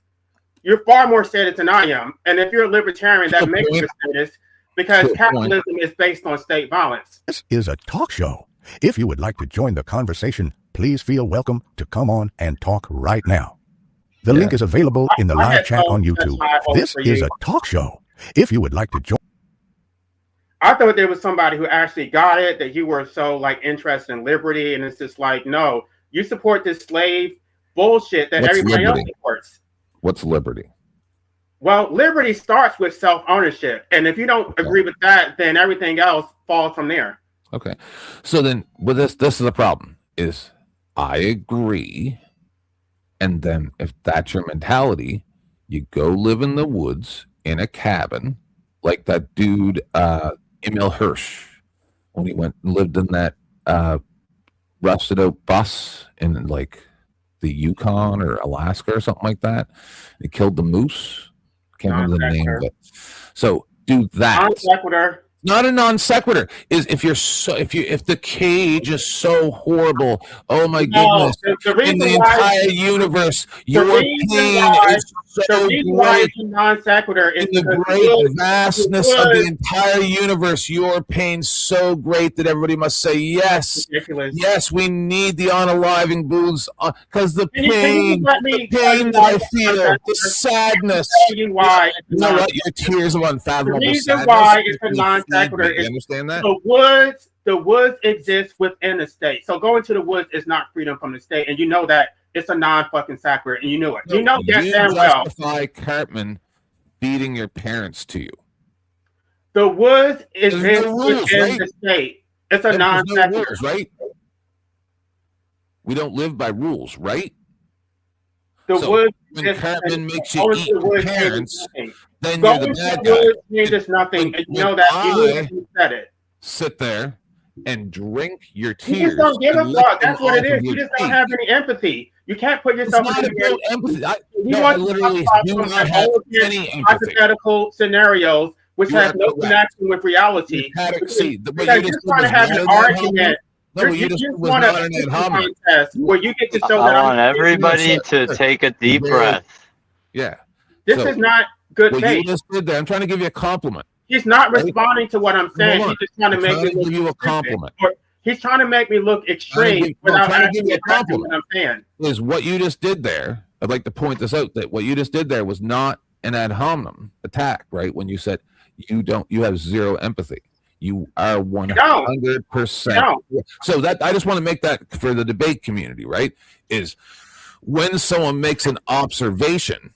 You literally said that I was lying. Outside of the rules of logical debate. No, it's not outside the rules of logical debate. I was lying. Make that observation, right? So when I make observations about him, take into account that my observations may be exactly correct. The difference is that you're using state violence to impose your will. I'm not using anything. No, you support. I want everybody to take one deep breath. I don't know what you're talking about. I haven't done anything. You support the criminalization of pain. So this want is society. No, sir. You support it. You live in a delusional state. I'm trying to have a rational conversation with you. No, I am also a lunatic. Where you think that you're God. All right, let's all take a deep breath. I am one big deep breath. You're not going to apologize. Take a deep breath. If we're going to have a debate, then you can respond to arguments. Not a debate. We're having a discussion. Because you're basically trying to make me out as crazy, as extreme, and no, you're not going to do that. I'm saying you live in a delusional state. See, that's the pathology. Where you want the world to conform. No, sir. You're delusional. How am I delusional? You're telling me that I'm using state violence. might mix right, and because you get to impose your will on me, that makes it legitimate. It's not legitimate. You're fucking delusional. Wrong. See, I'm not putting on. See, you had one good measure there, right, where you said zero empathy. Zero. And then you started making observations that were not even relevant to anything to do with me, right? You're using force. You're imposing your will on me through state violence. Wrong. Yes, you are, because you support it. I'm not asking society to change based on my Let me ask you, do you wants vote? and needs. Do you vote? Do you vote? Sometimes. Whatever. The bottom line is that you legitimize this oppressive ass system, so you are part of the system. No, I realize where we are. Then you're fucking delusional if you think that you're not responsible for my oppression. Can't we all just get along? I want you both to say one. I want you both to say one nice thing about each other. I already did. LA, say one nice thing about him.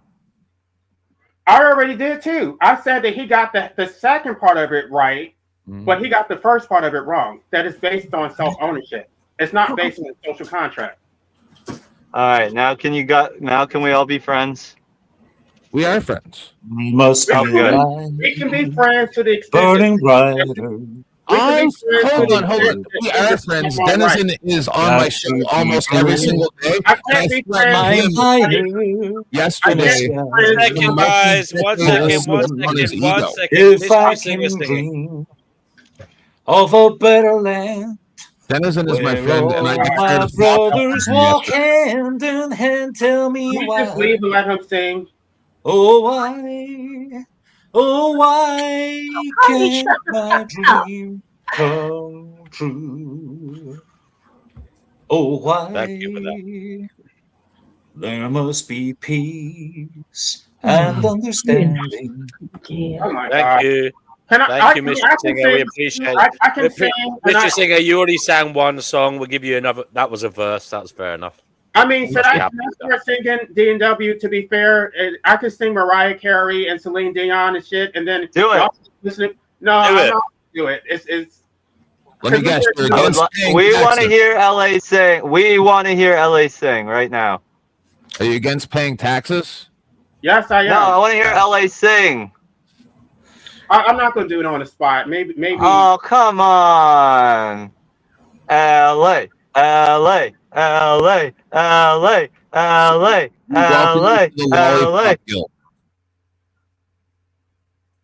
What did you just ask me? Sing. We welcome you to the lollipop. No, not right now. We were in the middle of a conversation. Oh, okay. I'm just making the point that if I were to do that, everybody would think that it was obnoxious. No, I want to hear it. No, listen. I agree. I agree. It's obnoxious to come on randomly and sing, but the clue is I'm letting him back on. His name is Mystery Singer. That's kind of his shtick. That's what he does. That's what he gets off on, and it's kind of funny in a kind of weird way. It's kind of funny that he goes out of his way to do this. So I'll hand it to him. Now I know how to come on here singing if I want to. Yeah, but Vegan Equilibrium, you are a professional singer. He's not. He is. I'm not a professional. You've made money. Have you ever made money from your singing? That's a good question. I don't know. You're semi-professional. I mean, you do. I would not say I'm at all professional, dude. When have I gotten any kind of legitimate amount of money for a show? That's a matter of perspective. Yeah, well, I mean, anyway, I know if everyone knows if they want to come on here singing, they just have to call themselves Mystery Singer, and then that's their shtick. No. There's only one Mystery Singer. Okay.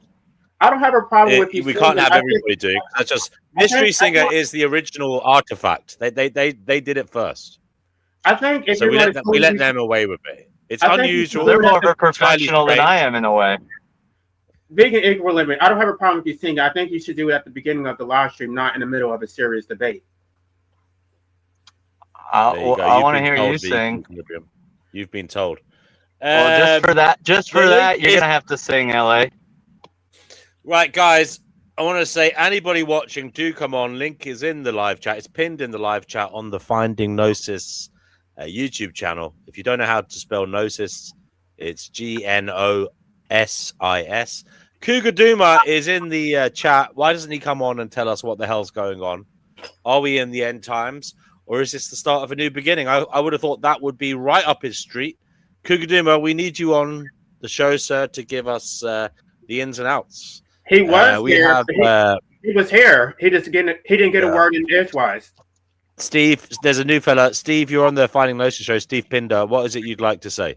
What's up, brother? Hello. Pinder's my brother. Hello. Just give him a minute. He might have had an emergency. You can put him. You guys hear me okay? He's on his way. There he is. What's up, brother? Hello, Pinder. Welcome. So, Steve Pinder, we can hear you okay. What would you like to say? Now we can't hear you. Are you talking? He has technical problems often because he's fat. Right. Okay, so you're coming in and out, Pinder. So we're waiting for you to sort that out, and then you can make a substantial, effort of adding to the show. Kugaduma, where the hell are you? Links in the live chat. Sorry, guys. I'm not sure I'll be able to actually get a word in. You are still playing StreamYard, sir. Sorry, YouTube. You got to close your YouTube thing. You're hearing both at the same time. I did that the other day. We're not even talking. Everybody's completely silent over here. Mute your YouTube. Okay. Now I got it muted. Okay. I've been doing this for a little while, boys and girls. Yeah. So okay, Steve, you're with us now. Go ahead. Yeah, I'm with you. I'm just kind of curious. Is everybody here British? Is that what I'm hearing in the accents? No. Well, not you, Dennison. But Sorry, presently, Steve. everybody else here, as far as I'm aware, is North American. We've got one Canadian, and I presume you're a Yank as well. I've got 3 Americans.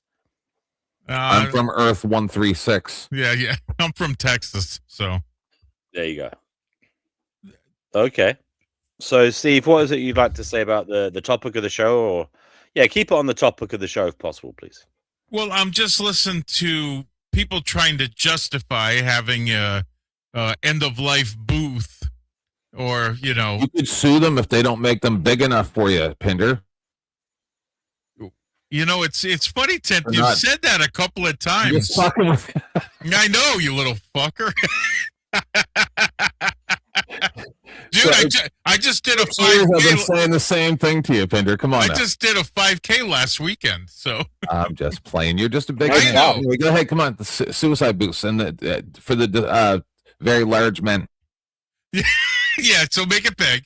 Okay. No, I'm just concerned as to why that's even part of a conversation. I mean, do you guys actually support self-offing, or self-unaliving? Yes. Yes, I do. My darker side says and thinks maybe for certain people, and maybe we can help you along the way, but you don't help anybody though. It's every man for himself. Right. Everybody's forced to fend for themselves. It's like if it's a person who's struggling to pay their bills, if they're miserable, they're forced to figure out how they're going to maintain their involuntary existence. That's why I support Christians, Pinder, over almost anybody in the whole world. You guys are less crazy than almost everybody else. Oh no, we're pretty nuts. Non sequitur, another non sequitur. I'm just saying. That's why I support you guys. Every man for himself. I think you're Jewish, aren't you? Well, I'm Messianic Jew, so I'm Yeah, Christian. I don't know. I mix with everybody. You know me. Yeah. So, my Christian side says, don't do that. That's not a good thing. My atheist side says you can do whatever you want. Yeah, well. Yeah, I kind of am starting to agree that you're goyim for sure. So I guess the next subject would be from there. Do you think that when you off yourself, it's done? You just go in the ground. You have no thought You have no consciousness. You have nothing. Right? Am I I mean, correct? That's what you it's believe. irrelevant because you. Deep darkness. I mean, I'm going to answer your question. It's irrelevant because you should have the right, regardless of what the outcome is. But to answer your question, I do believe that death is the end. I don't believe in an afterlife. Okay. So the people that, because I have to look at the mentality of people that would want to, and why would you give them a place to do it? Okay, because those are the people that probably need help. Right, but you're not going to give the help. You're going to outsource it to some mental health facility, but you're not going to be the one providing any help whatsoever. It's every man for himself.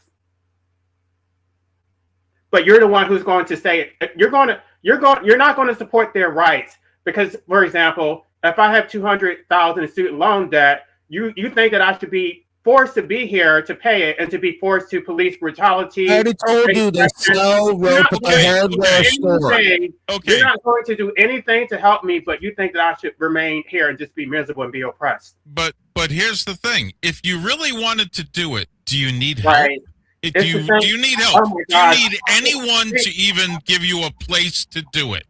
These arguments are so predictable. I've had the same debate at nauseam, and they keep making the same arguments. There's nothing original. It's so trite. It's common sense. There's no such thing as common sense. It's common ignorance is what it is. It's going to repeat the same thing everyone else has said.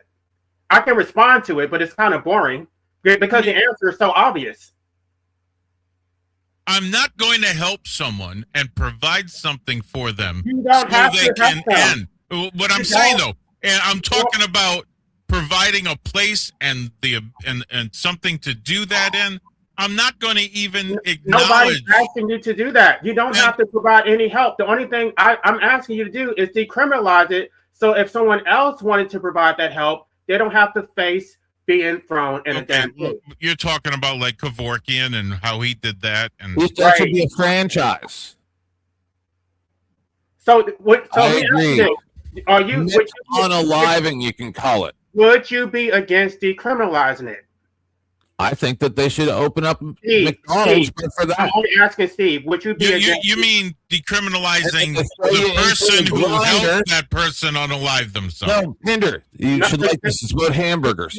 So they God, put you into a meat grinder right after, and then they fucking cook you up and serve you up as unaliving burgers. It'd be fucking streamline the process with synergy.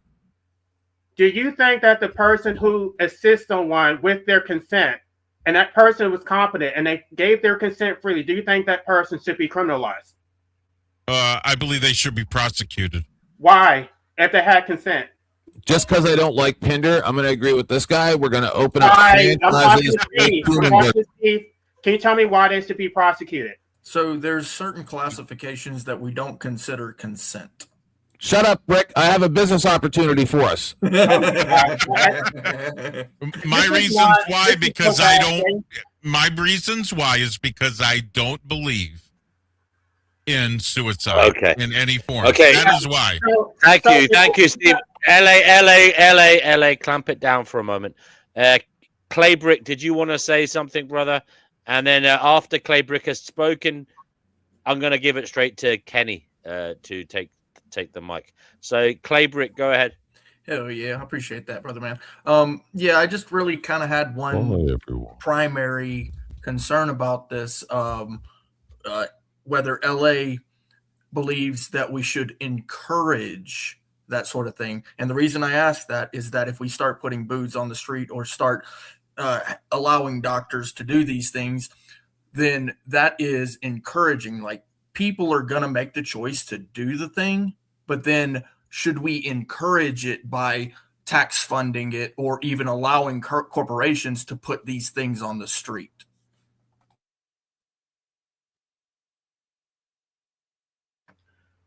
I would like to have an uninterrupted debate on my channel where we can actually discuss this fully.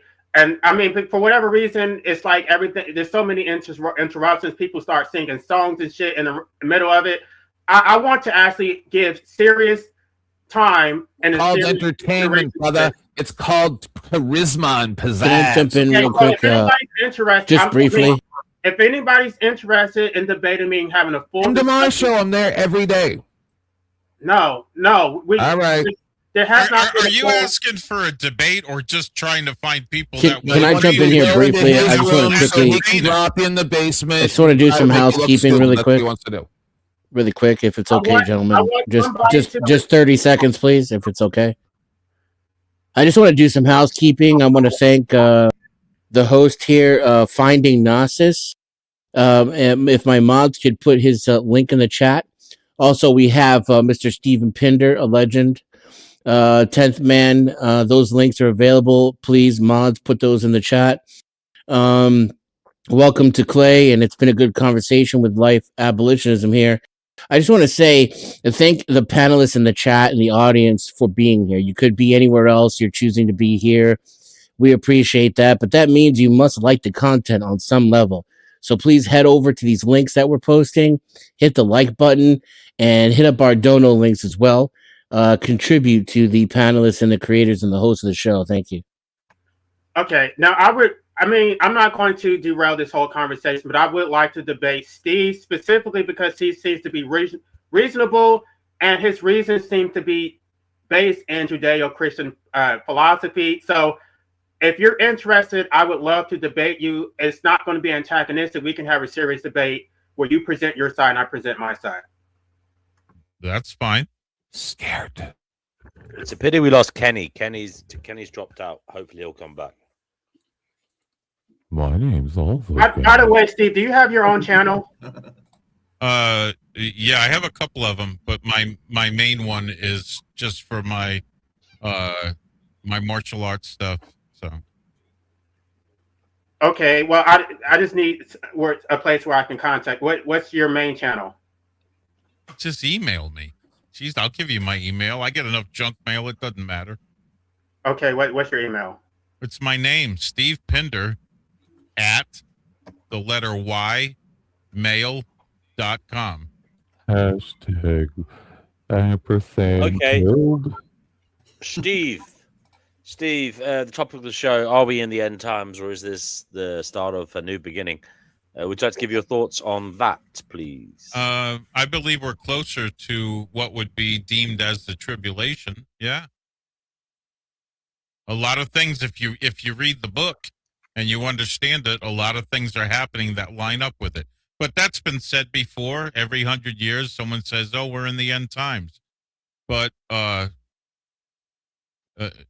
numbers-wise, if you count the numbers and the things that have happened and the times that they say what will happen after that, yeah, we're getting close to the tribulation.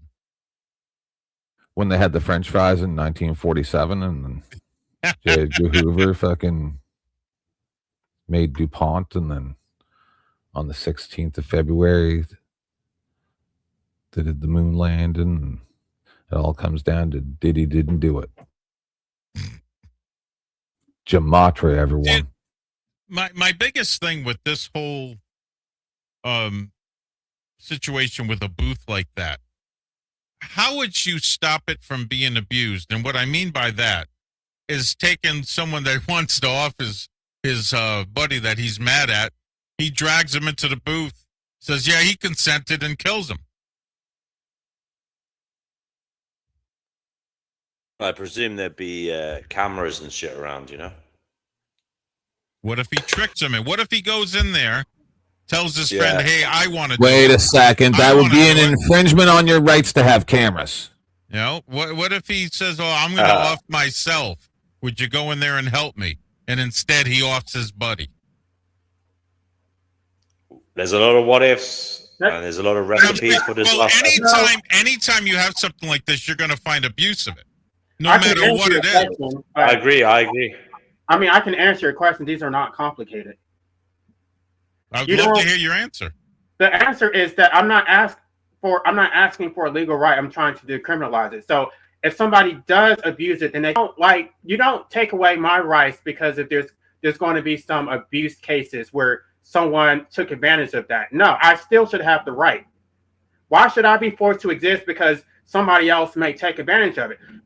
Because you could say the same thing when it comes to procreation, that, okay, well, some people may just want to procreate because they want to abuse their children, or they want to extract from their children. They want to be narcissistic assholes. Should we stop everybody from procreating because of that? Because a lot of these parents are not good parents, and they're causing the children to live lives of misery. But there's no real protection for these damn children. So there are instances where people get locked up and they can't have children because they're locked up. Okay, then I got abused. Did anybody protect me? I called the cops on my damn mom, and the cops didn't even come. That what the cop told me was, what he asked me is, "Oh, are you being good in school? And what did you do to deserve it?"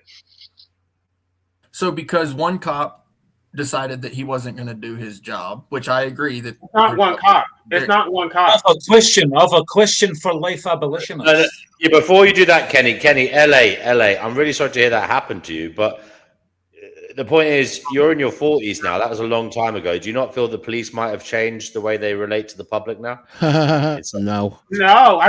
Regardless of what they change, what I know is that children are still being abused. It's a part of some cultures where it's acceptable, and people have not changed their behavior. The only thing that has changed is that there is mandatory reporting now. So if you tell a police officer or a teacher to have to report you and there's some type of investigation, there's hundreds of thousands of people who slipped through the cracks, and these children are still getting abused.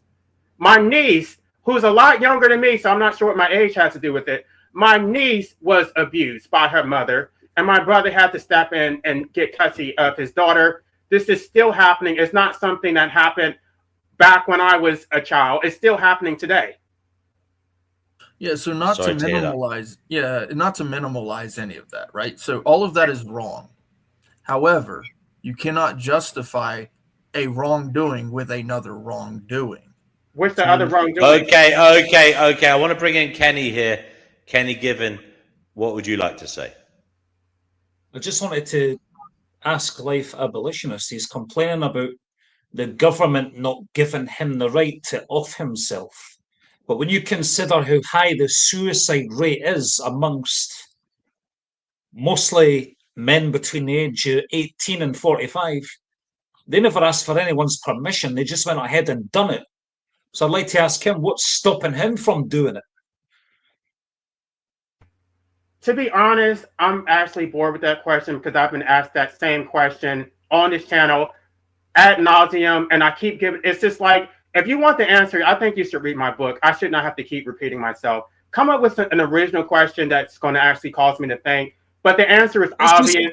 But you don't want to think. You want me to spoon feed you. Okay, I'm going to call you out.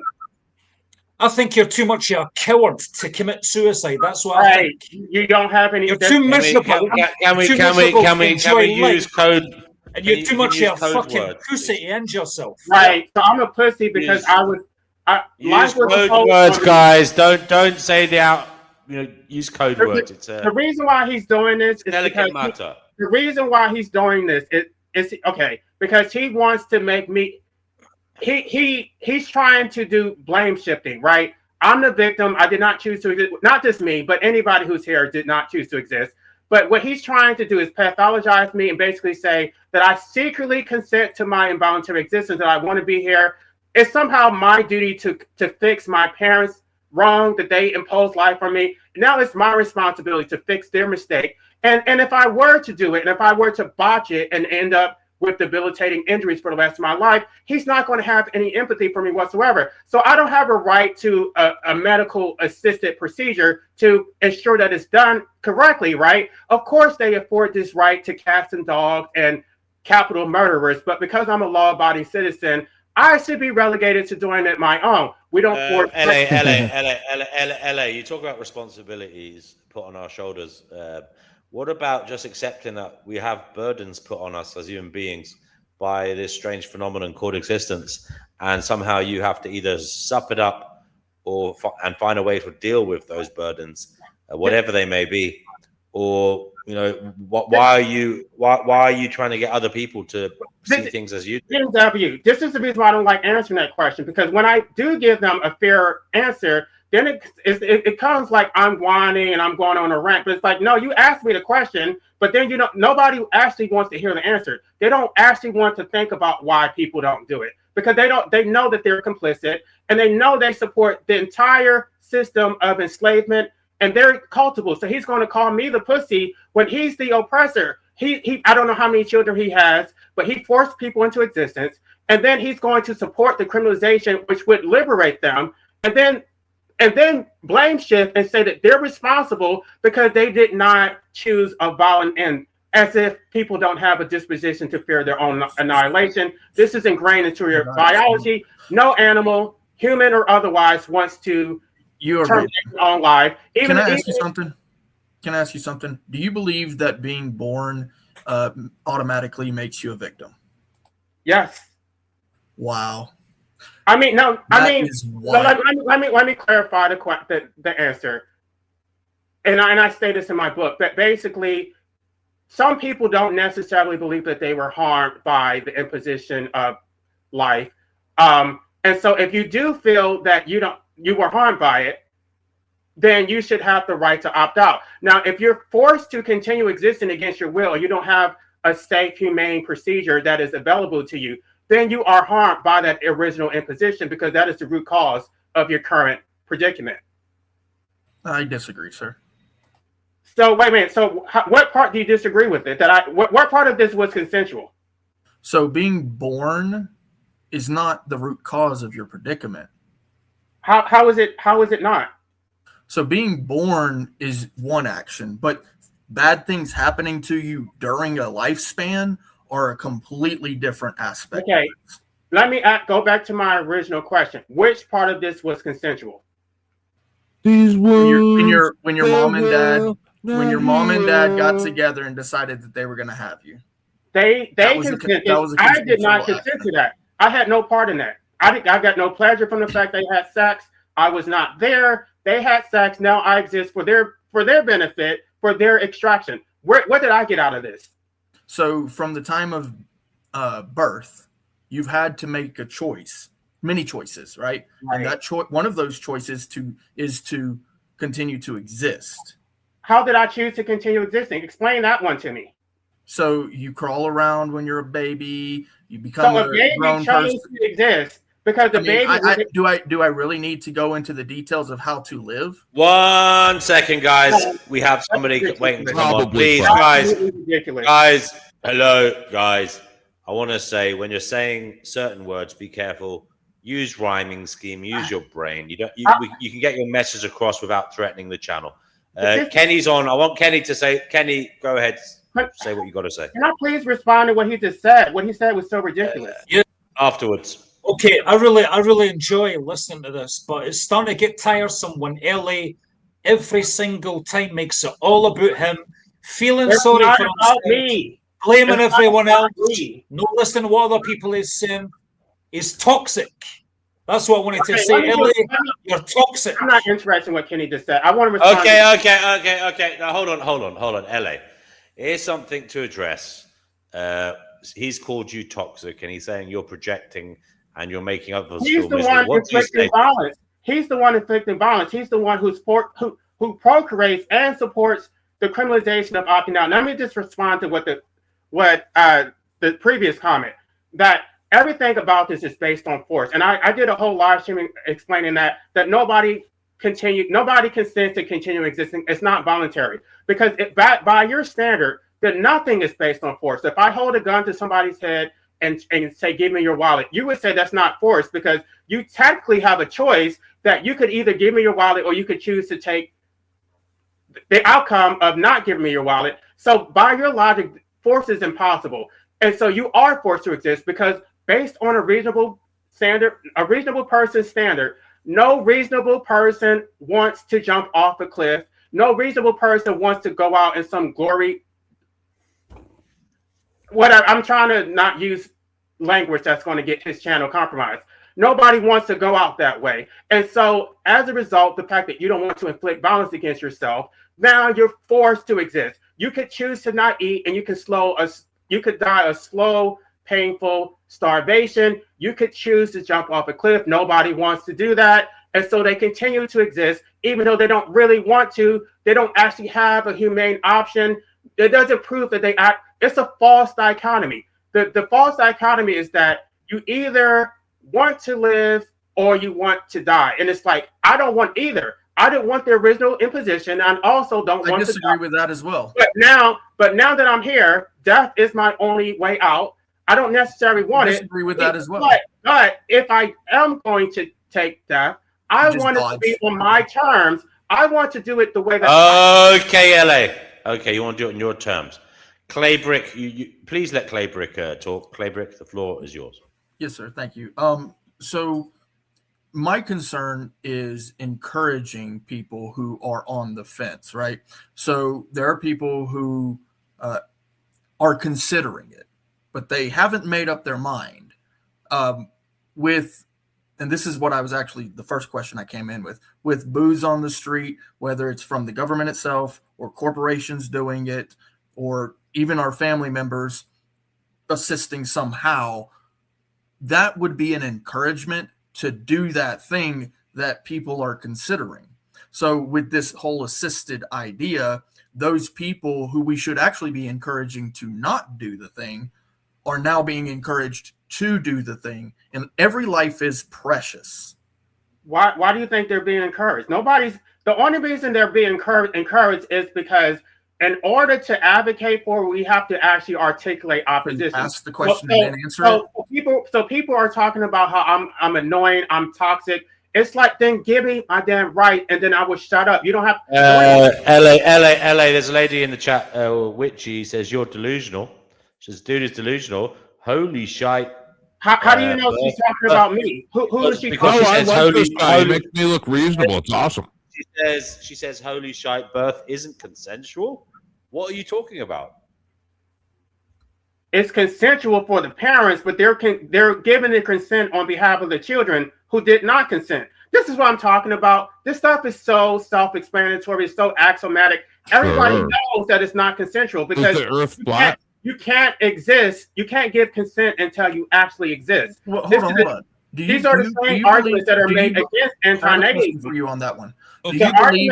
do you believe that babies' brains are fully developed to the point that they can actually consent to anything? That's not the point. Okay, let me That's exactly what the point is. No. Answer the question, yes or no. No, it's a fucking obvious answer. Why are you asking me obvious? Because you like to dodge questions. Oh, skip to the end. Does he believe in flat earth or not? Are you a flat earther, sir?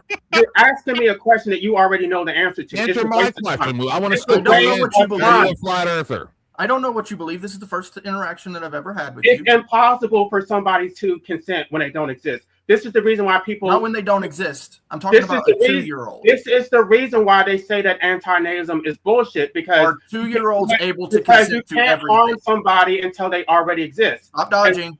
Are 2-year-olds able to consent to everything? They can't consent to anything. Not really. This guy is like if Hank Aflamio had a brain injury, like a really bad. No, he's doing an excellent job of arguing his side, which is not only controversial, but his arguments have been logically sound. His facts have been correct, and he's taking on 6 people at once, including the chat, and none of y'all have even made a dent in his position. He's made you all look like petty little children, and half of you, I've watched you flip-flop on your own positions just to try to argue against him because you're in your feelings. Well done, LA. Well done. Dennis and I would speak for yourself and no one else. I mean, we've hardly had a I only speak for myself, Stephen. Don't say stupid things. It's just going to make you look dumber than you already look. And why are you making statements about everybody? Because that's my opinion.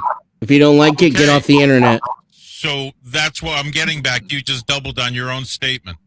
So let's just No, I didn't. My statement is my opinion. Are you dumb? Are you having a stroke right now?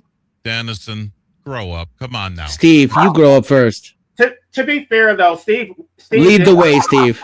To be fair, Steve didn't do it. It was pretty much everybody else. Yeah, I agree. I didn't mention him at all. I find this conversation dark, but it's interesting. Thank you.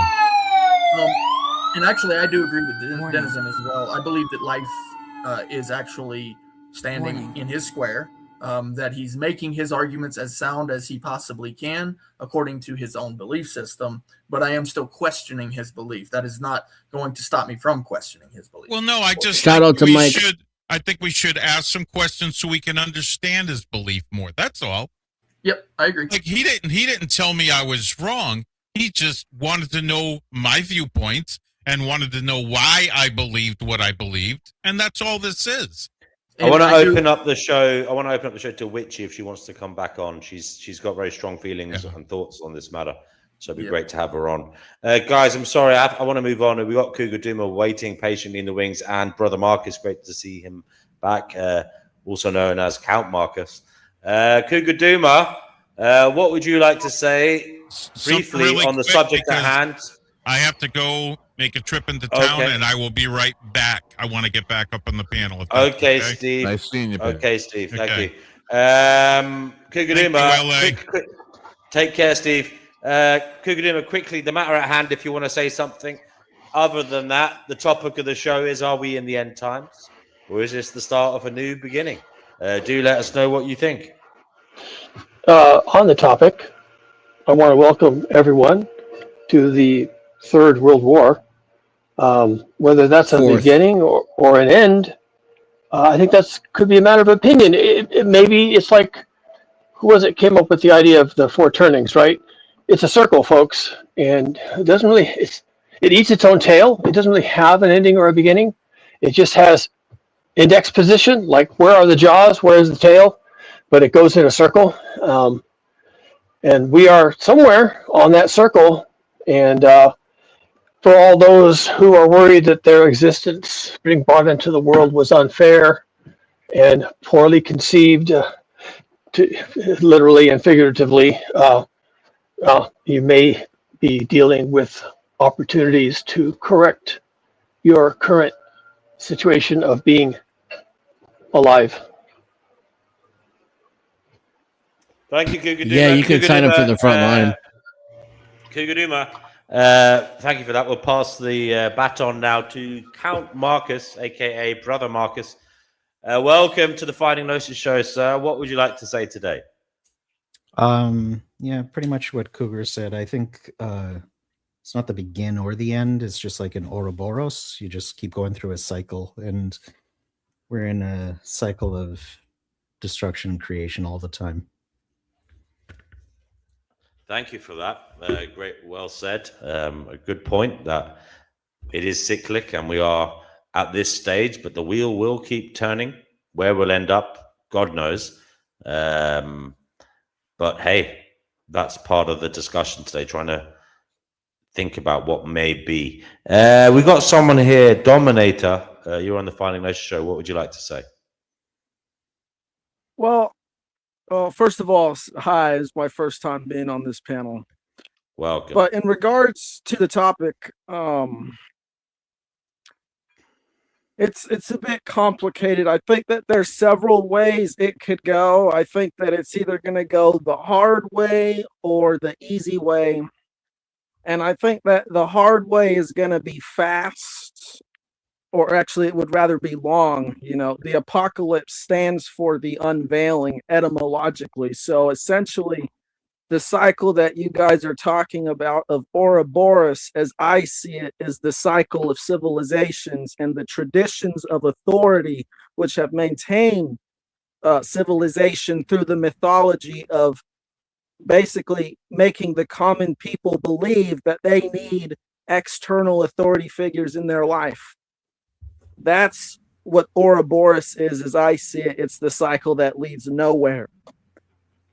The apocalypse is going to be when that breaks. And like I said, there's going to be the hard way where the earth is going to say, okay, I've had enough, or the universe to say, I've had enough. And there's a natural reaction similar to how a body deals with a sickness, like an immune response. Or the slow, gradual way where humanity, they take a step back, maybe something like the Epstein files unveils in people's minds that the world isn't what they think it is. And, maybe they say, well, like a good starting point could be, let's try and get the United States back to actually being what the Constitution says, instead of doing pretty much the exact opposite of what it says. And then from there... Yeah, go ahead. Go ahead. Sorry. Go ahead. Make your point. Well, from there, and then eventually, you know, from generation to generation, they would basically get progressively more mature, less reliant on external authority figures, until eventually there comes a generation who's outgrown it altogether and done away with the cycle of Ouroboros and the mythology of civilization as we know it. Wow. Wow. Your thoughts are well presented there.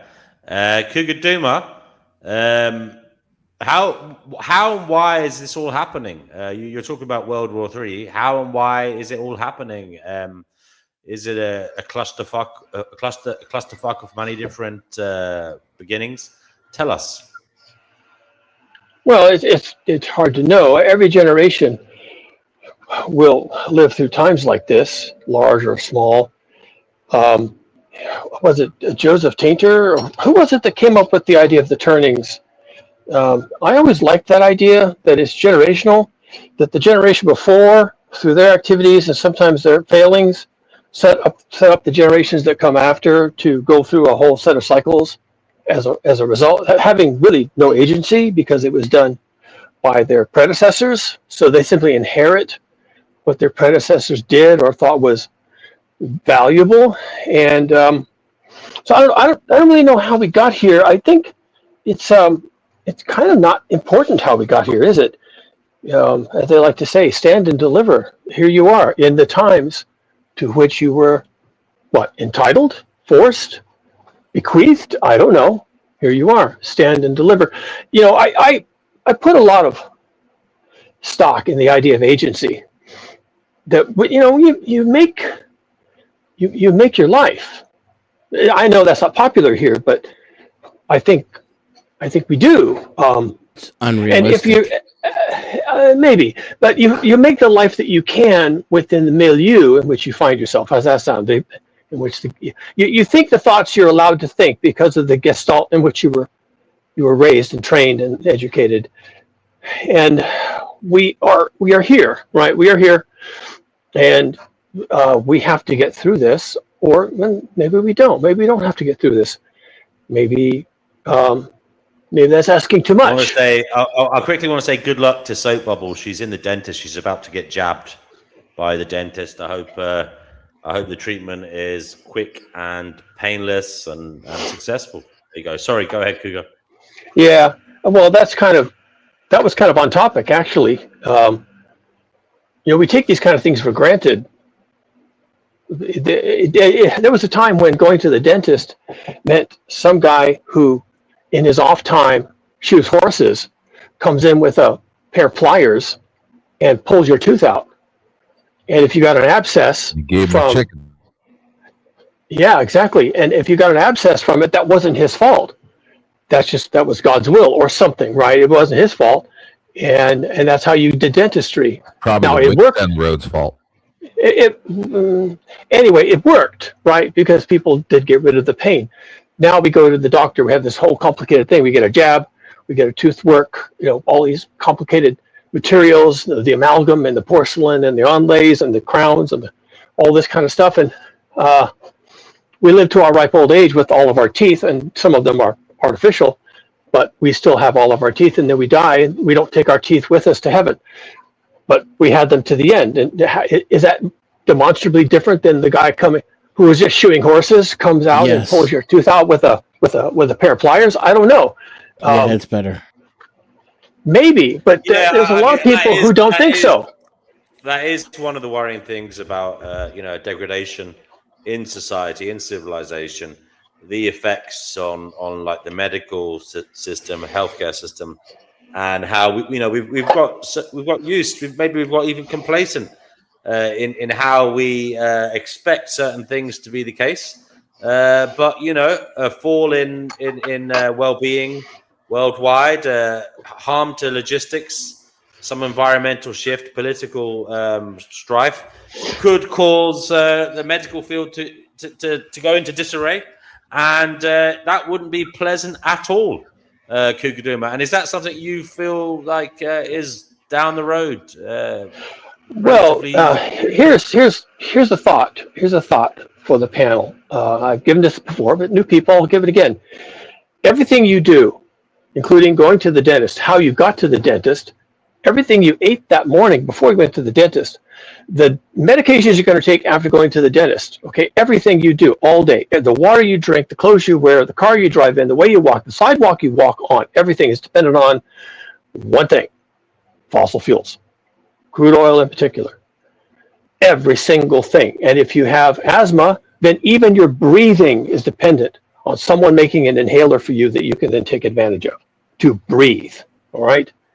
Now, that era is coming to an end.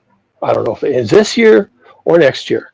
World War III, as it's spooling up currently, is well positioned to interrupt the flow of free, available, easy to access fossil fuels for everything, including your trip to the dentist.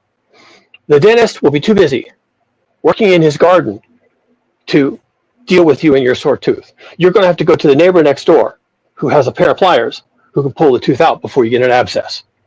We're rapidly heading into that world because World War III is already forming itself like a parasite around fossil fuels. It is going to cut off the fossil fuels. Quickly, slowly, some people entirely, some people less so. It will depend on whether you have money. It will depend on what continent you're living on, what part of that continent, certain amount of happenstance. And it's going to be very difficult for people to have water, food, shelter, electricity, medications, internet, gasoline, petrol for their vehicles, private and public, and also for all forms of transportation, bringing your food to the store, taking your food from the field and processing it in the factory, and all the things that have to happen. You know, this is the next turning. So if it, maybe the snake eats its tail, and it doesn't matter where it is in that process, but right now it's about to eat the tail that we have been calling global industrialized civilization. That part is going into the stomach. And Thank you very much, Stuga. It's going to be a nasty one, according to you then. We've got Kenny here. Kenny, what would you like to say? You've come back to say something. Go ahead, sir.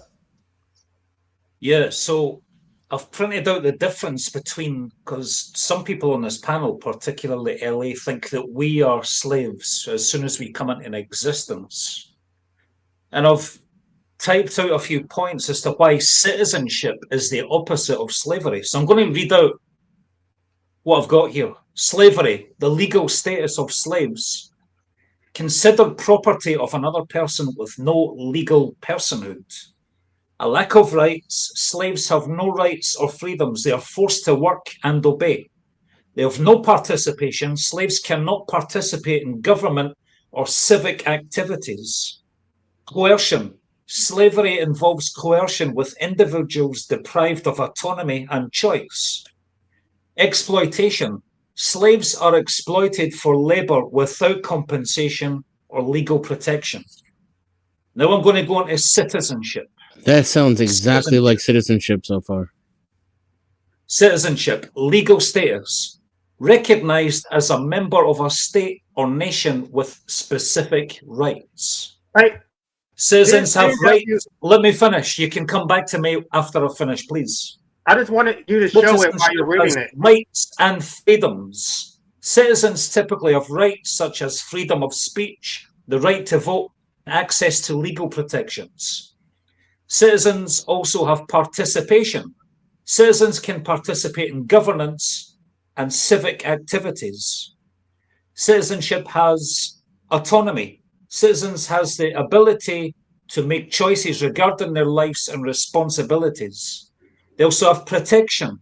Citizens are entitled to protection under the law and the government. That's why citizenship is the opposite of slavery. No, you just did a really good job of demonstrating the tiny bits and difference between slavery and citizenship, how they're almost exactly the same thing. I couldn't have did it better myself. The only thing I wanted him to do was to show it so he can post it on the screen so everybody can see what he's reading, so I can actually respond to what he said. But if you have that, can you please post it so we can all see it? Because I can actually respond to what you said. He left. He just wrote it down on a piece of paper, life definition. No, but he got that from some type of source. And everything that he said meets the indicia of slavery under this oppressive system. And Jean-Jacques Rousseau explained it specifically that there's a duality between a sovereign citizen, that you have a dual role. I've already explained Do you own any property, sir? I have to keep repeating the same stuff. Do you own any property? You're a fractional master, but you're a total slave. Under democracy, you have to. You don't have autonomy. This is how you know that. Okay, listen, guys. I want to rein this one in because no, you want to rein in 80 different things and address none of the things individually. Kenny, please come back, and if you have that, I would like to see it. And let me just say this one last comment. I offered to table the discussion on May because I'm so toxic, people don't want to hear it. What I said was that I wanted to debate Steve Pender on my channel. We didn't have to talk about it.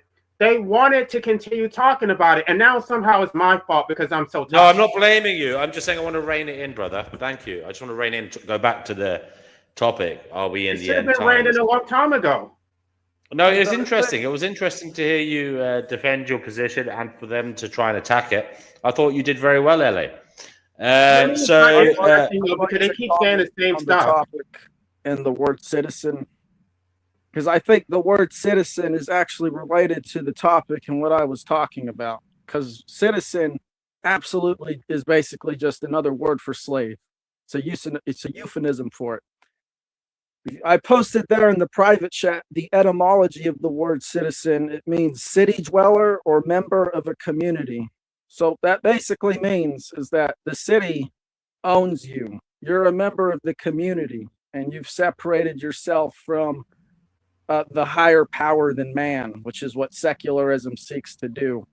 So the tradition that back in the day, they used to kick you outside the walls of the city if you were disobedient or naughty. That's why I'm just a denizen. Don't they do that in America with the draft? So what's the difference between that and the congregation? So a member of the congregation, isn't that just the same thing? But that's why I wanted him to show his definitions, because I was going to use his definitions against him. He didn't understand what he was actually saying. Like, if you're seen as a citizen, but you can be thrown in jail for not going to war, then the government owns you. Do they not? Yes. Citizenship is basically just a set of privileges they give you that they can take away. So everybody, if you can name for me one place on this planet that isn't already claimed territory, then I would agree with you. Unfortunately, we live in a world where every territory is claimed. So in order for you to be as free as what you're insinuating, there must be a territory out there that isn't claimed. Or a government that respects freedom. No, he's right, because I say the same. I make the same argument in my book. No land is unclaimed by the state. Just to exist, you have to work. It's work or starve coercion. Under capitalism, you have to buy or rent property just to exist, and you have to buy food. There is no unclaimed land. You have to be productive no matter what. So just by procreating, they are forcing this enslavement on you, because you have to work to maintain your involuntary existence. Okay, then if that's the case, then the creator of everything would be the master, which I actually agree with. So if we're going to be servants or slaves, we slave to the creator, not necessarily the parents. No, because I wouldn't. And they had your creator in this case is Jeff Bezos, though. They had a problem with me saying this, that I think that procreation is especially unethical under democracy and capitalism because it enslaves you. If you were in a state of nature where you could be free and you didn't have to work your entire life, it's somewhat debatable. But under this oppressive system, it's totally unethical. It's total enslavement, total, like, the democracy, the majority will, the general will. It's just like, you guys, some of these people on this panel don't even think I should have the right to medical assistance. They would not have this authority but for democracy. Democracy gives them the right to use violence and impose it against me, impose their will on me through the state. Okay, guys, sorry, I want to rein it back into the topic. I was going to try and get to that. I was going to try and get to that. I was going to tie it into citizenship, because the tradition that needs to be unveiled is that we don't belong to the city, that the government and the authorities do not own us, the individuals. And also there is no sovereign citizens. That's an oxymoron, because sovereignty implies that you own yourself and citizen implies that the city owns you. So it makes sense with things like digital ID. You're going to become more of a citizen than ever. No, see, I didn't want to be redundant to explain it, because I've already talked about it several times, but you're new to the channel. Jean-Jacques Rousseau is actually the one who coined that term. It's a duality between a sovereign and citizen. So the general will is what governs everybody. So you're both a fractional master, which is the sovereign, because the general will is the sovereign, but you're also a total slave, because as the subject, then you're subjected to the general will. So you get so let's say the population of the United States has 300 million. You're a fractional master by dividing 300 million, but you're a total slave to the general will. So how do you feel about the social doctrine then? You mean the social contract? Same thing, yeah. This is what they're operating under. This is what the whole legal system is operating under. I believe the social contract is illegitimate because we did not consent to the social contract in the first place. And even Jean-Jacques Rousseau contradicts himself in the social contract, because he basically says that parents don't have the legitimate authority to alienate a child's liberty to the state or to the sovereign. But he specifically says that you don't have the right to die. So there's a lot of contradictions that Jean-Jacques Rousseau stated in the social contract. It doesn't make sense. Sure. Here's one. So legitimacy, right? So legitimacy literally points to a legality, but legality only exists upon some form of social contract. No, the legitimacy is based on consent. So he sort of assumed that you consented to it, but you never consented to it at any point in its entire time. So legitimacy would be based upon a social doctrine. There it is. Consent. I would say if the social contract was legit, things like the Epstein stuff would never happen. Therefore, they demonstrate their illegitimacy. Society has never consented to those things. No, the Epstein would be a violation of the social contract. But the social contract is... I didn't hear what you said. Right, and that's why we have hearings and a judicial system. They violate their own laws. If the social Okay, really, guys. Sorry, I want to bring Cougar Duma in again. Cougar Duma, you didn't get into the global heating situation, climate, and how you feel that is affecting matters. Oh no! Is that tied into this World War III situation? Well, it is. World War IV. It's 4. Why 4? The Cold War was World War III. And you're watching this war is actually being caused as a direct result of the I think it's semantic of the Cold War. Let's allow the historians some to say figure that out. Some say the Napoleonic Wars was the first World War. Let's let the historians play that game. And I probably shouldn't have even brought it up, except that was kind of the topic of the thing, the panel. So I just wanted to show I only answered because you asked. Yeah, I only interjected for the point that it's a result of the Cold War that we're witnessing this. You could make a point that it's the result of the First World War. I think that would be really easy to argue. But in any case, there's a continuation between all three. Yeah. And maybe even started with the Napoleonic Wars. Who knows? So, and it all goes back to imperialism. So whose fault was that? That was Spain, Italy, the British, the Germans, the Dutch, right? And they were doing their thing. And anyway. Can you make that case briefly? It is the point I want to make, though. The point I want to make is that all of this is a contingent fact of history. Another way to call it is path dependency. We got here through a certain set of decisions made by individuals, probably the elites, right? We could probably name them on one hand. Going back centuries, there's always 5 to 10 people who could be blamed for everything that ever happened anytime, anywhere. Many of them kings, some of them industrialists, others shadowy, social groups, who knows? But in any case, we got here through a certain path. Those people are dead. There may be people like them to replace them and keep the path going, but we got here along a certain pathway of events and decisions and capabilities, including technologies, including the steam engine, internal combustion engine, the atomic bomb, the Cold War, everything that happened there, everything that happened after the fall of the Soviet Union. All of it is a path to get to where we are. So the snake is eating its tail, but it's not the same tail.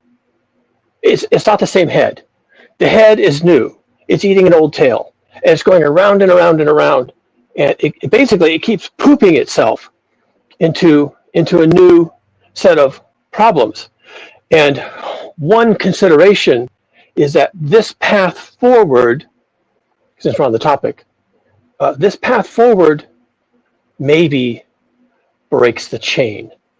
We may be leaving behind the circular path of making the same set of mistakes over and over, going back to the Bronze Age and the Bronze Age collapse, making the same mistakes. And maybe we're just about to terminate that. If that's so, do we then descend into something completely unknown to human history?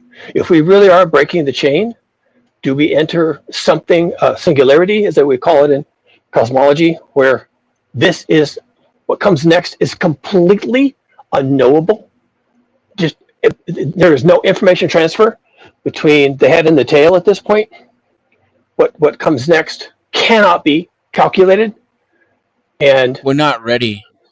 Bronze era mysticism still rules the world. I think what you're saying will happen it's inevitable, and there will be like a disconnect of information transfer. I can see what you're saying. I don't see that happening this time. Maybe in 20, 40 years. Well, look at the state of information. They're building data centers like crazy. Why is that? Because they're trying to store all the information in the world in digital form.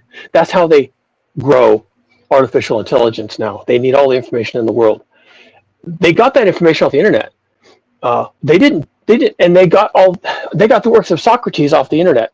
How many actual volumes of Socrates or Plato or Shakespeare, for that matter, exist on paper? Where are they? Who's taking care of those? Will we have access to those in the future? You can get an infinite number of copies of the plays of Shakespeare, but that's not going to make it. That doesn't pass through the singularity. That part is sloughed off. You lost me at Plato. That's one of the popular books. What do you mean? I don't have one. I have it on the internet. I don't have to buy the book. I don't have to own the book. Any intro to philosophy will teach Plato. Who says they're going to survive? Plato will be. Are they going to teach Plato with a hard copy, though? I think would be more to his point. Once it's completely digitized, then what if it gets you're in the singularity. You see, through a series of decisions. See, I was there. I was in the room. I know the decisions were made. Through a series of decisions, we got to the point where all information must be available all the time online. And this has led to a reduction in the interest in paper media, just to pick one. Okay, we actually did a lot of work with CDs. We did things with hard drives. My master's thesis exists in one hardback, and it's on a shelf somewhere in a university. And that university, people will simply walk away from it at some point, and that'll be the only copy of my master's thesis. Not that I care. I'm just saying and there's thousands of master thesis documents in that library, none of which will be accessible because either they were online, and if they were, then something happened. We went through a singularity, and all that information was shed along with the rest of the snake skin. So the difficulty here, in terms of is this the end times? I think what ends is any continuity with the past. And I can easily see a future, and science fiction handles this really well. I can't point to one right now, but I can easily see a future where people walk past data centers not knowing what they are or what's in them, or what was in them, or maybe still is in them. Who knows? Robotics and AI may still be dependent on data centers and may keep those things working. And the people outside the walls will be walking by with their sharp sticks and their. It's like a dozen Star Trek episodes from every single iteration of the series has like more than one of the example that you're talking about. Yeah, well, I think that's an indication. Yeah. This has been on people's mind for a while.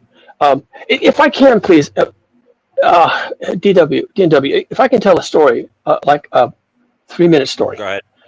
Okay, thank you. It's in my book too. So it's been on my mind. Back in the 1950s, or even maybe the late 40s, people knew, of course, they had the atom, they had nuclear weapons, they had nuclear power plants. They had been using nuclear power plants to breed plutonium to put in the nuclear weapons. The peaceful atom, to this day, was never peaceful. It was to breed plutonium. Nevertheless, these nuclear power plants, as they became a problem, as people realized that these long-lived isotopes, which were part of the breeding process, and the plant itself becoming highly radioactive, there was going to be a problem for the future, and knowing that these things are dangerous and deadly. And the problem as they framed it was fairly far forecasting into the deep time, which we don't even do anymore. No one lives in deep time, but these men and women did. And for them, deep time was 10,000 years. And the problem was this: if something bad happens to humanity, if there's a third world war, and all of these weapons destroy civilization, and therefore destroy continuity, that basically it's a singularity. No information goes through intact. Then we're going to have these radioactive structures. Used to be power plants, but they're not power plants anymore. They're no longer used that way. They've been abandoned. But they're full of fuel. They're full of plutonium. This stuff has a half-life of 100,000 years. So they're going to be extremely dangerous. So they began, because they cared, which we don't seem to care anymore, but they cared. They had some stewardship. So they asked each other, look, if we have to walk away from this, if something bad happens to humanity and we are forced to walk away from this, let's take responsibility for future generations out 100,000 years. How are we going to convince people that these places are dangerous? And they took the question seriously, and there were various think tanks that worked on it. And the answer is, how do you keep people who have lost command of modern languages, starting with English? How do you convince them that a place that they have no relationship with is going to kill them if they get too close to it, or touch it, or live there, or move in, or anything else? Is going to kill them. Now, maybe that's not our problem in the modern age. That's their problem in the future. But these people ask the question, how can we protect those people from what we have done? Okay? What we have done. How do we protect the future generations for 100,000 years? So they pitched it to the think tanks, and they came up with various scenarios. One of them is put up a bunch of scary-looking stones, spiky, and dangerous angles, like they might fall over at any moment, and surround these facilities as they're being built, by the way. So these are modern nuclear power plants, modern nuclear waste storage sites, modern military sites with siloed ICBMs. Put up scary structures. It has to be a structure. It can't be like a skull, because the skull might be good luck, right? The skull might be, to these future people, a good place to be. Maybe it's a good place to bury your kin. And if your kin are sacred, maybe you come and live with your kin in the place you bury them. So a skull and crossbones might not cut it. So they have to do something that's more primal, having to appeal without language in a more primal language that everyone would understand, because we're all evolved from whatever, apes, all right? What would you do to protect apes from a nuclear waste site for 100,000 years? And one of the things they came up with, in addition to the pointy rocks and the high walls and all the different things you might, skull and crossbones, they came up with a thing called the nuclear priesthood. And I thought that was extremely clever. And the way the nuclear priesthood works is this. Everybody knows that religions can communicate through ritual and through heresy and through crucifixion. They can enforce a language and a understanding of Scripture. That if you deviate from Scripture, you are killed. If you create new Scripture, you are killed. If you forget the Scripture, you are killed. So a priesthood with those kinds of drives to protect Scripture as sacred, they could invent a new religion called the atomic religion, and they would have monasteries, and the people in the monasteries would spend all their time writing documents about radiation. And even if it got lost in translation, there would still be scary things to say about radiation. Radiation is terrible. Radiation will kill you. Radiation will mutate you. It's demonic. It'll infect you. It'll turn you into a monster. It'll do all these things. And they had the idea that if the priesthood could be set up, even if it seemed hokey at the time, by the time the Third World War destroys all information and drives humanity through a singularity where nothing emerges on the other side, the religions would. You would still have Islam, you'd still have Judaism, and you'd have the nuclear priesthood.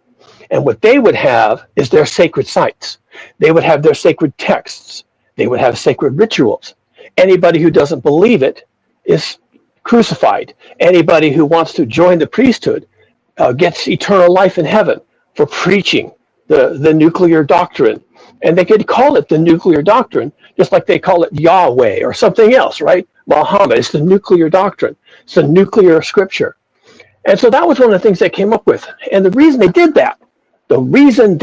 that, and all that complexity and all that thought and all that creativity, the reason they did that was because they knew.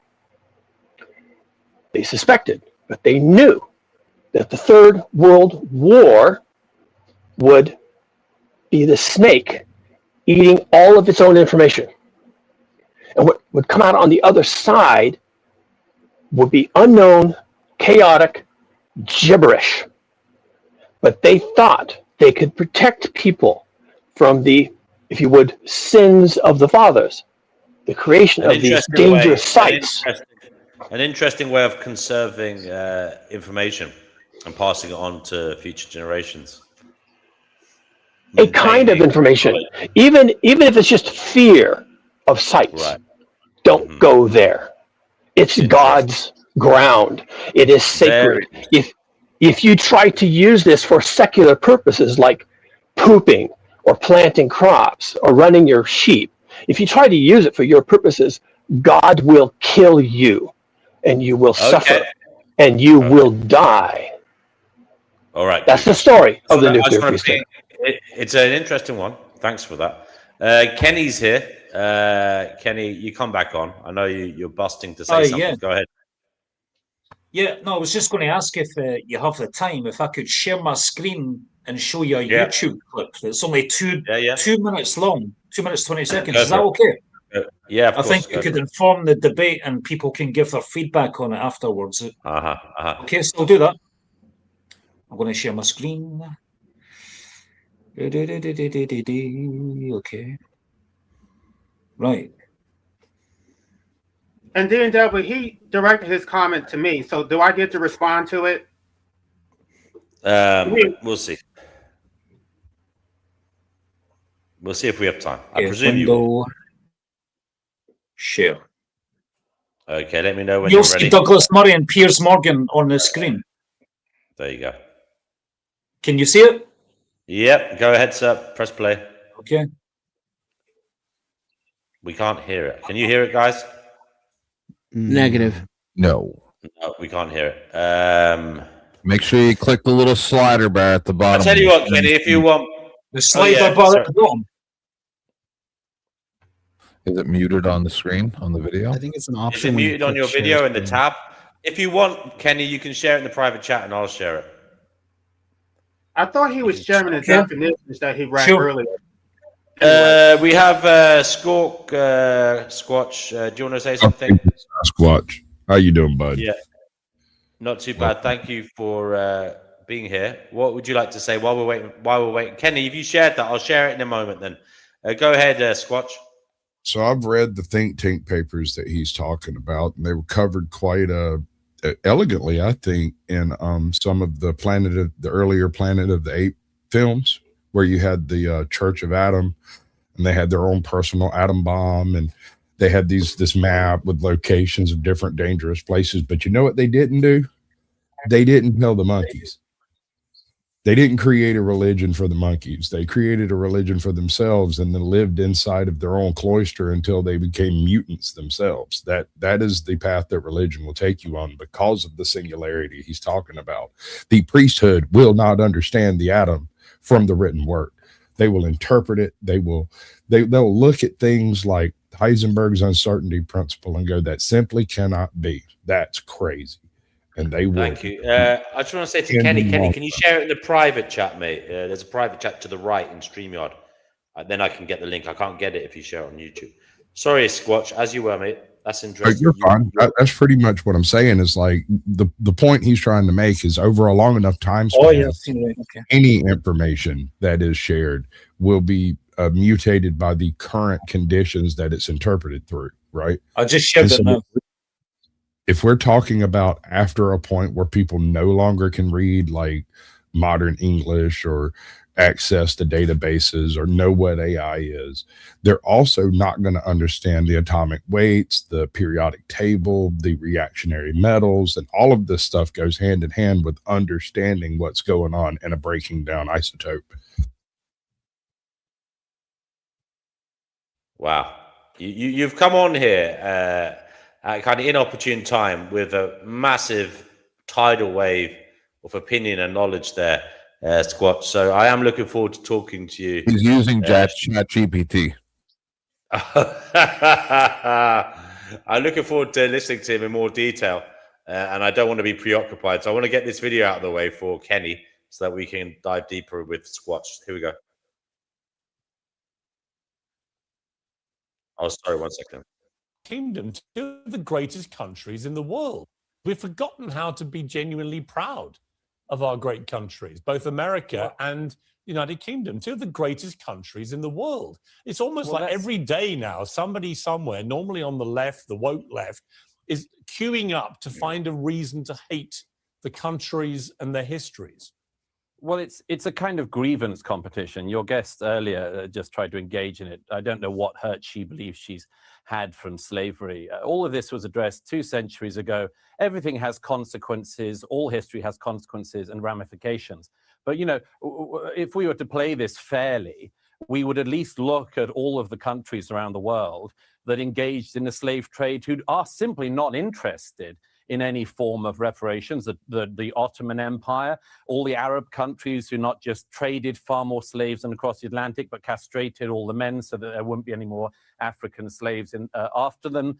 They worked them to the bone. I see no interest across Africa in paying reparations for selling their brother and sister Africans into slavery or for working them to the bone to the present day. There is slavery across Africa today. In fact, there are more slaves in the world today than there were at the height of the transatlantic slave trade.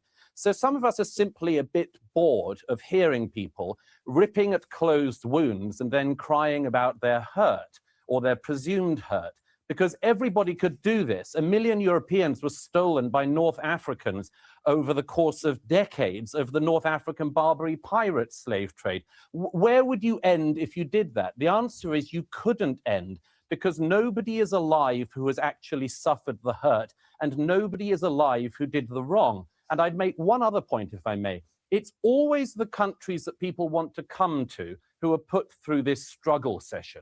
Britain, like America and France, are the most desired destinations for migrants worldwide and have been for centuries. Why is that? It's not because we're racist, it's because we're better, it's because we're good, it's because when we see racism, we actually call it out and recognize it as a sin. Try finding that across Africa, try finding that across the Middle East or in China. Nobody would hear. So what we have is a situation where the more virtuous countries are presented as the worst countries. It's sick, and most of us are tired of it. We've forgotten how to be genuinely proud. There you go, Kenny. Thank you for that. Kenny, I thought you were going to post those definitions that you read earlier. I never used the Oh. word base, but that was based. I've moved on. Yeah, that was clean. I like that. Okay. So we'll go back to Squatch. Is he still here? Yes, he is. He's in the corner. He's turned his camera off. Squatch, are we in the end times, or is this the start of a new beginning? Could you give us your thoughts? Both of these can be true. It's not a mutually exclusive proposition. The end is the beginning of everything that comes before us, and the beginning is the end of what has happened. So like Homeboy was saying, we're passing through informational decision-making gates that are, the decisions are made usually by small groups, but sometimes by individuals that aren't in the elite. An example of this would be you've heard the term fatigue a lot lately, and they talk about black fatigue and they talk about various. That's not that. It's victimhood fatigue. The people who are out here getting on with it and doing the work and doing the jobs are so sick and tired of having people who don't do the work and don't do the jobs coming over and saying, you doing your work is what's victimizing me because I say so. Well, it's just not true. We're tired of it. And that was a decision from on high. They did not choose that.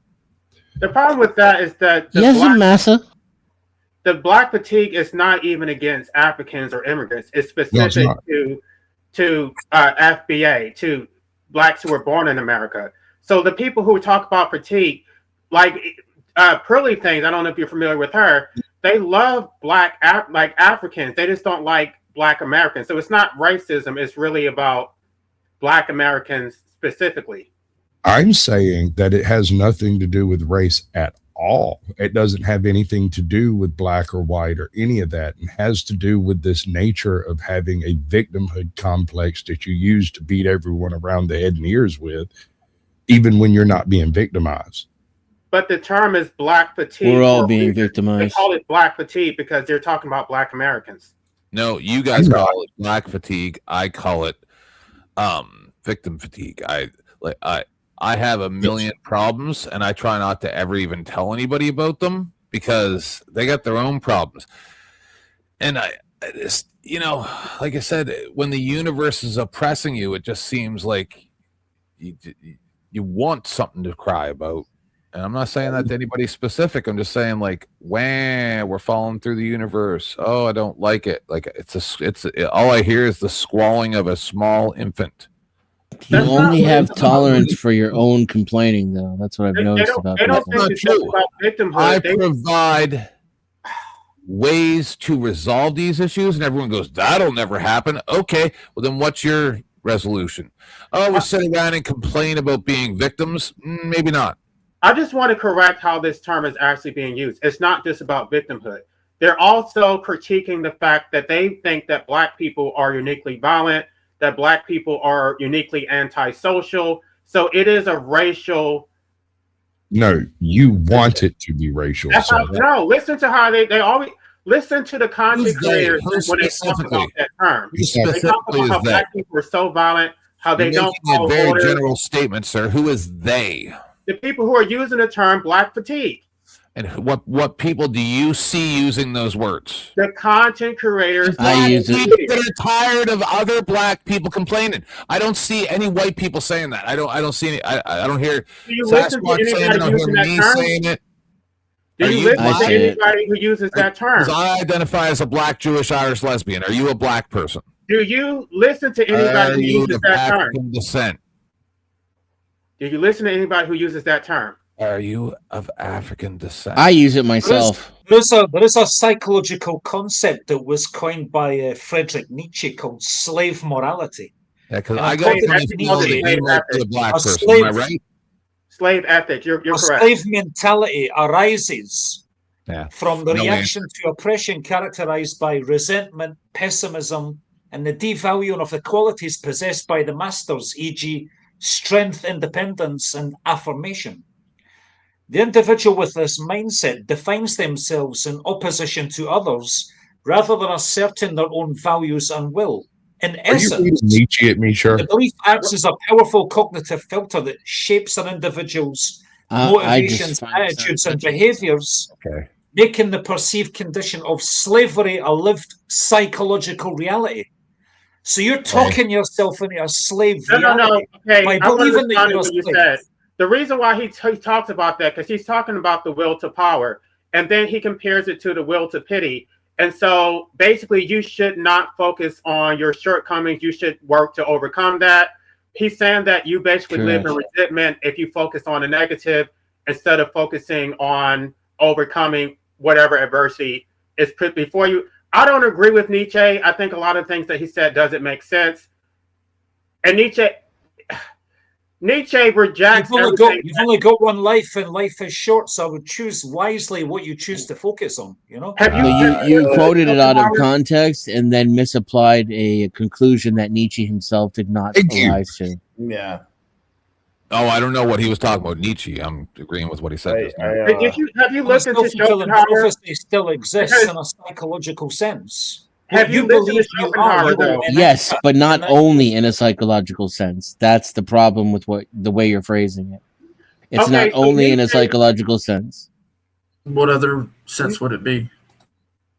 I think Cougar Doomer phrased it well earlier. He called it the current milieu of your environment. And anybody who thinks that they've overcome it is gaslighting themselves so that they can feel super important and accomplished when really they're not. So the current milieu, what is that? What exactly is that? I mean, it's everything. Your government, your education, your economic status, your upbringing. And I would say more influential than any other thing in your life is your education between the ages of 0 months to 18 months of age. Okay, so it includes the Nietzsche. Now we're not talking about Nietzsche anymore. We're getting off in a different subject. No, I'm trying to. Guys, I just want to bring in the newbie. There's a newbie. We got to give him a word. Mike, 23. You're on the Fighting Gnosis show. What would you like to say? What's up, my brother? How you doing? Hey guys. Well, I'm actually intoxicated and have so much pills in me, but I try my best to make sense of it. But so sensitive. Anyway, I mean, look, I'm going to say just very clearly for life, the guy. So the very people that you're talking about is the very people when you talking about like the what is it, the was it black fatigue that was created by black people. It's the very black people that trying to make excuses and then pretend that everything is okay and then justify themselves in terms of why is it that the world is against them. I'm sorry. That's all. Well, I wasn't trying to say who created it. I was just talking about the way that it's used. It's not just about victimhood. They're trying to prescribe violence onto black people. But anyway, let me just respond to what Kenny said, because Kenny reads stuff, but no, and then we get off onto other subjects. Nobody else respond to what he said. Now, Kenny was talking about Nietzsche and the will to power. Now, there needs to be some type of context to that, because Nietzsche's will to power was actually a response to Arthur Schopenhauer's will to life. Nietzsche redacted to will to life and came up with his own framework. But unless you understand the will to life, then Nietzsche's framework is completely useless. So Schopenhauer, you can't understand Nietzsche. Nietzsche was talking about the self-perception theory. So let me add on a little bit of that. Elaborate a little bit further. This theory, the self-perception theory, this theory suggests that people sometimes infer their own attitudes and internal states by observing their own behavior and the context in which it occurs, especially when their internal cues are weak or ambiguous. If an individual consistently acts in a subservient manner due to external pressures or conditioning, they may conclude that they possess a slave mentality or are inherently powerless, thereby reinforcing that self-concept. That's where it becomes a self-fulfilling prophecy.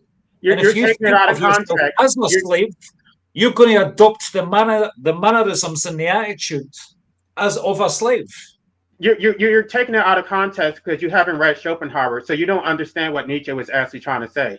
And he's also using it to imply the opposite, which that if you are a slave, you can will yourself to be a master. And the fact that that has never been possible throughout history, even in economically mobile societies, I'm not inferring that. it demonstrates how it's not a totality. The syllabus is Epictetus. I'm not inferring that the opposite is possible. I'm just saying what Friedrich Nietzsche said about self-perception theory and the self-fulfilling prophecy of adopting the mindset of a slave and how that reinforces itself. And So you can't free yourself. So you can't free yourself by avoiding a slave mindset. You're not saying that. I'm saying that. I'm not saying you can. Of course, that's what he's saying. I know that's what he's saying. I'm saying that. He just doesn't want to have to defend it. Just by using, I'm not saying you can free yourself just by using the power of your mind alone. I don't believe that we are slaves. We're citizens. Right. Serfs. But the problem Is that a more comfortable word for you, serf?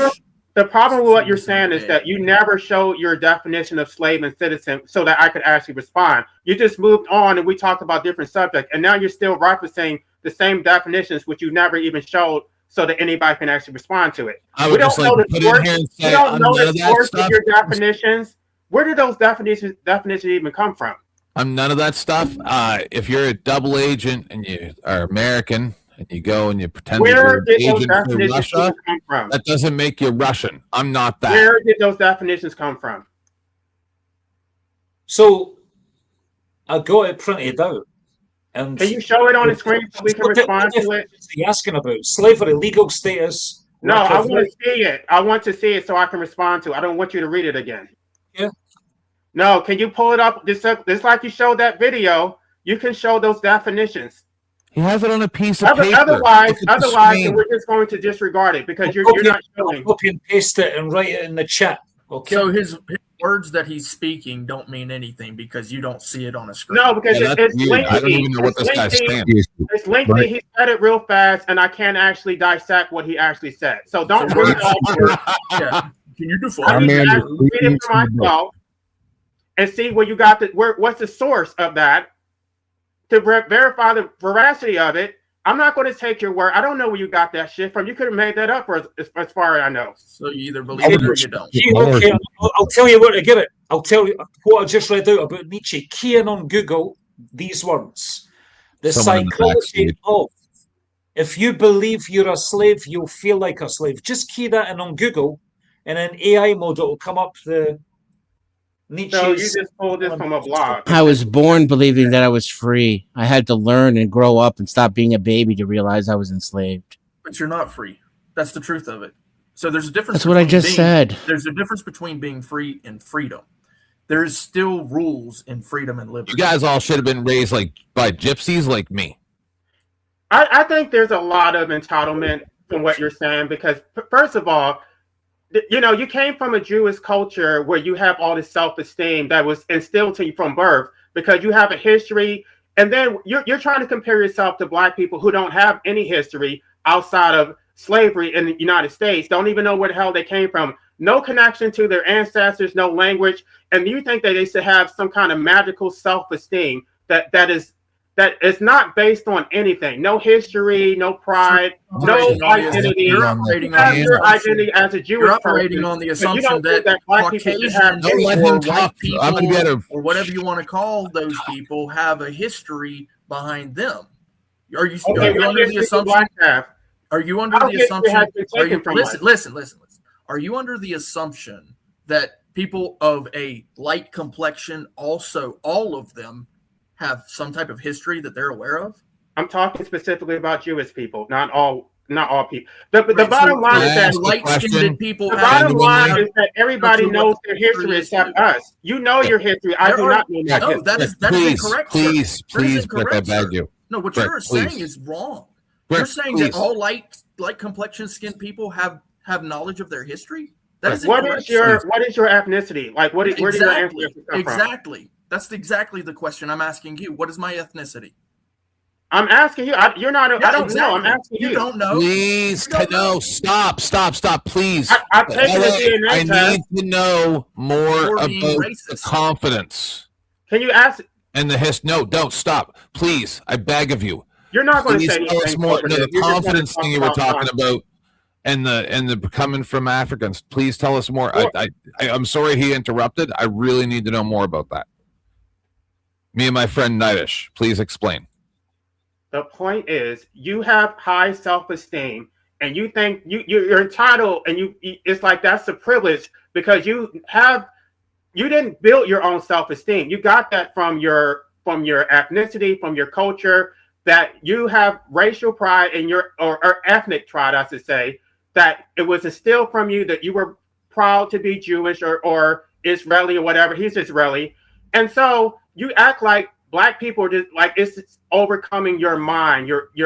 It's like, no, it has nothing to do with your mind. You got that from your culture, from your heritage, from your lineage. You didn't give that shit to yourself. How dare you? So what culture, what heritage? How dare you, sir? And I'm not talking about all people. I'm talking specifically about them. These, it's like you got your Jewish heritage from your ancestors, from your people. I'm talking about Kenny and Tim. If you want me to be specific. Okay. You know that I'm a Black Irish Jewish lesbian, right? Right. This is what I'm talking about. He can make light of it because he has that privilege. He has self-esteem from his Jewish You do too, sir. heritage. You have that privilege. You could make light of it. You choose to take offense. No, because I don't have a history like they do. I have high self-esteem as an individual, but for me to have some kind of esteem in my culture and my people, no, that has been taken. And then they don't even want us to talk about our history. They don't think that we should have Black History Month because that's racial separatism. So we're supposed to have no identity, no connection to our language, to anything, and we're still supposed to magically have some self-esteem. Please. LA, did you just forget about that video that DNW played about Douglas Murray saying that no one was alive today that was a slave, and no one was alive today that I'm not owned talking slaves? about slavery. I'm talking about positive history. I'm talking about inventions. I'm talking about culture. I'm talking about invention. Are you talking about invention? My gosh, I'm Scottish, and we invented quite a hell of a lot of shit. That you were Jewish. Didn't you? You said that like this a few weeks ago. Jewish, right? No, I'm not Jewish. No, you said that you were Israeli. You said you were Israeli. You said you were proud to be an American, and you were also proud to be Israeli. And you gave this whole speech about Jewish people. What are you talking about? Sir, do you think all white people look alike? I'm not talking about white people. If I was talking about white people, you should be offended. Hank Flamio right now. I'm talking about Israelis. I'm talking about not offended, sir. Immediately, Hank Flamio to the stage. Hank Flamio to the stage. I'm a Scottish atheist. I'm not an Israeli Jew. That's not what you said this a few weeks ago. Are you out your damn mind? Do we need to pull that clip where you said you were Israeli? No, held up on the Israeli flag. You were literally Israeli. You were waving the Israeli flag. You said you were both American and Israeli. That's what you said. No, I said I support both America and Israel. You're so that man is not American. I am also of Israeli affliction as well. As you can see by my avatar, now you know. And now this is happening. You see why I'm not lumping you guys in as white people? Because you're not waving the Israeli flag, you're waving the American flag. So I'm not putting you in the same category as Kenny and He's Tim. not American either. Neither of these people are American, sir. Neither one. Okay, they're British or whatever. They're still waving their American flag. They're not British. DNW is British. Cougar Doomer is American. Dennison is American. They're waving the fucking Israeli flag. They have this dual citizenship. I'm not waving no Israeli flag. Watch yourself. I'm talking about Kenny. Look at the screen. You have two Israeli flags. Yeah. He's not So American. He so said so he Kennedy supports is America, which I love. he's from Scotland. He supports America. I love that. But I right. support Israel in their quest with Donald Trump. I'm just cheering on the blood sacrifices. And the Ayatollahs. Yeah. I say, Okay. yay, ball. You're ridiculous, bro. I'm saying, I cheer on the blood sacrifices. Hit that drumming. Boom, boom, boom, boom. Let's go. So this is where their self-esteem is derived. Their connection to Israel. That's how they have their self-esteem. My American brother. So can I ask you a question, Life? I get that you're like a black gay homosexual. Oh my God. No, just asking. I am too. Wait, a gay homosexual? Black homosexual. That's like a double I negative. know that ain't correct. Are you a black homosexual, sir, like That's me? what he was. Were you finished with your statement? My friend Mike is asking you, are you a black I'm not homosexual like interested. me? I think you're a No, troll. you're scared. Someone else asking me scared.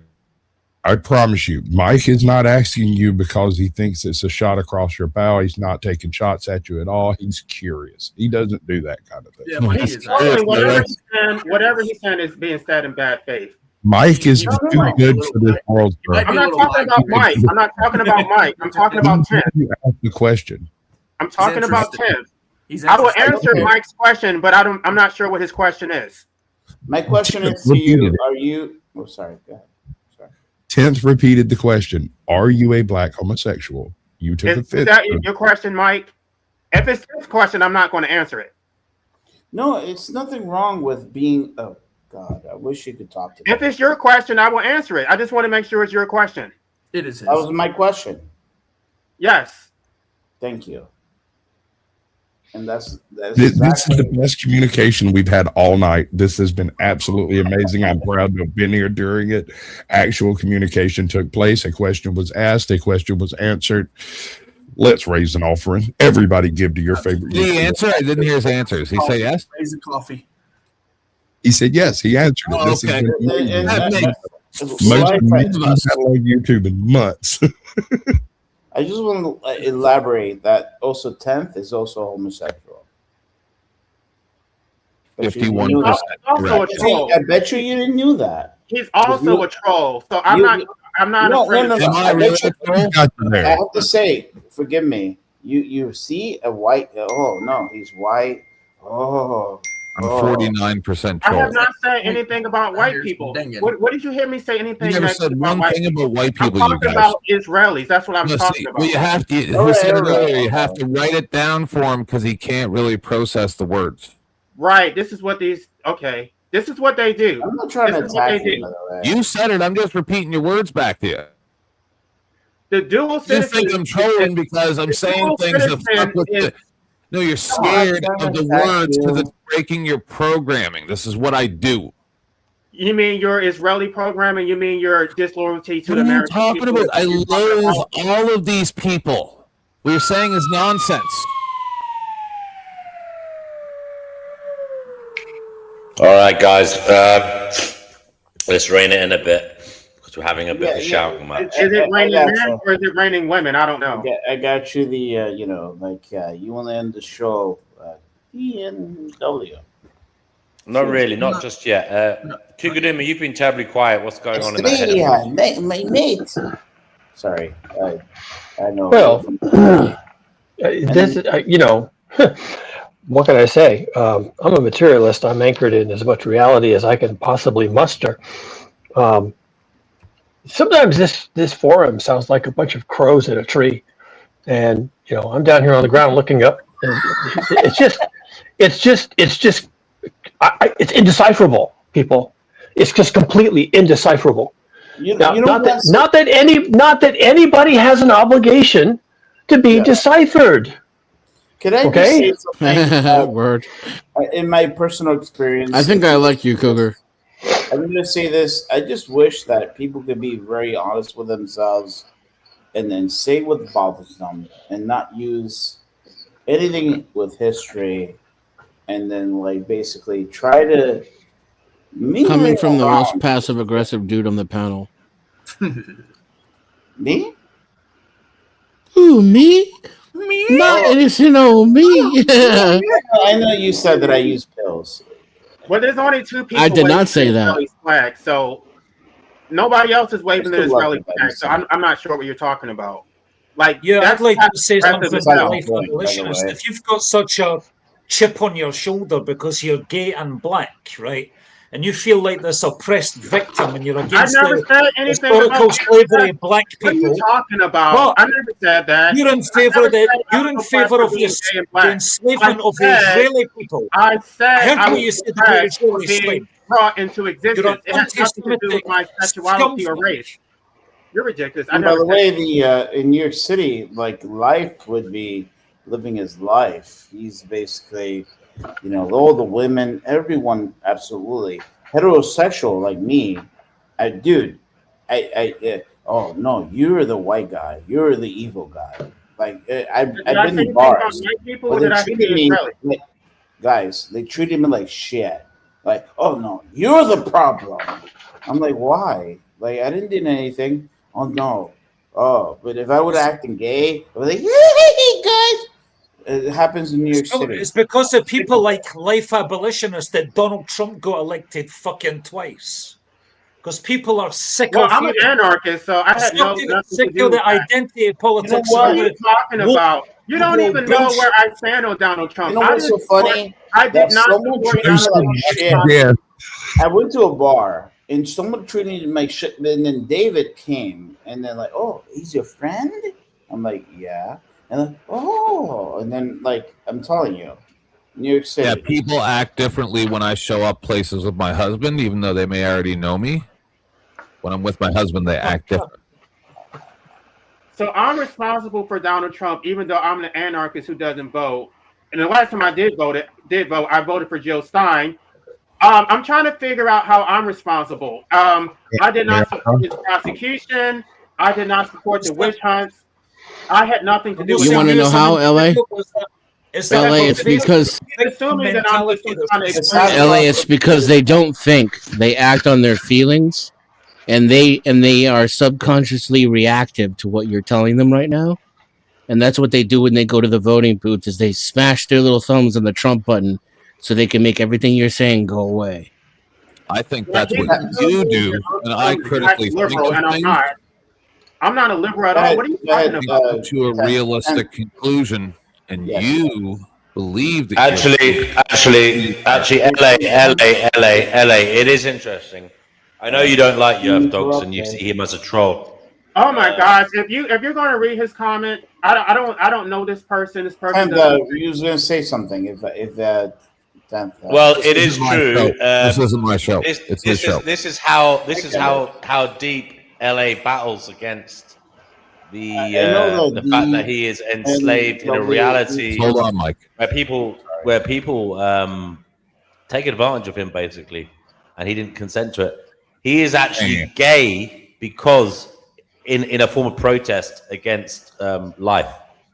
It's not entirely true. It's not entirely true. This sounds kind of weird. Do I get to clarify? Sorry. Let LA speak. Go ahead, LA. Sorry.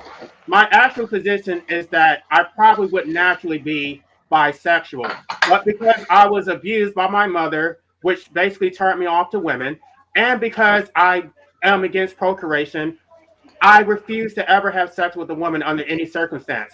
So did it make me gay? No. I mean, did it turn me gay? What it did is that it turned me off from women. I probably would be bisexual. So it didn't turn me gay or didn't make me attracted to men. This is what I'm talking about. If he actually listened to all of my content, I had a whole video about being an ethical gay and rejection of the criminal heterosexual who oppresses women. I reject that. But he doesn't know that. He doesn't know my history. He wants to listen to a So hold on a second. Hold on just a second. You've said this before, but I'm just for the newbies. You think all heterosexuals are criminals?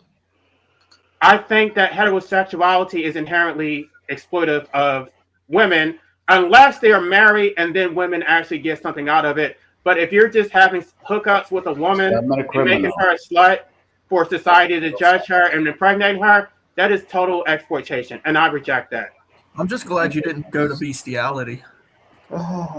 Listen, you know. Well, I guess you don't want to come to the swinging club. Why at the do I weekend, come do you? here? Hey, you guys see how reasonable I am now? See how well thought out, rational. Why do I keep torturing myself? I guess No. bestiality would be having sex with Why you. That do would I be do bestiality. this to myself? You're not doing anything, Mike. I'm on a random panel Because where you're a I'm masochist.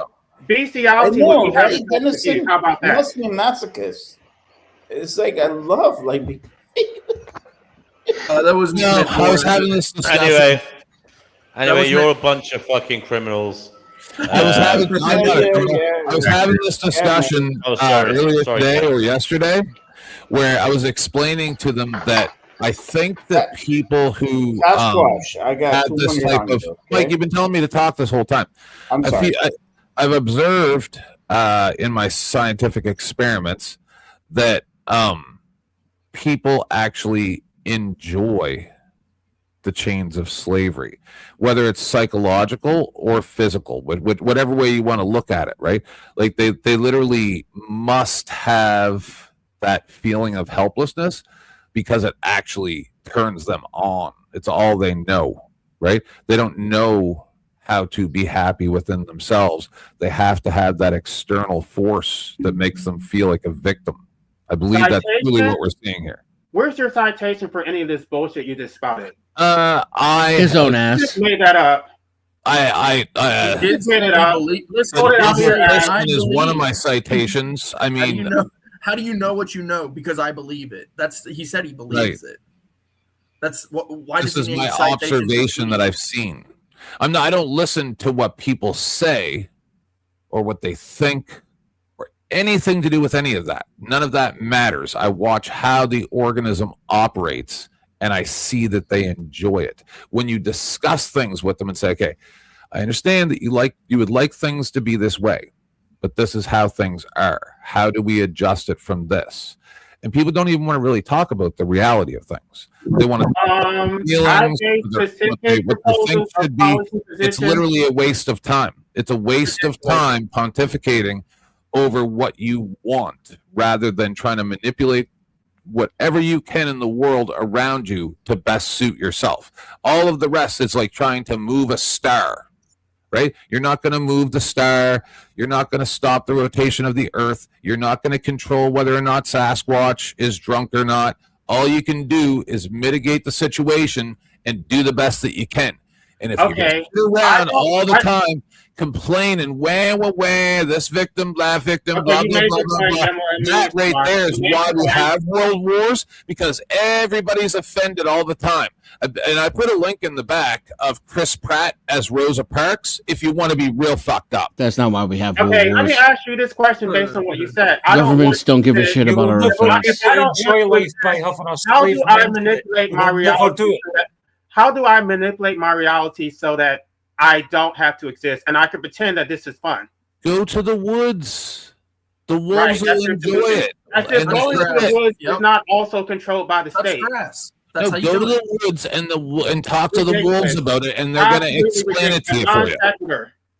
No, it's not. But you have to answer to everything. In real nature, you turn off your smart device, and if you make it back, give a fuck. You don't care. I want to hear your stories. Out of your ass I fought coyotes with canoe oars to grow marijuana when it was illegal. It's so humane to be eaten by coyotes. Manipulated the world around me. I fought the coyotes. I grew the illegal marijuana. I did what I needed to do to get by, and you're sitting around going, why isn't the world the way that I want? Right, I need a box so that I can live in I that don't care box. about Where's the my world box? being the way that I want. Go fight the fucking coyotes and leave your wars wars at home, and then everything will be fixed up. Could I have a box? You can. You just gotta buy it. I want a box. These are not stakeholders. These are people who don't give a shit, and so they're basically looking from their ivory towers. They don't care. They're not going to get their hands dirty. They just basically want to pontificate about the way things should be. No, you're the because same as an old man complaining about the weather, brother. They think this You're is not gonna fun. stop it They're from enjoying raining, but you your can build a oppression. fucking roof. He's getting off on it. You can build a roof, but you can't stop it raining. How much smaller must I break it down for you? You know, I wish Steve Pender was still here because he was that much your more sense of rational than will you. can outweigh I'll engage with Steve Pender. I've already you emailed him. We believe can that have a you're debate with scared? him. Do you I'm not believe going to that your debate you force because of will this is bad can faith. overcome others, yes or no? And he loves them, Donald Trump. Speak of the devil, and the devil will appear. Steve Pinder is back. Great. He's back. Yeah. Guess who's Well, back? Steve, Guess I've already who's back? emailed you. So if you want to have a debate or if you just wanted to be in a formal discussion, I don't know if you got my email. Guys, I just have some good news breaking. I just have some good cool. I breaking just news. want to have a conversation. I want to pick your mind. That's all. You There's know? some breaking news coming in. I just wanted to go- 1 second. Breaking news brought to us by Kenny Given. Go ahead, Kenny. Iran war latest, over 30 ships sunk in ballistic missile attacks reduced by 98%. That's the US commander says. America and Israel are winning the war. Come on! Yeah, It's not a war. It's an incursion. And when it comes to the you know, like the Iranian war, it was already won. It's not a war. Yeah, a war requires two armies. A war requires a Congress. Yes, a Denison, president cannot yes. declare war. Thank That you. becomes a war can only be declared by Congress. That's what. Oh my God! You know that's not true anymore, right? No, it is Anyway, true. look, guys. Even saying this is Pinder came- anything more than us going after ships. It's like saying, Pinder "Hey, I came walked back. in this playground with He's going after ships. 10-year-olds and I beat them all up, and I came out of it going, oh my God, what a war that but was." no one's going Yes. after ships. It's about controlling the territory. That's really all it's about, because that Yeah. that route Perhaps. is that particular part. It's all about oil. Let's be clear. There's no religious bullshit involved. It's about the material aspect. It's about the oil. Just Yeah, being that's real. why Yeah, our Clay, gas prices jumped I want 30 to talk to cents Clay. overnight. Clay is a little bit more, a little bit, ahead of the game. So, Clay, like, do you have any more evidence about this? Yes, I do. Yes, please. Yes, I do. So, Thank you. Iran's oil deposits. There's massive amount. Obviously, it's also very easy and cheap to drill there. And then when you look at the location, so it's basically it's the gate to the Eastern world.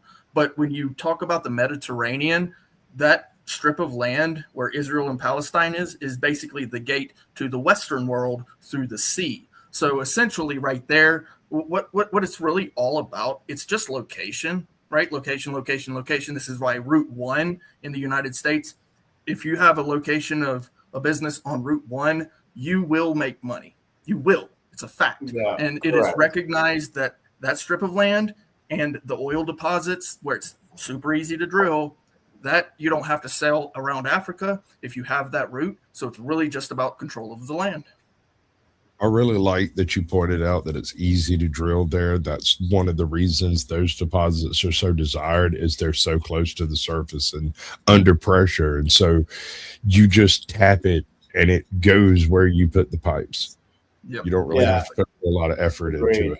The Venezuelan fields are like 3,000 feet deeper or some freaking shit like that. They're bigger, or they're just as big. Yeah, that's why we drill. Don't forget, it's not just about having oil; it's about depriving oil from China. Yes, we get it instead of them. See, yes, 100%. This is why I love the fact that we're delegating a little bit, but we're narrowing it down. And then so Clay actually, and then Sasquatch, and then we over here defining what it is. Yeah, and the thing is we've been told that it's this religious aspect, which, I mean, there is a little bit to that. Like, so a lot of people in that region don't like Israel. So there are people that aren't like necessarily religiously affiliated with either, but they're turning towards Islam versus towards Israel because they just simply don't like Israelis. So because of that, there's this pressure from those higher up in the Israeli government to basically drum it up to a religious thing. But like I said, it's really just about the material gain. So how come there's so many Muslim countries in that region that agree with the attacks of Israel and America on the IRGC then? Because the Ayatollah sucks balls. Yeah, that part. You want me to answer that? It's because they're infidels and they see word used to word. Because they're infidels and they see the West as prosperity. They think that the West is going to bring technology and innovation and that their quality of life is better. These people are not true Muslims. They may be Arab or whatever, but they're not Muslim. Okay, so you get to decide who's a true Muslim and who's not. And according to you, the Sunni Muslims. Not only that, but Persians don't want to be Muslims. So the Shiite Muslims that are the true Muslims, right? I wasn't gonna. You're not a real black person, or you're not a real gay person. And by the way, guys, I didn't want to go to that point. They're not. I didn't want to. Hold on. By the way, guys, I didn't want to go to that point because I know. By the way, guys, in the Iraqi war, we had the English was very supportive this time around and not supporting us. Yeah.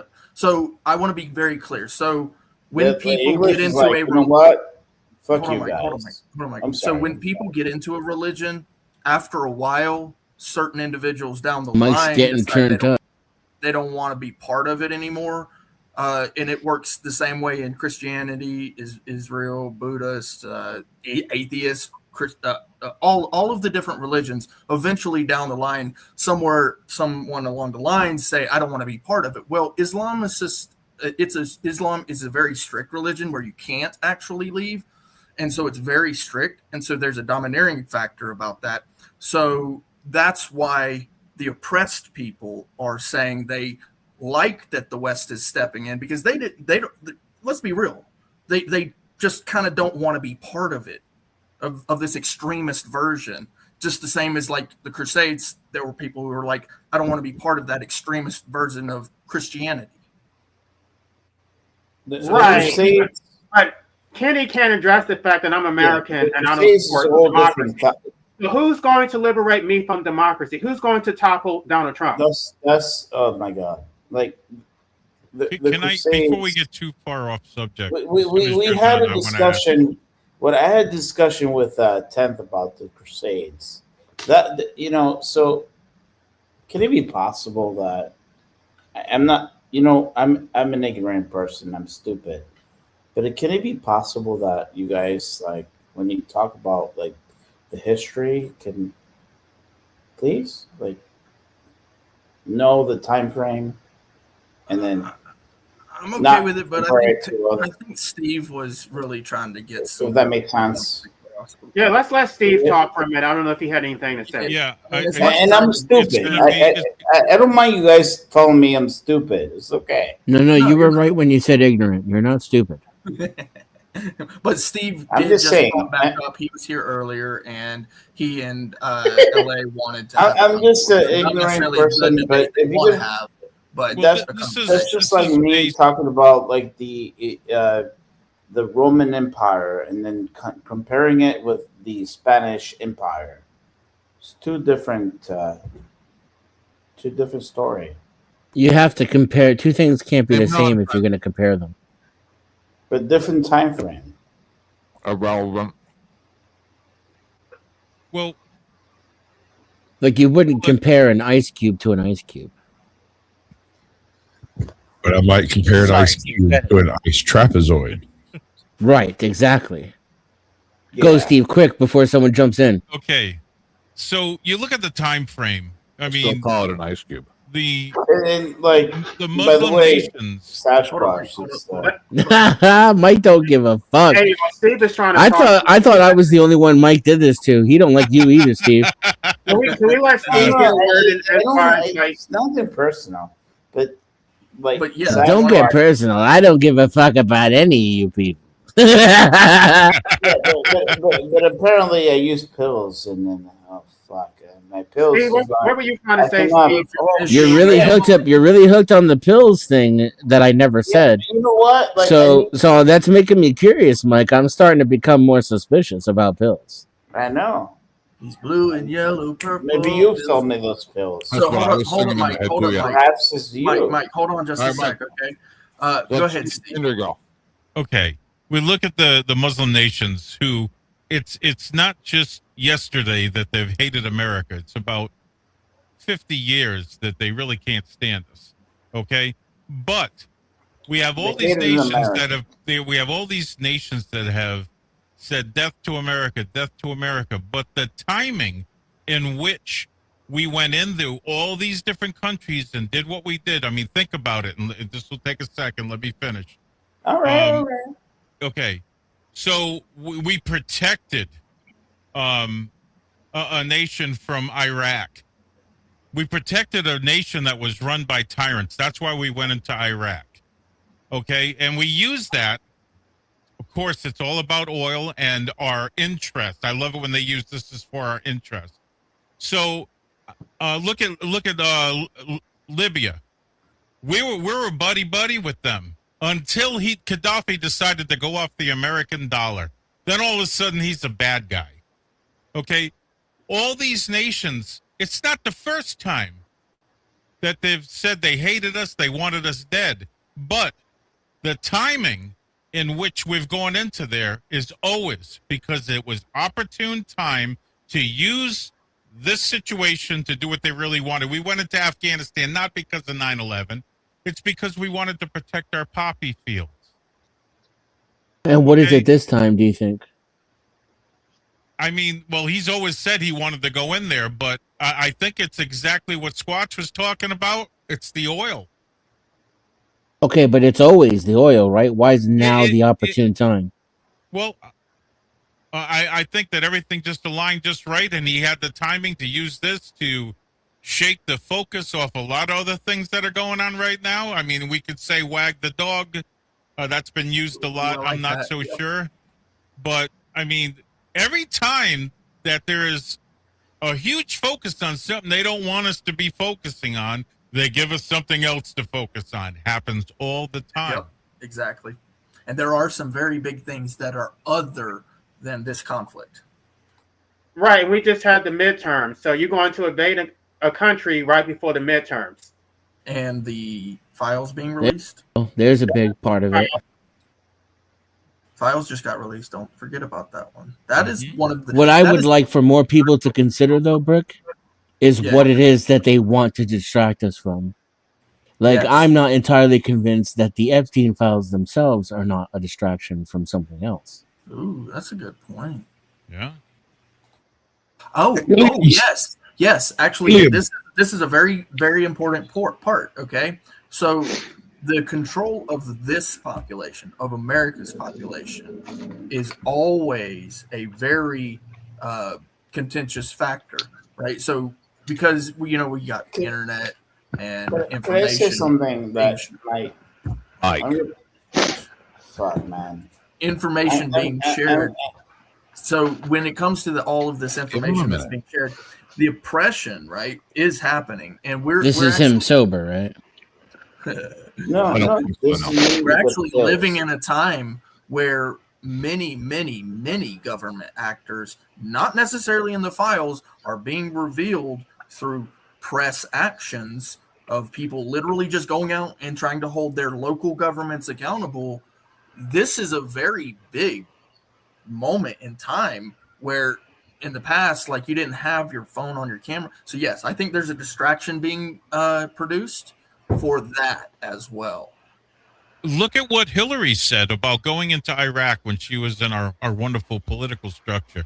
So you know what her words were? She told Congress, she said, hey, there's a lot of business opportunities in Iraq when this is over with. Those were her words. True, especially if they could do the same in Iran, and then fast forward 30 years, it'd be like, like Cuba was supposed to be in the 70s. Yeah, Iran was a beautiful place in the late 60s to go to. Right. Okay, people visited Before there. the CIA overthrew Mossadegh. Yeah. So now you have like, oh my God, we could have a lot of businesses. They want our technology. They don't want to be oppressed. What I mean, I think it's a distraction. It's one heck of a distraction. Sure, we love to saber rattle. We love to flex ourselves in countries that couldn't fight back. With all the atrocities happen in China, why haven't we gone in there? Because there wouldn't be all that flipping easy. Yeah. And they've done twice the atrocities that Iran ever believed in doing. Yep, absolutely. Well, here's one too, right? So if I showed you a local story from your personal hometown about some corrupt government officials, and it was very egregious to the point where you actually felt like you actually needed to take action, but then I also showed you a story of a massive offensive going on in a different country where we're involved, which one is going to take precedent over what you will pay attention to? Think about it for a second, because your local stories. The Bonnie Blue story about her newest record, that's the one that's going to take precedent. Well, look at the Oklahoma City bombing. Okay, right.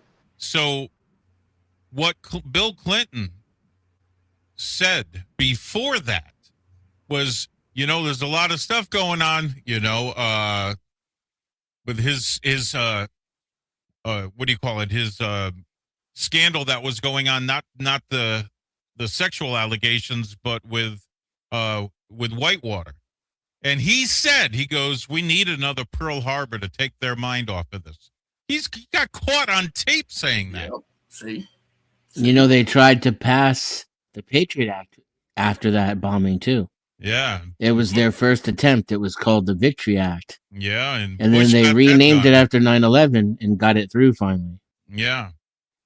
Right. So it's about control of this population. So if they can distract you to that thing that's going on over there, then maybe you won't pay attention to what's going on over here. Yeah. I mean, we're all looking at all these countries as to the cause of 9/11, and everyone forgets the Jews that were celebrating, caught on film celebrating when I remember that. Yes. Okay. And I'm Jewish. Me too. Okay, so Finally found one. Yeah, he's Jewish, but yeah. Right, and that's why they're saying that Trump is supporting this invasion in Iran, or they're saying that Israel was blackmailing Trump in America, that they were planning to attack us if we didn't support it. He's a piece of shit. They say that because they say Epstein was connected with Mossad and he was gathering all this information to gain leverage on our political structure, which he did. They even said if we exposed all of this, our structure would collapse. Well, maybe our political structure should collapse. That probably just tweaked LA over there with the. I love everything you're saying. So, Steve, you're religious or traditional? I wouldn't even say I'm religious. Okay. For me personally, it's about my relationship with my personal creator. relation. Very good. Yeah. Very good. I like that. So since you've all brought up the topic of distractions, so I'm a climate scientist, and I have my own channel, Cougar is a Doomer. I do videos on this topic all the time, and you folks are in big trouble. And for someone on here who said they like the way I communicate, you may want to hop over to my channel on YouTube and get some correction. Can you put your link in the back? No, it's YouTube. Just look for Cougar is a Doomer. Put it in the back. And that'll get you where you need to go. Are you sure? Yeah, YouTube. Or Cougar Doomer, or Cougar W, any of those will work. It's already getting more complicated than it sounded a second ago. The distraction is Cougar is a doomer. The voice of God has spoken. Yeah, Yahweh, that guy again. The distraction is that Scientists have known for about 150 years put it in that the this back. was coming. And there's been a lot of research done that in England. the time is coming, the time is here, and just about the time that the Earth system has the wheels have just about come off, folks. The wheels are coming off. And I don't know what that's going to mean for you and I and everybody that we hold dear, but the wheels are coming off, people. That's some science for you. And you're a climate scientist. Terminology, I believe you. You're going to have to deal with. You're going to have to deal with it. And as real quick before you go on, Cougar, could you just give us a brief description of your credentials and like what you have a degree or educational professional background in? Yeah, sure, I'll do that. I mean, that's not how we play this game, but I'll do that. So well, you brought it up, otherwise I wouldn't have. Yeah, fine. Anyway, I have a master's degree in biology. I worked for the EPA as a field biologist. Most of my work was in technology, so I segued into technology work at about the time the internet was taking off.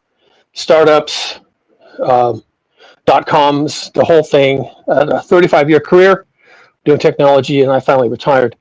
I first learned about the Keeling curve during my master's degree, and we talked about it.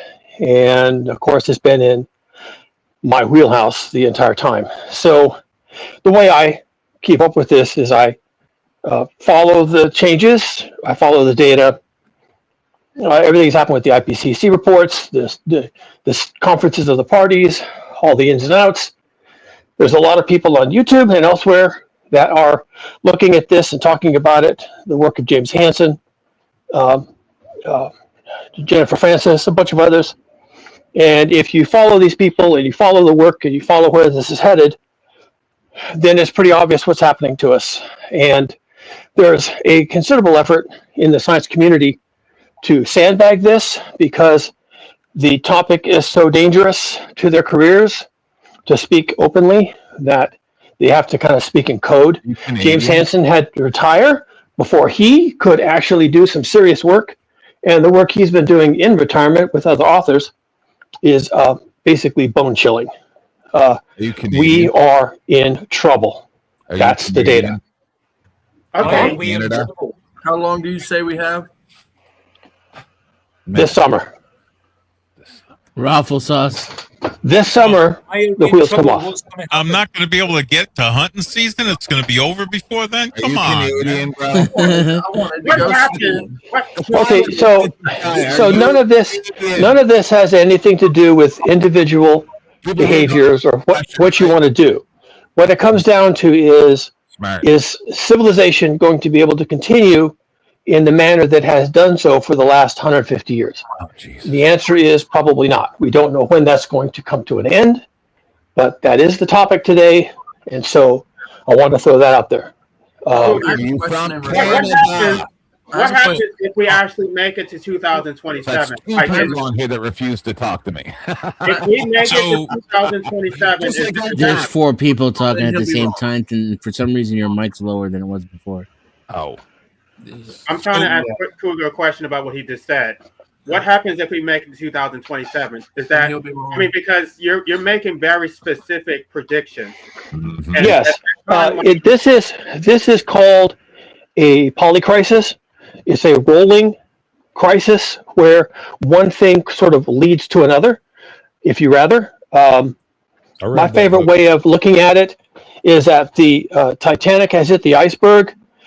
Then it caught on fire, and then it was attacked by a tentacled sea monster, and then the aliens came and landed on the deck. So you have increasing numbers of seemingly disconnected crises that are all actually driven by the same underlying cause. Anything like you haven't been You like, know what? Can I say something? in this specific hemisphere? Like I know a little bit about climate science because I'm a scientist.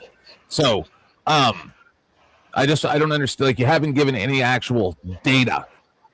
It's because it's full of shit. Are you? Hold on. You've given less data than the inconvenient. Okay. this isn't about vice president. Okay, it's not really about data. I It's love about you, the Ben. state. Shout out to Ben in the chat. The science. Okay, I didn't get an answer to my question. He's always making me laugh, and he's a smart guy.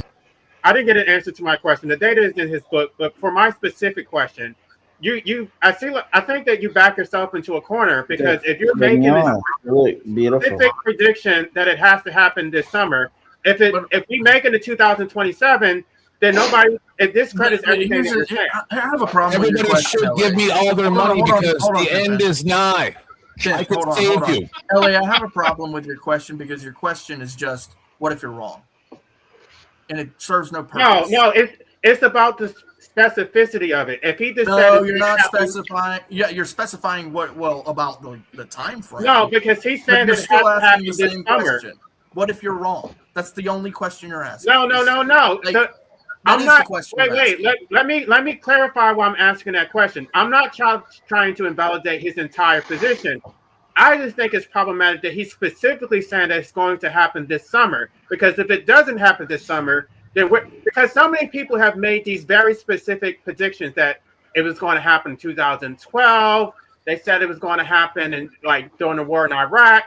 The year 2000 with Y2K. I get that. And it's discredited the idea, I think, is what he's getting. I get it. Wind back a bit, guys. We want to ask Kugudima what exactly is going to happen this summer.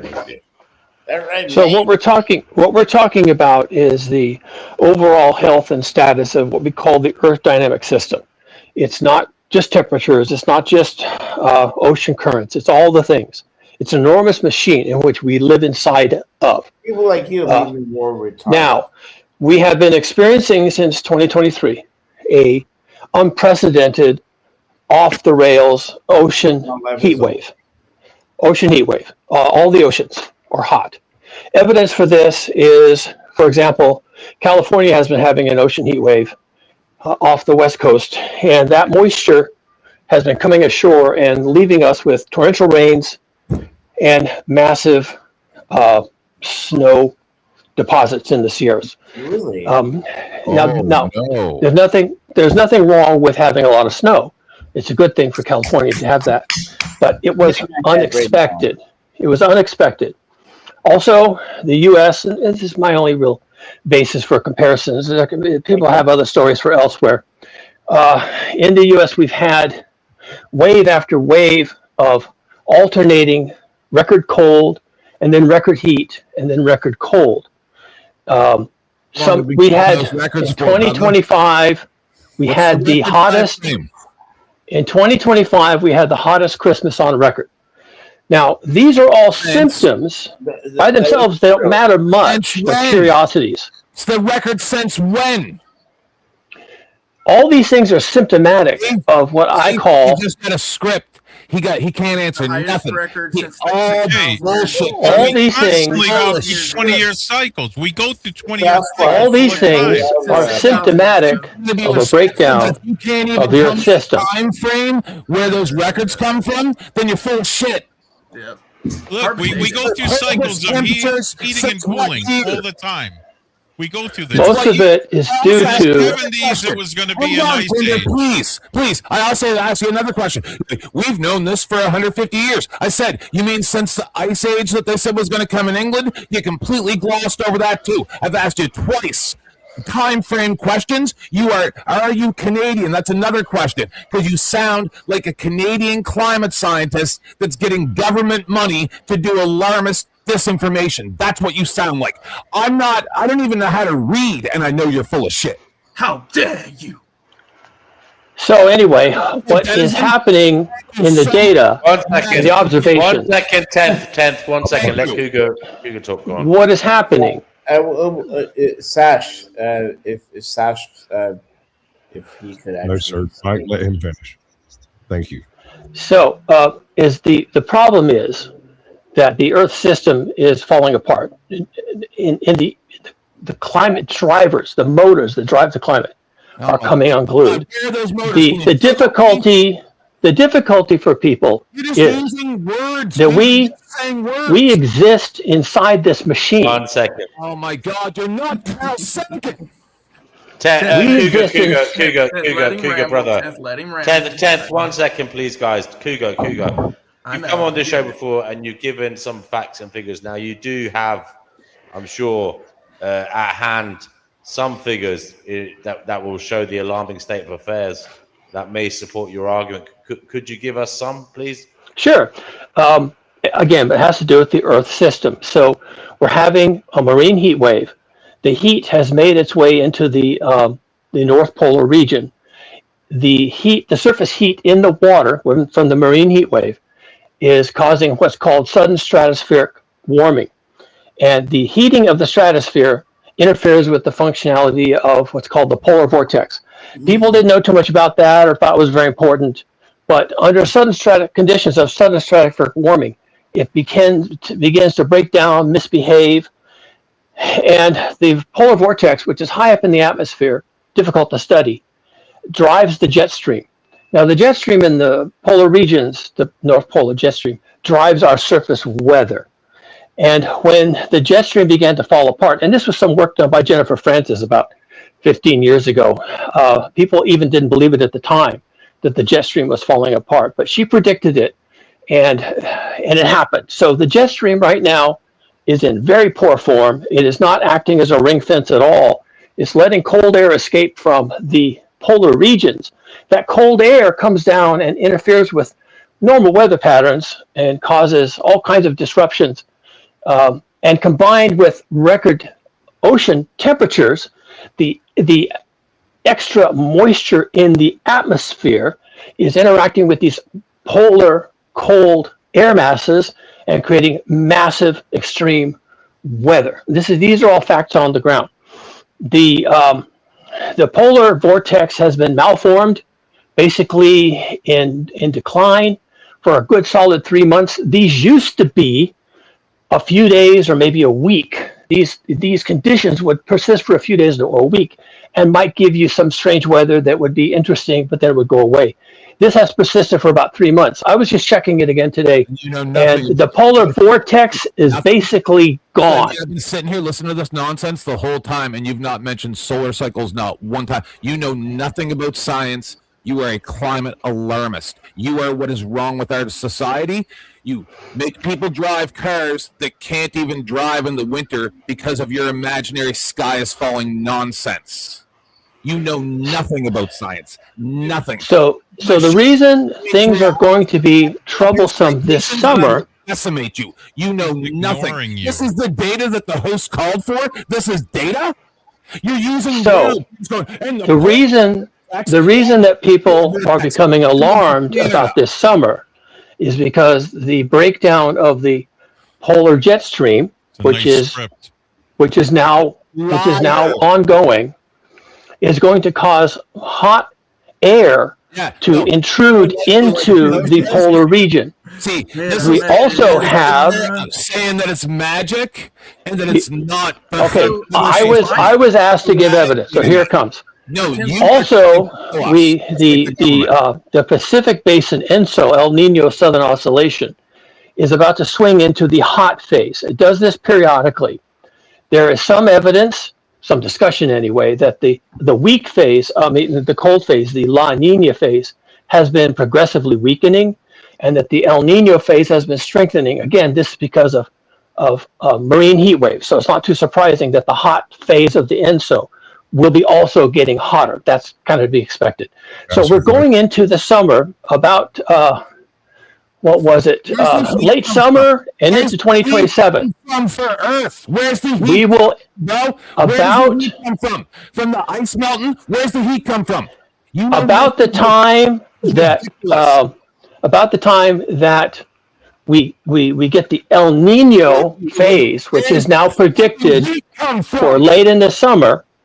There is now a perfect storm being set up. We'll see what happens, but the perfect storm is that the collapse of the jet stream and the onset of a potentially a very strong El Nino phase of the ENSO, combined with an ongoing a global maritime heat wave means that there is going to be a lot of energy in the system, the Earth dynamic system. There's going to be a lot of heat.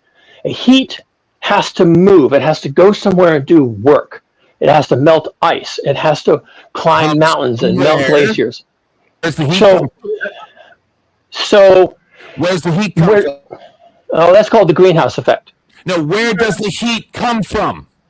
Cougar, I have a question because I don't think my original question was ever answered. If you can't even answer where the heat comes from, how are we supposed to listen to you?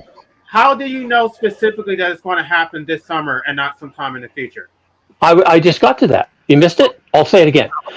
Because of the marine heat waves that since 2023 have been increasing and kind of becoming alarming, and because of the ongoing collapse of the polar jet stream and its ability to moderate temperate zone weather, and due to now we are swinging into an El Nino phase of the ENSO, which does tend to drive global temperatures and storms. Because of all the confluence of these three things, which individually might not be too alarming, but taken in context is looking like, and I'm not the only one saying this, that towards the end of this year, summer and into fall and into 2027, we will continue to see what we have already seen this winter, which is record heat.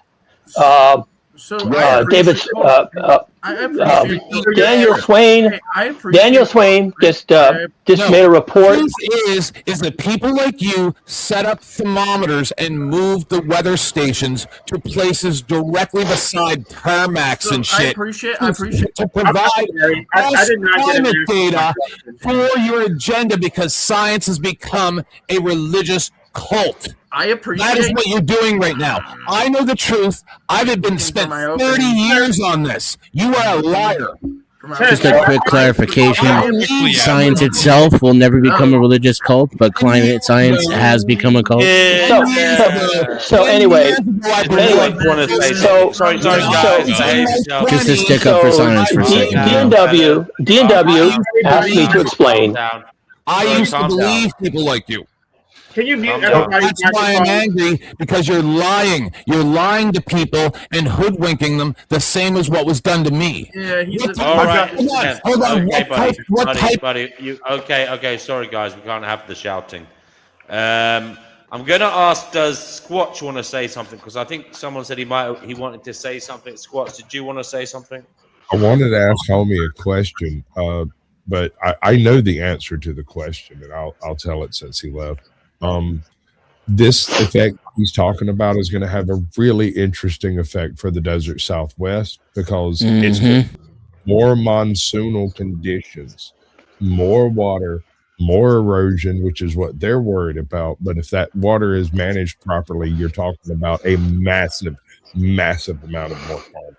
And on that point, to the title of the stream, End Times, same thing in Iran, Syria, other places of similar geographic representation. They're going to be affected. Tehran in Iran is basically out of water. I don't know that people really understand that, but there's 8 million people that live in Tehran metropolitan in the capital city, and there's another 8 million that live outside the city, and they've run out of water, folks. I saw this very serious. It's very serious. Pinder wants to say something. Steve Pinder, and then we've got a newbie, guys. We'll have to go to the Short Bus podcast after that. Pinder, go ahead. Okay. What happened in 1960 and then again in 2010, the Chilean earthquake in 2010 was so bad it knocked the Earth 3 degrees off its axis. Everything has been adjusting since then. That's why we have ice melting in certain areas and gaining in others. This has affected everything, the currents, all that kind of stuff.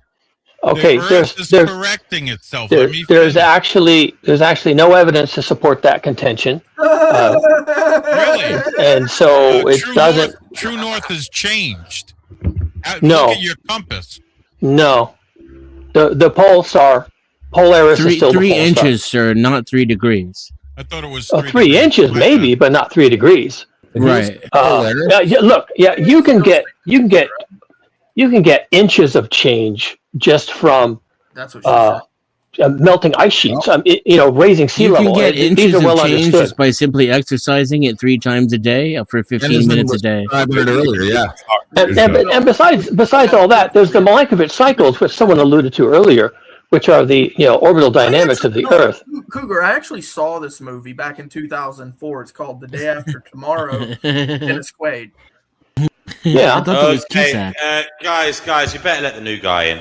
The Short Bus podcast, mate. You've been waiting. What is it you'd like? What's up with it, my brother? El Well, I find it interesting that this man wants to bring up things about science that contradicts science over the decades, over centuries, in that the polar vortex has gone through many changes. Millennia. It is never broken down. It is always cyclical. As Steve Pinder said, it is a cycle. It phases cold and hot, cold and hot. And in this vortex, it will not break down. It's just dispersing heat and cold in a different way. And it will revert back to its cold, and it will revert back to its warmth, and it will revert back to its cold. It's cyclical.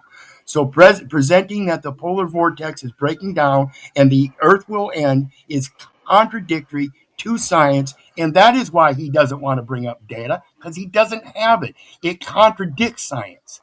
Have a good day, folks. Thanks Real for quick, if you disagree with El Perro and you believe that the world is coming to an end, please donate all your money to 10th Man and I. Yeah, he'll save us all. And this host too, this other gentleman, finding Gnosis or whatever it is. Finding Gnosis. Finding Gnosis on YouTube, but I don't have a donation, but you can subscribe. Whatever it is, please everybody subscribe. You got my sub. It's Snow, if you could post my PayPal link. You're saying there is an order to things, but what about things like entropy and the breakdown of order? Why do things always have to remain the same? Well, they're not remaining the same. Again, it's cyclical. But what I mean is that the cycle, the outcome will be the same. It will return to something that was before in effect. But it will never be the same as it once was. It will be different. That's not how energy works. I'm not the expert, but I did ask a very specific question, and I never got an answer. Instead, I got a story. Stories are not evidence. Oh, it's all stories now, folks. No. But the point is, look, I'm playing devil's advocate. But the point is, you've argued there is this system where it's cyclical and it's hot and then it's cold and it's hot and then it's cold and the interactions feed off each other and cause the wheel to turn. But who's to say the wheel can't come off the cart on this planet at least? And maybe the power of that cycle will lessen or become turbocharged. In billions of years. And like what, and that's exactly my point. And maybe that could endanger life. That's the point I'm making. Well, it endangers life every day. We have birds that freeze and die because they didn't fly south soon enough. Yep, that's why you don't feed the duck. So the thing is that you can't make such a projection based on the scientific data that we already have. To make such a projection would be very divine, if you get my meaning. And pretentious. Yep, I do It's agree. really weird, and I don't mean Well, to be... it's not a projection. It's not a prediction. It's a projection. There's a difference. That's what I just said. To project from current conditions is allowed.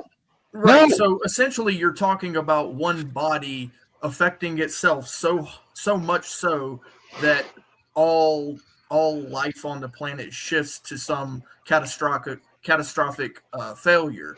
But the problem with that is, like, I can't see it without some type of outside force. Like what you're saying is it's the inside force that's causing it, but there's no actual like hard hit. There's nothing to hard hit that for that projection to be so. This dude is okay. I can describe what it is you're looking for, because there is an answer to that. What is the hit? So the hit is that the Earth has this thing called a greenhouse effect, and we have been enhancing it through CO2 emissions from burning fossil fuels. As the greenhouse effect is enhanced, the Earth starts collecting energy from the sun, heat energy essentially. The energy is retained within the atmosphere. The energy then has to do work. Energy does work. and it needs to go someplace. Then this is atmospheric fluid dynamics. The energy finds a place to go to die, and it wants to go to the poles to die. It wants to melt ice on the way. It wants to heat water on the way, and it does all this work because that's what energy does. So we are enhancing the energy imbalance in the Earth system. It's a system. It's not a thing. It is an engine of gears. And we don't really understand how it works, but we're conducting an experiment in real time on the Earth system by enhancing the energy content. We got to build machines. We got to build machines that collect the CO2, right? No. Hold on. That's inaccurate because the way that I'm going to guess that you probably believe that like the electron is like a little ball. Why would I believe that? I don't know, but the way that you're describing this mechanism, it's like it's a hard plastic. No, it isn't. It's a machine. Basically it's a multidimensional machine made out of systems. There's the biosphere, the cryosphere, the lithosphere, the hydrosphere. There's the sun inputs. There's all these. Some of them are physical gears. There's ocean currents that gear to each other. They interact with each other, correct? More or less, yes. And they interact with each other through energy. And they have the ability to self-correct. I don't know about that. You don't know about that. That's right. No, we can't assume that. We can't assume that. You can't assume the opposite because you say you don't know. Well, I can tell you that the system is now overcome with energy. There's more energy in the system than it can handle. So it is moving energy around. That's what happens in fluid dynamics. Things move around and find a new equilibrium. The Earth is headed for a new equilibrium. We don't know what that's going to look like. That's fair. You don't know what is the major medium through which that energy is transferred. It could be something that's not catastrophic, correct? Okay, it's going to be something different, and it's going to be hot. Now, the extrapolation, again, we're projecting here. We're not predicting, we're projecting. Why hot? Global heating. Greenhouse effect. So that's just a guess or what? No, that's what's happening in the system. We're having marine heat waves. We're having heat waves of all kinds. This winter was the hottest winter on record in the United States. We're going to be extinct within the next 6 years from now, and they're not, and they've actually mostly all come back and better and bigger than ever. Isn't that interesting? That slight little tiny changes by the way we do things can make huge effects on our environment, like I've been describing the entire time. So You've been talking about just a couple little tiny. Well, the real problem for humans is that we have filled the planet, and we have filled the planet in the places where we can do what we like to do. We have our coastal cities. We have our guys. 10th, can you not see a place though for someone like Cougar and his alarmist ways? Because you do admit that there may be regional difficulties due to climate problems in the future, and someone like Cougar makes people come up with solutions. Yeah, but this is the truth. So, what this actually is climate alarmism, so that the elites can institute policies in westernized cultures so that we have to pay more for energy so that other places that have slave labor have cheaper energy so that they can have bigger profits. That's all this is about. And if you don't want to believe it, don't believe it. But my shit's based in reality, and I can show you the facts. He can't. Very passionate He's going to tell you a bunch of nonsense. I've been doing this for 6 years. I've run into 35 dudes within the last 3 years exactly like this guy. Okay, Austin Murphy's new here. Sorry, Austin Murphy. We've got to give the newbie a chance. Austin Murphy, you're on the Finding Gnosis show. What would you like to say? If you have a direct question, I'll answer it, but that's just too broad. There's too many topics going on. Okay, no problem. Well, feel free to interject when you feel like you have something to say. Pinder, what is it you'd like to say, mate? Okay, so ever since Al Gore said that the ice caps were melting and we were going to be underwater, it's funny how all these climate alarmists and the banks that they're in debt to are buying up all the coastal land. They're buying up houses. They're buying up all this stuff. Now, if all this is going to melt and the seas are going to rise 10 to 20 feet, why are the banks buying? As soon as these people freak out, they're like, well, I got to sell this home. It's going to be underwater in 5 years. All the banks are buying them up. Why would you say that? Because I'm agreeing with 10th on this. There's a reason behind this climate alarmism is because of that. Well, it would increase the value. It is interesting. It is interesting. I mean, people involved in investments, insurance, actuary, and such, would they be considering all these types of things? And what have you seen? Insurance. They're going to factor in the color of your car, but not climate change. Well, tax money. Yeah, they factor it in, but it's going to become beachfront property. So it would only increase the value. No, it would be covered by water. So the insurance industry is backing out of places like Southern California and Florida, just because of fires and mudslides. And but he's talking about inconvenient truth. Why are you trying to distract from that? Why are we supposed to believe you when every person before you was wrong?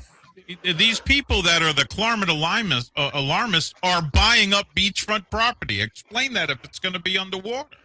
Okay, so first of all, you'd have to provide some evidence that that's true.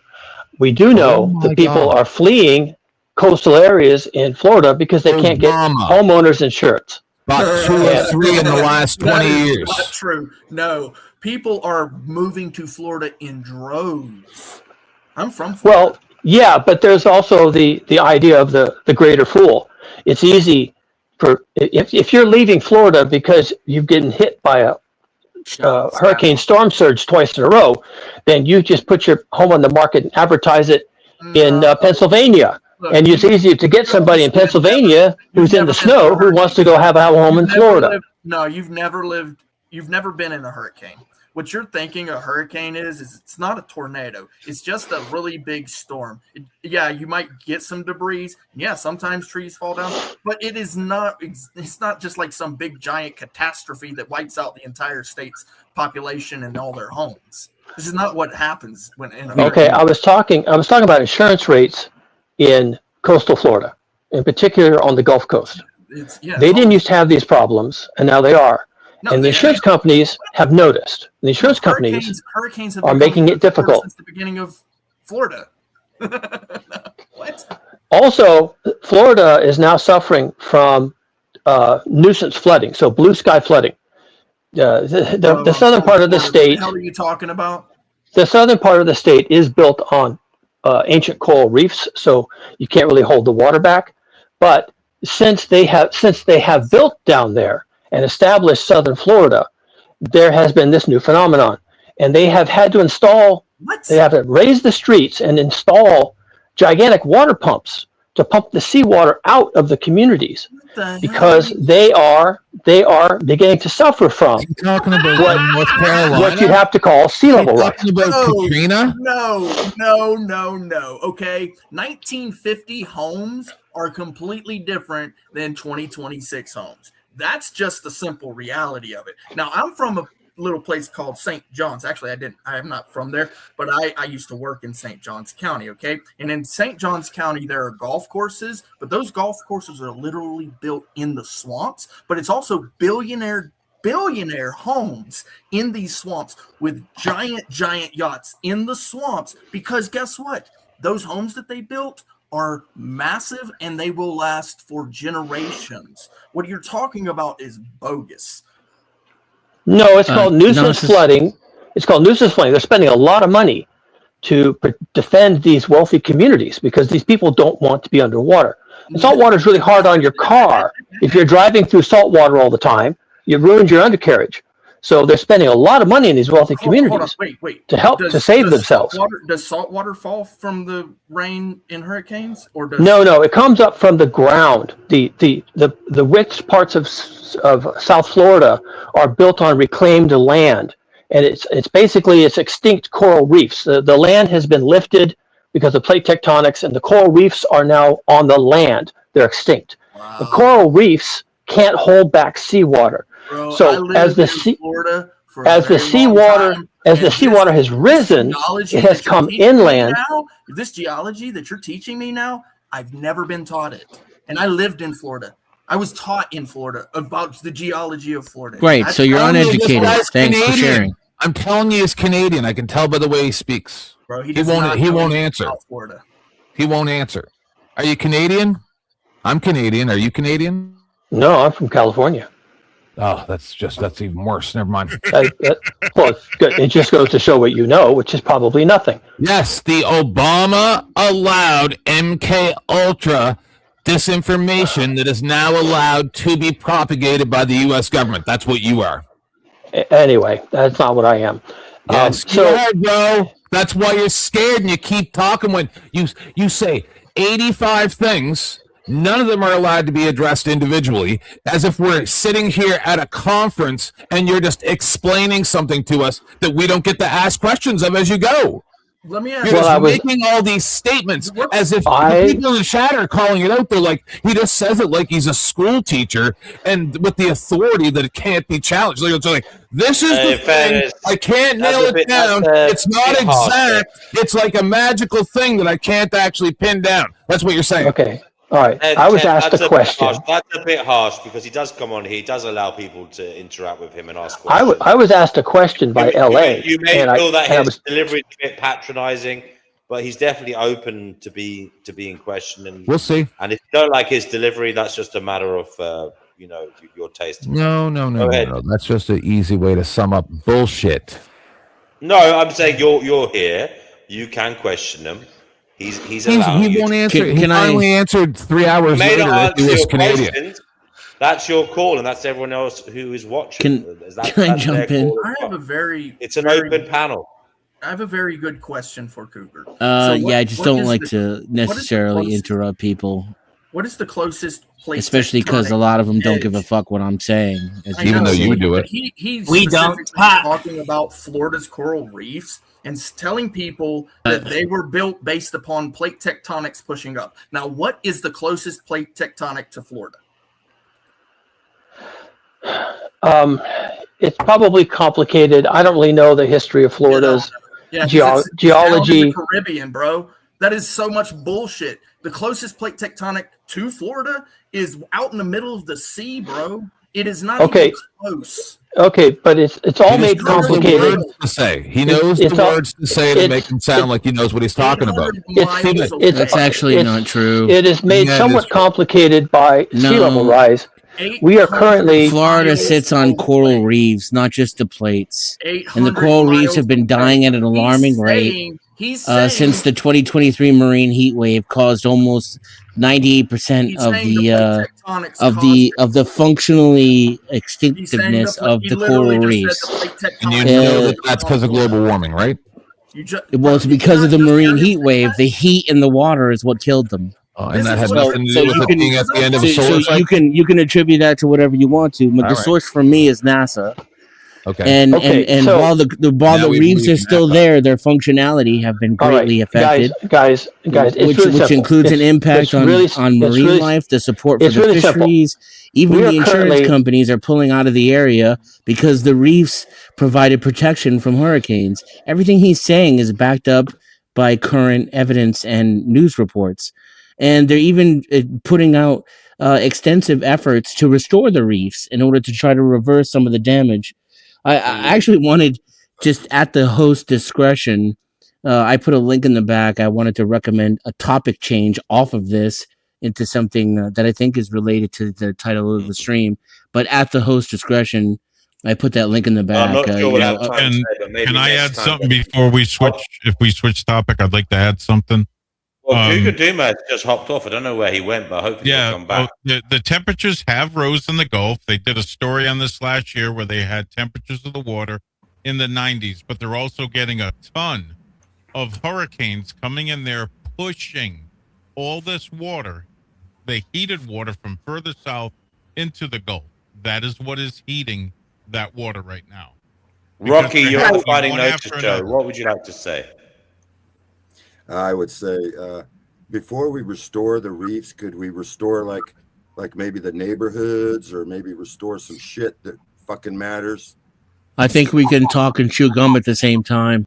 Well, I never It's a said that false he was dichotomy wrong. that we can't work on You can't both. do one. How you going to I do never both? said that It's not that Cougar you was can't. wrong. It's people are unwilling. My pushback against Cougar is that he made. When's the last time you picked up trash from a beach? He made the specific. The last time I lived in a beach. Gosh, he made When's the a last time you picked up trash in the that world? is The last time I was at a beach, I picked up trash there. I mean, just out in your yard or anywhere in public. Anyway. And I do it every day. unhinged. Oh. I mean, there Gotta is a get the flow. Chinese to do We it sort of first kind because of they're the police biggest. ourselves and then kind of go one after another, but some people just unhinged. At the end of the day, he did not answer my question. I asked him what is his evidence that is going to happen this summer. He gave me a whole narrative, and he thought he was answering my question. He did not answer my question. And so the other part, what he's saying is true, but most of the stuff that he's saying has been said by other people.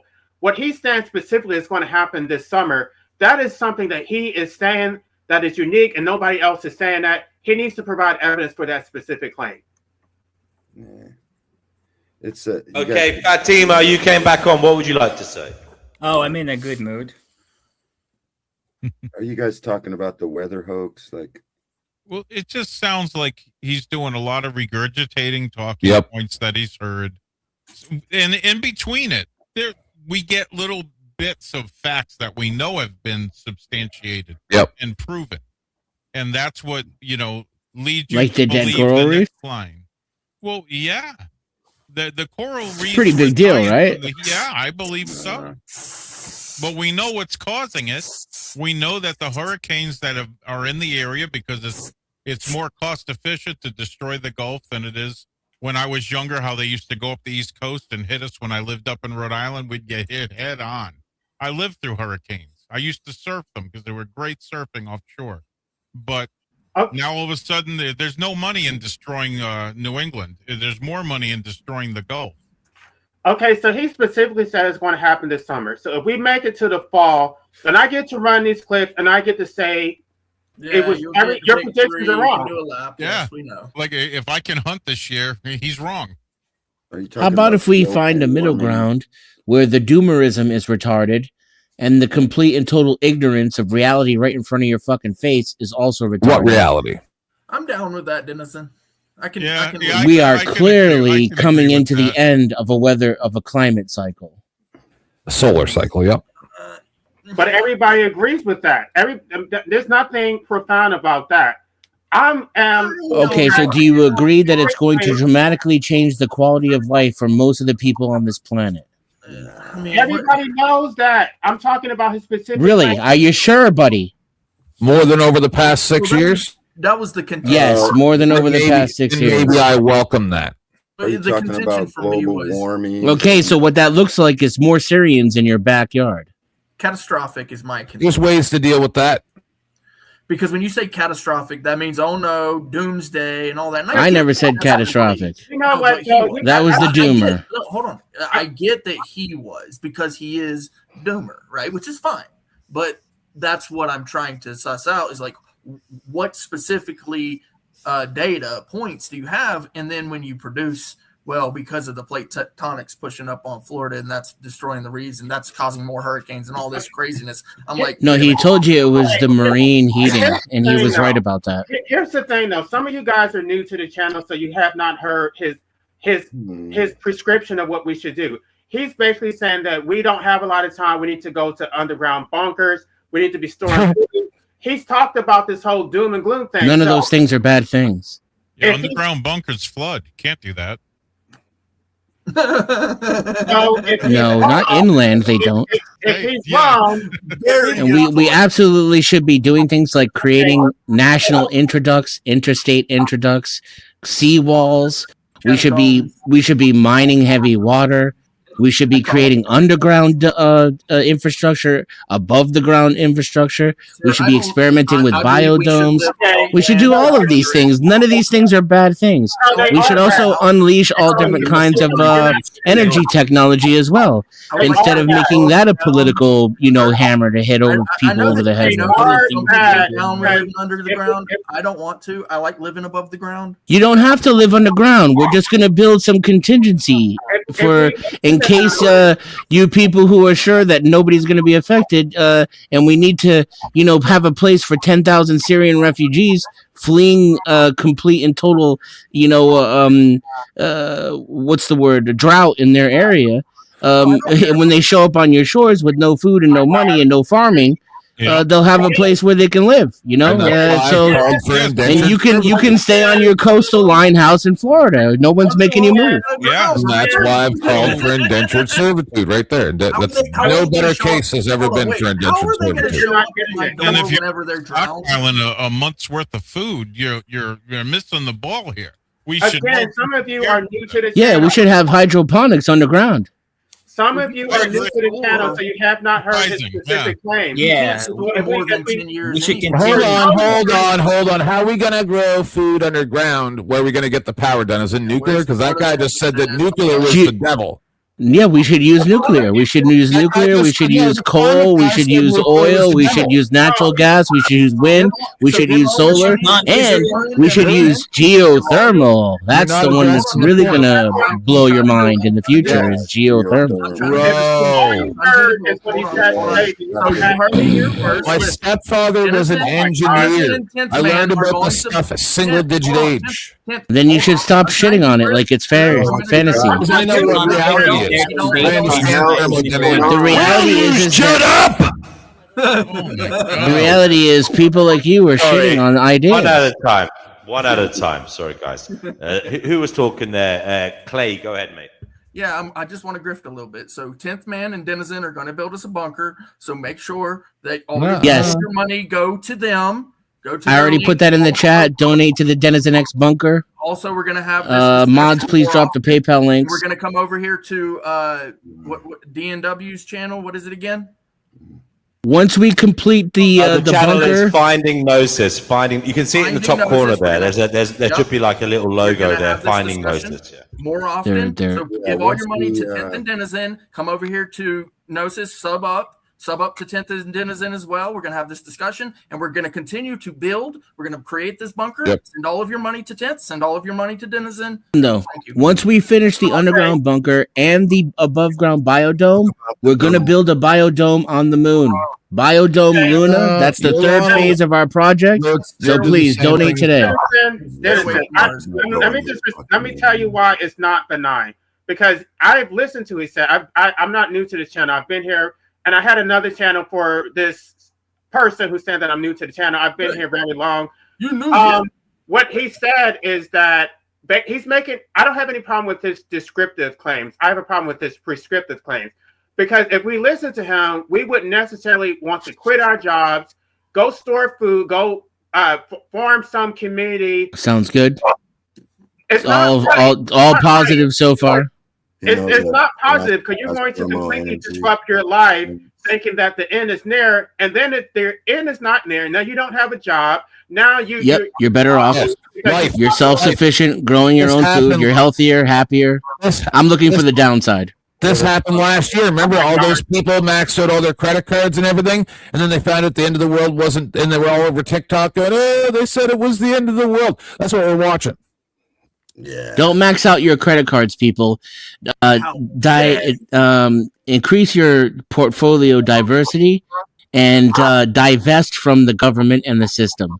So invest in which you can whenever you're able, because not everybody has the same level of ability. Some of us are not capable as others. Grow your own food, find your own water sources, create your own lodging, build your own communities. 100% look away from the system and look towards yourself and your family and your communities. These are not bad things. They're not things to be afraid of. It's exactly what this country needs. Okay, guys, we have a lady. We have to give we have to bow down to feminine energy now. We have Witchy bad things, but you don't want to consider them.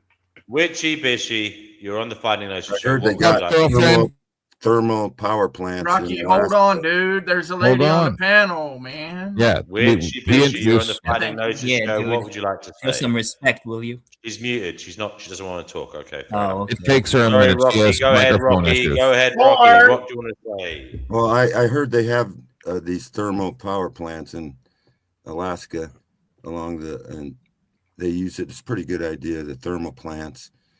But I wouldn't worry about the end of the world and shit. That's what you guys ain't worried about the end of the world or something, are you?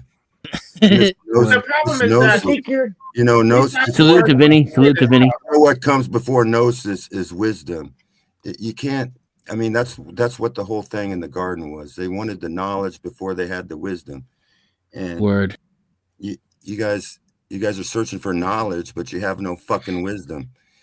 And anyway, here's the thing, wisdom. Get wisdom. You get wisdom and understanding before you get knowledge. Wisdom and understanding comes before knowledge.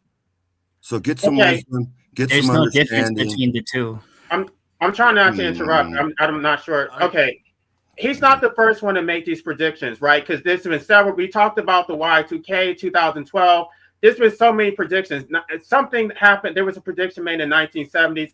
And then people believe this stuff. And they start making bad decisions thinking that, okay, it doesn't matter. Or, I mean, you're being dismissive about credit card debt, but it could be student loan debt. It could be abstaining from, I think abstaining from having children is a good thing. But many people will delay stuff or make bad decisions thinking all this is going to come to an end. And so you may take out student loans. You may buy a car thinking you don't actually have to pay it back. Back.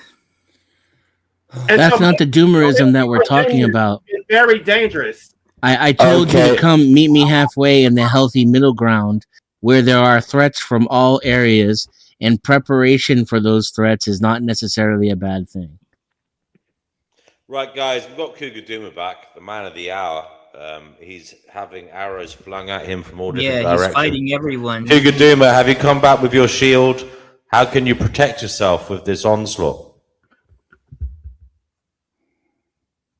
He's muted himself. I think that's the No, I'm back. Sorry, I just had to deal with my technology. Yeah, I accidentally kicked myself off the stream, guys, and then I had to deal with my wife, so it was a good time to be offline. Is there a question? I'm sorry. No, I said very good. Well, very good. You've had a lot. Well, you've missed quite a lot. A lot of people are in great disagreement with you. You know, they don't believe that this is anthropocentric cause. You know, this climate change or this global heating. They don't believe it's us doing it, and they don't believe that we're in danger. Fine. I'm actually okay with that. I just feel like as a scientist, a science educator, and a science communicator, I have some fiduciary responsibility. I have an actual responsibility as a professional to straighten things out. But that's where my responsibility ends. Wait. You're using that word fiduciary incorrectly. That's not a fiduciary duty. Mr. Doomerman, did you just say that you're an educator? Sure. We thought so. Professionally. Well, I think what I said was that I'm a science communicator. Science educator and science communicator. You did say educator. Professionally educator? Like or Bill Nye the Science Guy, same exact. Okay, so education. I actually have a professional degree in teaching life science, and I have taught K-12, well, mostly high school, and I have taught in college. So I do communicate. Okay, I do communicate. Thank you. I do communicate science. Everything. It does. Good. Would you go outside of the curriculum if the school doesn't want you to teach about doomsday stuff? Okay, well, I don't teach about doomsday stuff. I teach about science, and here we're talking that's about not an answer. climate science. So that's the topic. It's a yes or no question, sir. What I teach outside the curriculum? You loaded your question with your fucking opinion. Okay, so he's telling you your opinion is invalid. It was a direct answer. Okay, so let's just take. It's a yes or no question. Okay, let's just take California. Let's take California as an example. If California has a core curriculum, they expect teachers to teach certain things, but you're not limited to that. Would you go outside of the curriculum to teach doomsday stuff? What do you mean by doomsday stuff? What the fuck what does that mean? You mean like would you go outside eschatology or something? Okay, would you go the rapture? What are you talking about? Hold on, shut up and I'll tell you. Now, would you go outside of the curriculum to teach that the earth is going through a catastrophic meltdown or whatever it is that you describe here in the summer? Because that's not. The way I would teach that is very similar to the way I kind of handle it here. That question so horribly. Fuck. I would tell the students all the evidence we're looking at right now, and I would show them the evidence. We would discuss it as a class. Is pointing towards the emergence of unexpectedly bad, possibly catastrophic heat waves in certain parts of the world. We would look at the evidence. We would have a conversation about it. I would help them deal with their questions and or their concerns if they have any.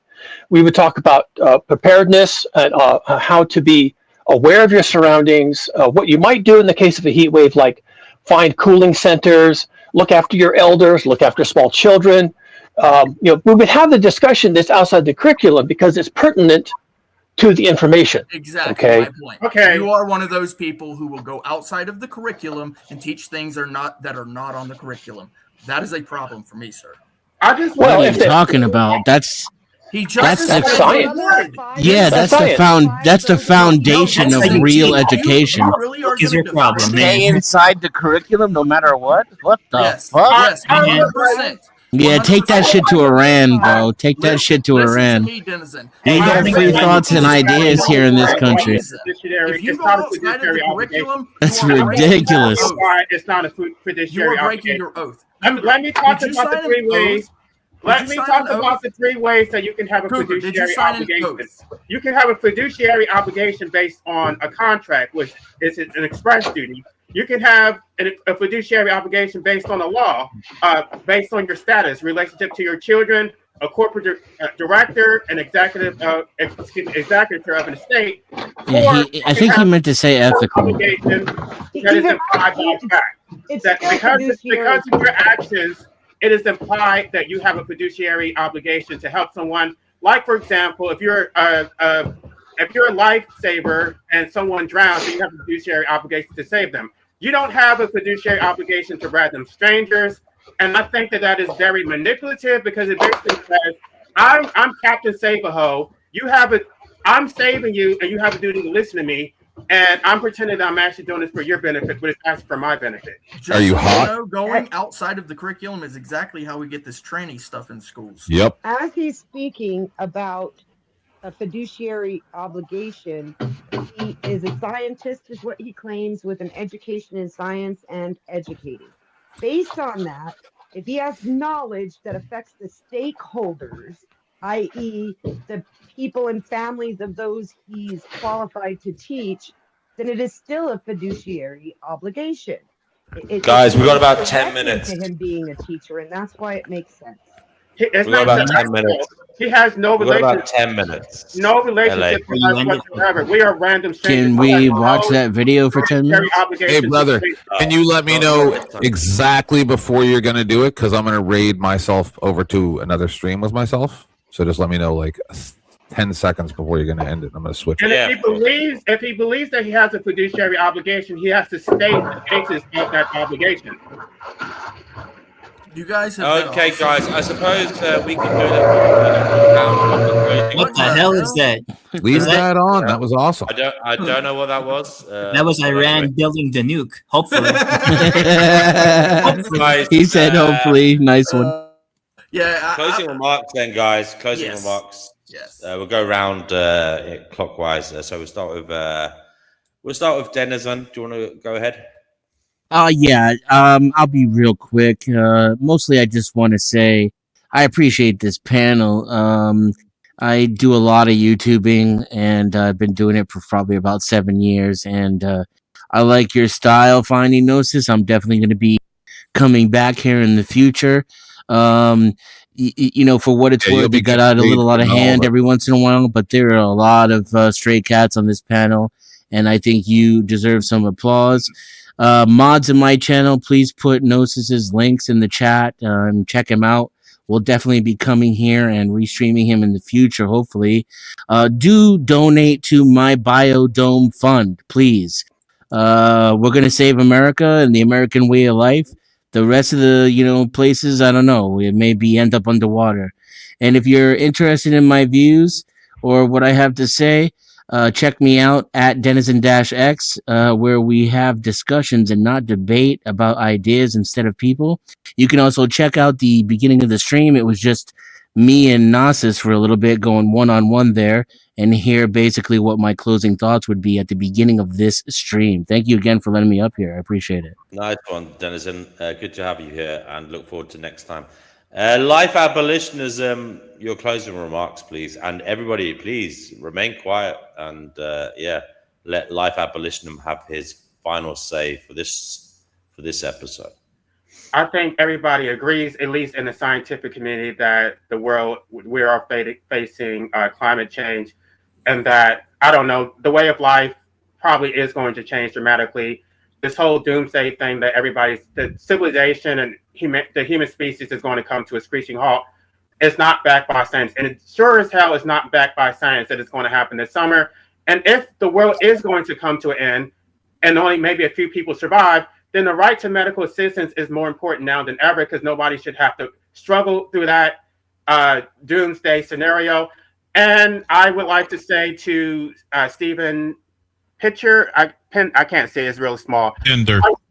Okay, I would like to have the discussion whenever you're available. I did email you, so just let me know your availability, and then we can make that happen. Absolutely, I'd love that discussion. Okay, wonderful. So we got the my show right now, Pinder, both of you. My turn. Oh no, your turn. I will just take my leave. My link is in the back chat if you want to share where I'm going to after this. That's about it. Nice meeting everybody. Okay, thanks, Ted. We'll go to Pinder next, mate. Go ahead. I really enjoyed the conversation. I love to interject questions and my thoughts, and I was allowed to do that, and I appreciate that. It was a great panel. One thing I do want to say before I leave is, as a former educator myself, I never taught my students what to think. I prided myself in teaching them how to think. And that's Amen. the most important thing as an educator, I believe. Thank you so Amen. much for having me up here. Okay, look forward to seeing you next time, Mr. Pinder. Cougar, my brother, your turn, your closing remarks for today. Sure, thanks. Well, I think that people broadly misrepresented my position, and that's fine. That just seems to be the way this is going. I'm really troubled by this idea that I don't have responsibilities. I don't care about contracts. I mean, whatever. I have responsibilities. I accept those, and I think I have some agency to act on those responsibilities as I interpret them and as I see them, and as they change and as they evolve. So I don't have an agenda, folks. I'm just here to share. And I guess that's all I have to say. Okay, thanks, Cougar Dima. We'll go to Witchy Bishy. Please speak into your microphone, give your closing remarks for this stream. Yeah. I appreciate the environment you create. Thank you for having me up. Okay, short and sweet. Thank you, Witchy. Hope to see you next time. She is also short and sweet, by the way. We'll go to Fatima. Do you want to give your closing remarks for this stream? Yeah, it was nice, and death to America and Israel. That's all. Rocky, you mate, first. You're the last voice tonight. Hopefully you have something to say. DNW, well, you never did get to me either, so you know. I'm a Christian. You all know I'm a Christian, and I believe that wisdom comes before knowledge, and before, like AI may have a lot of knowledge, but it doesn't have no wisdom. It's like, you know what I'm saying? Climate change and all this. You got to first remember that the scripture says that only God can destroy the earth.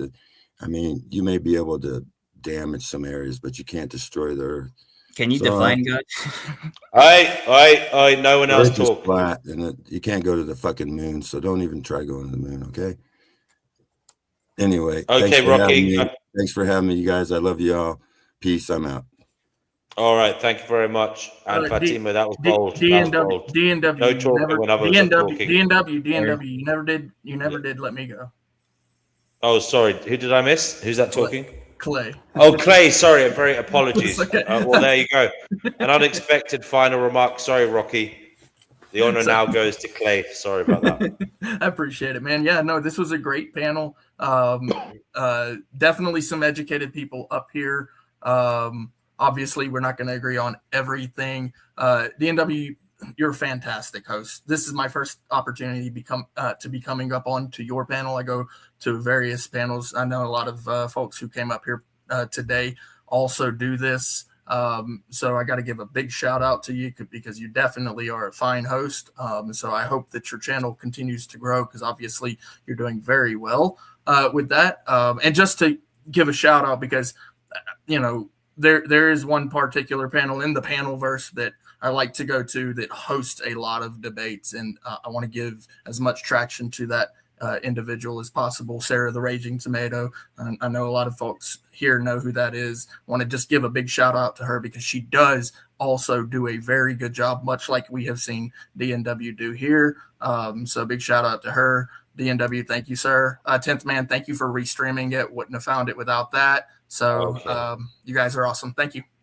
Thank you, Clay. Thanks, everybody. That was the Finding Gnosis show. We'll be again on air soon. Until then, be safe and don't be an arsehole. Okay, take care, everybody.